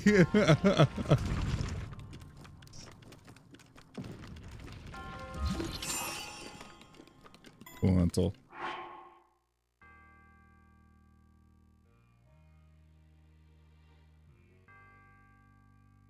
Mi hermano entró en mi cuarto y empezó a hablar español, porque él también aprendió el español cuando estaba fuera del país. Pero él vivía en Tampico, México.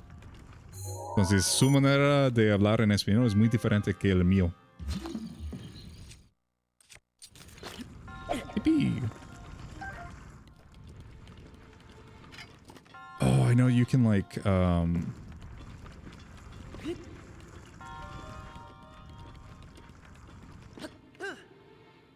okay.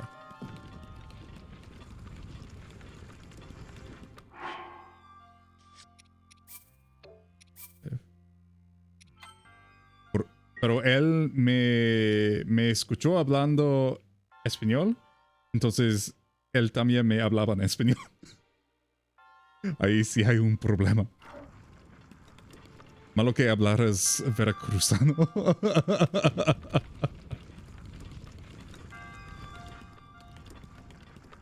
Okay. See if I can still skip this. Oh.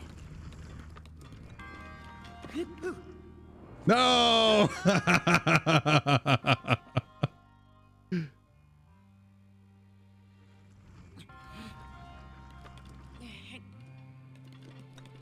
Let's see if I can do this.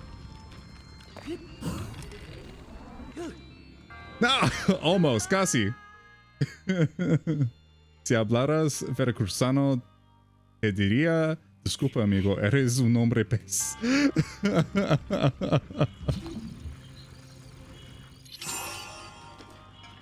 Okay, I'll do this the way it's intended. Okay, haré el desafío como se entendió el diseñador.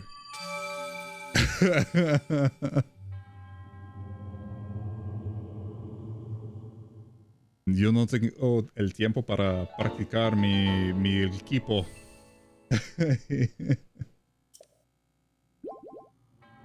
Mi equipo de speedrunning, pues.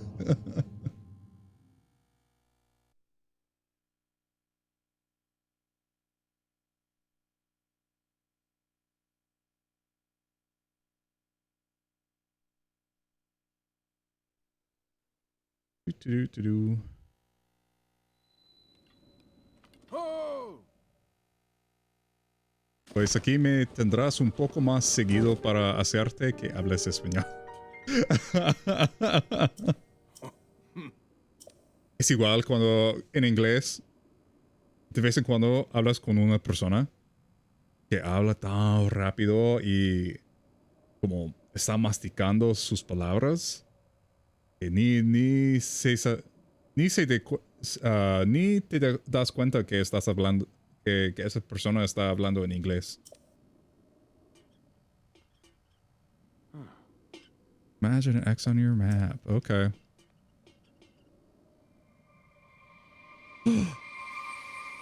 Eres un fantasma. Un espíritu. Ay, Dios.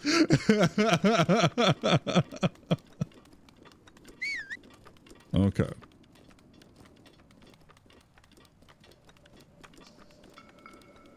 ¿Sabes cuál es tu mayor problema? No, dime.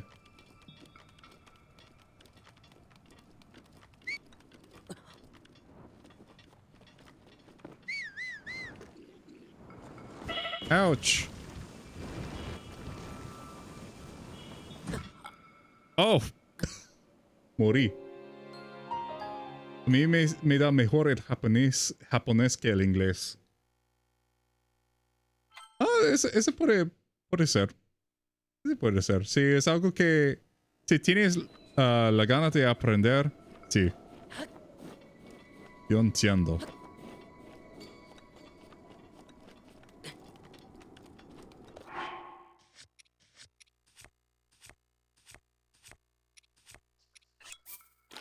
Bueno, todos los jóvenes hablan inglés de vez en cuando.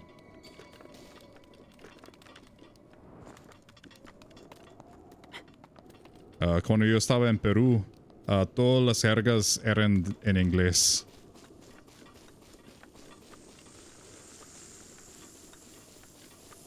Okay, let's see if I still have this.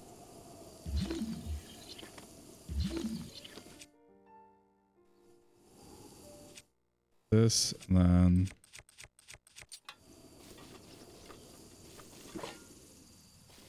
Okay.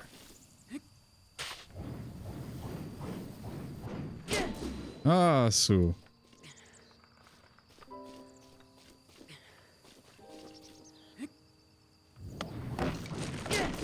No!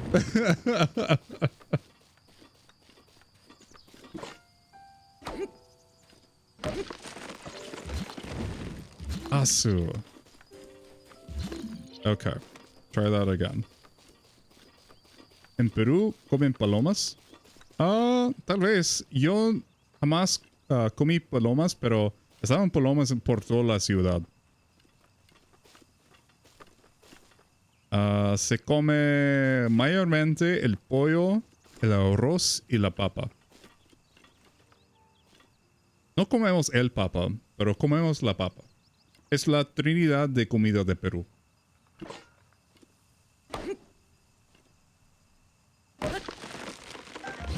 Us.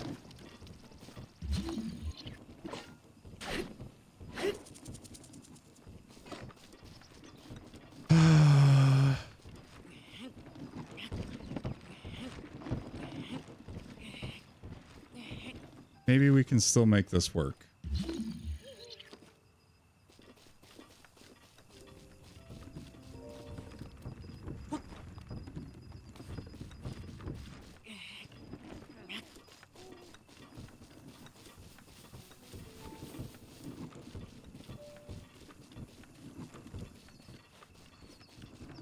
Let's try this. ¿Eran como pollos gratis las palomas?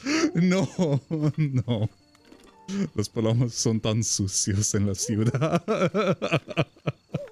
Están sucios y son sucios.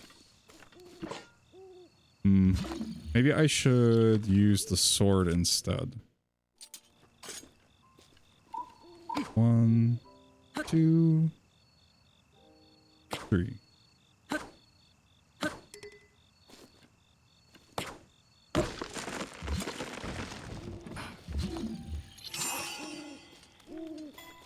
Tal vez es más difícil.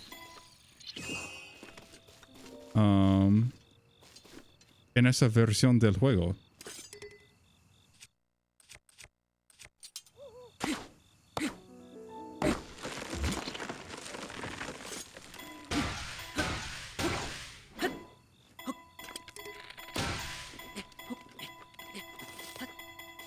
No.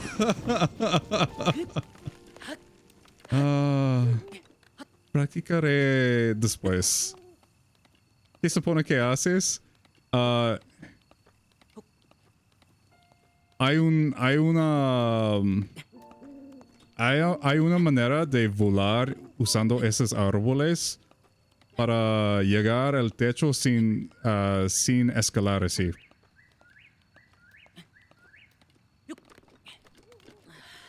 Lo hice una vez. Pero fue en la versión original de ese juego. Y ahora que está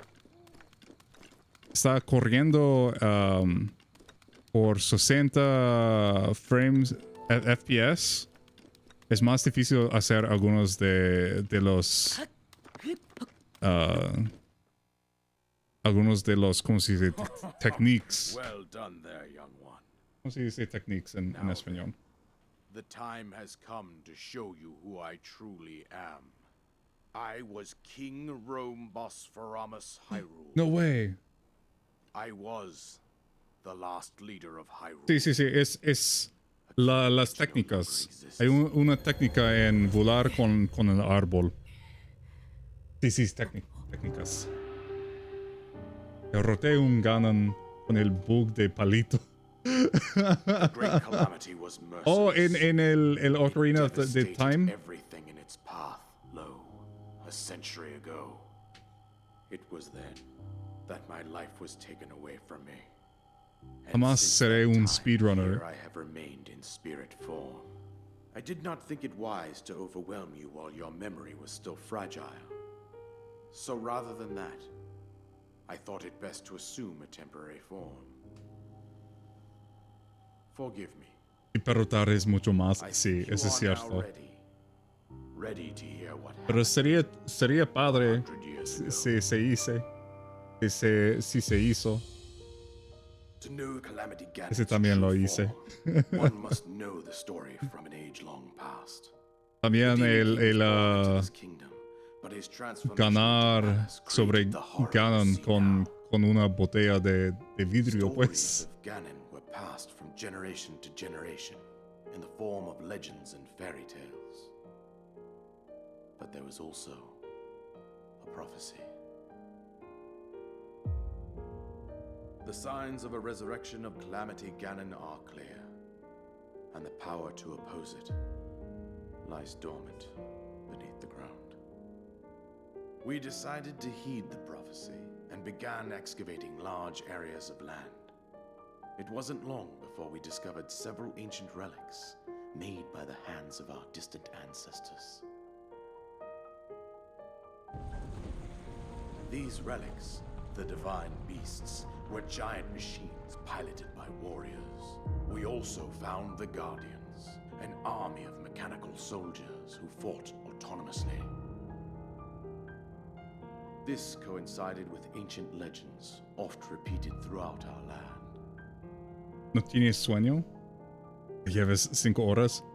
We also learned of a princess with a sacred aún. power, and her appointed No knight tengo sueño. chosen by the sword that Pero seals the si darkness. yo tengo It was they que who sealed comer. Ganon away using the power of these ancient relics. Entonces, después de 100 years esta ago, there escena, was a princess set to inherit yo the voy sacred a, power, and a skilled yo voy knight a, at her side. terminar el stream. It was clear that we must follow our ancestors' path. We selected 4 skilled individuals from across Hyrule and tasked them with the duty of piloting the divine beasts. With the princess as their commander, we dubbed these pilots champions, a name that would solidify their unique bond. The princess, her appointed knight, and the rest of the champions were on the brink of sealing away Ganon. But nay. Ganon was cunning, and he responded with a plan beyond our imagining.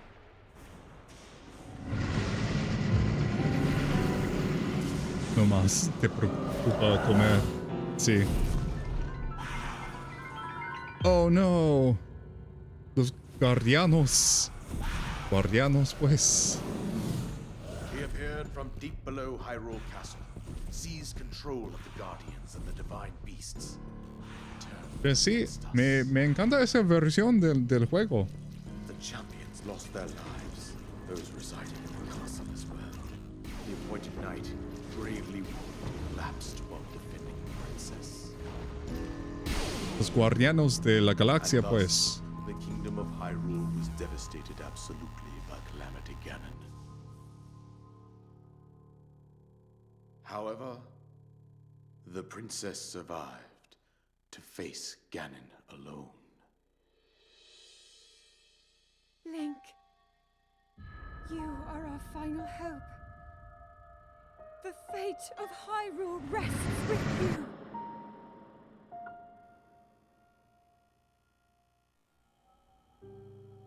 That princess was my own daughter, my dear Zelda. And the courageous knight who protected her right up to the very end. That knight was none other than you, Link. Link will be our last Fought defense. valiantly when your fate took an unfortunate turn.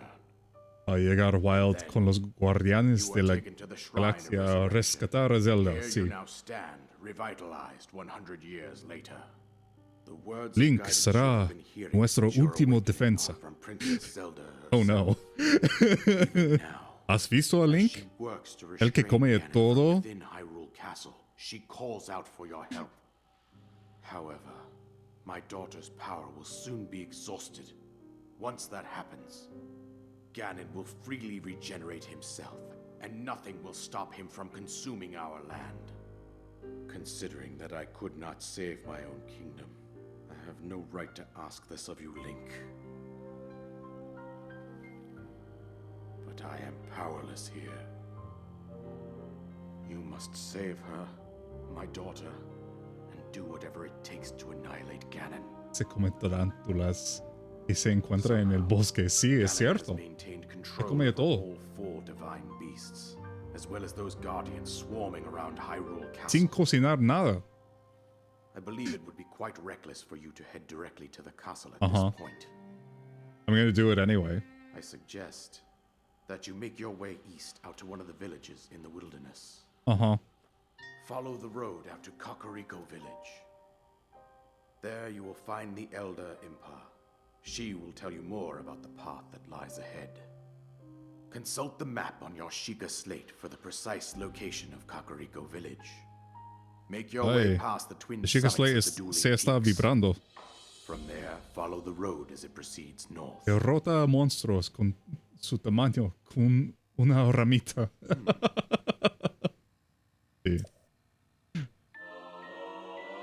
I wonder if the shield jump, la salta de escudo, estoy pensando si todavía sirve en esa versión del juego.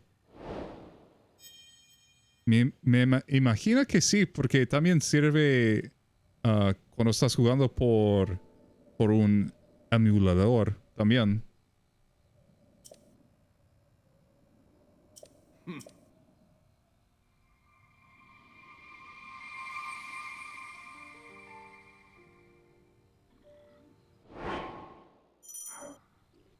Destroy Ganon, new objective. Nuevo objetivo. Destruir a Ganon. Comer a Ganon. Claro.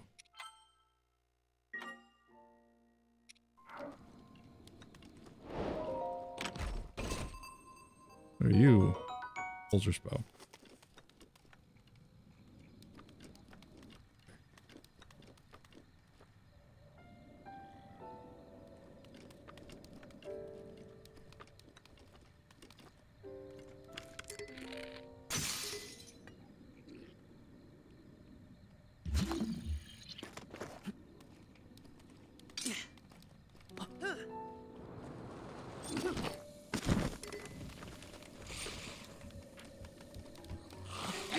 Ouch.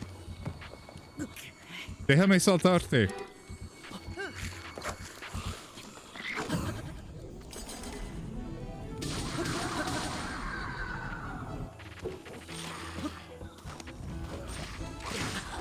Ouch.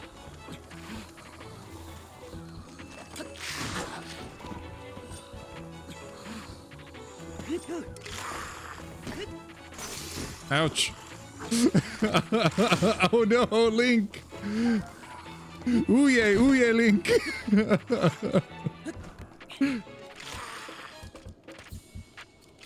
No es justo. Es un 5 contra 1. Es cierto. Oh. Quiero compartir el video que tomé antes.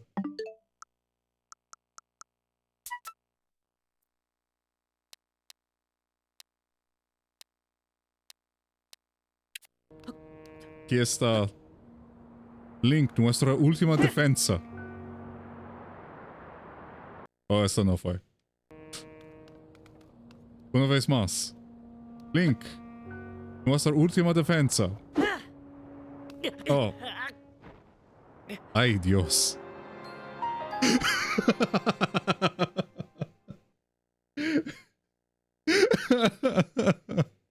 Y con eso te dejamos.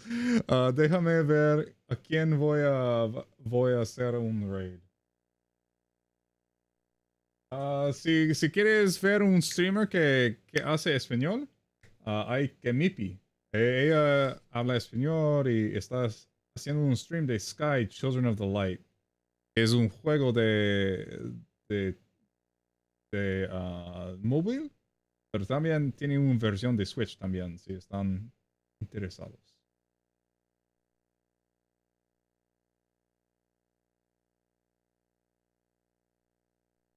So, as always, everybody, be nice when we go over to Kamipi's channel. Que te porten bien cuando estamos hablando con Kamipi. Pero sí. Gracias por estar aquí. Y estoy agradecido que podía estar aquí y compartir esas experiencias con ustedes. I'm glad to be here, share everything with you guys. Pero ahora tengo que comer. Entonces te dejamos con Kamipi. Entonces, chao a todos. Les amo muchísimo. Y espero verles otra vez. Chao.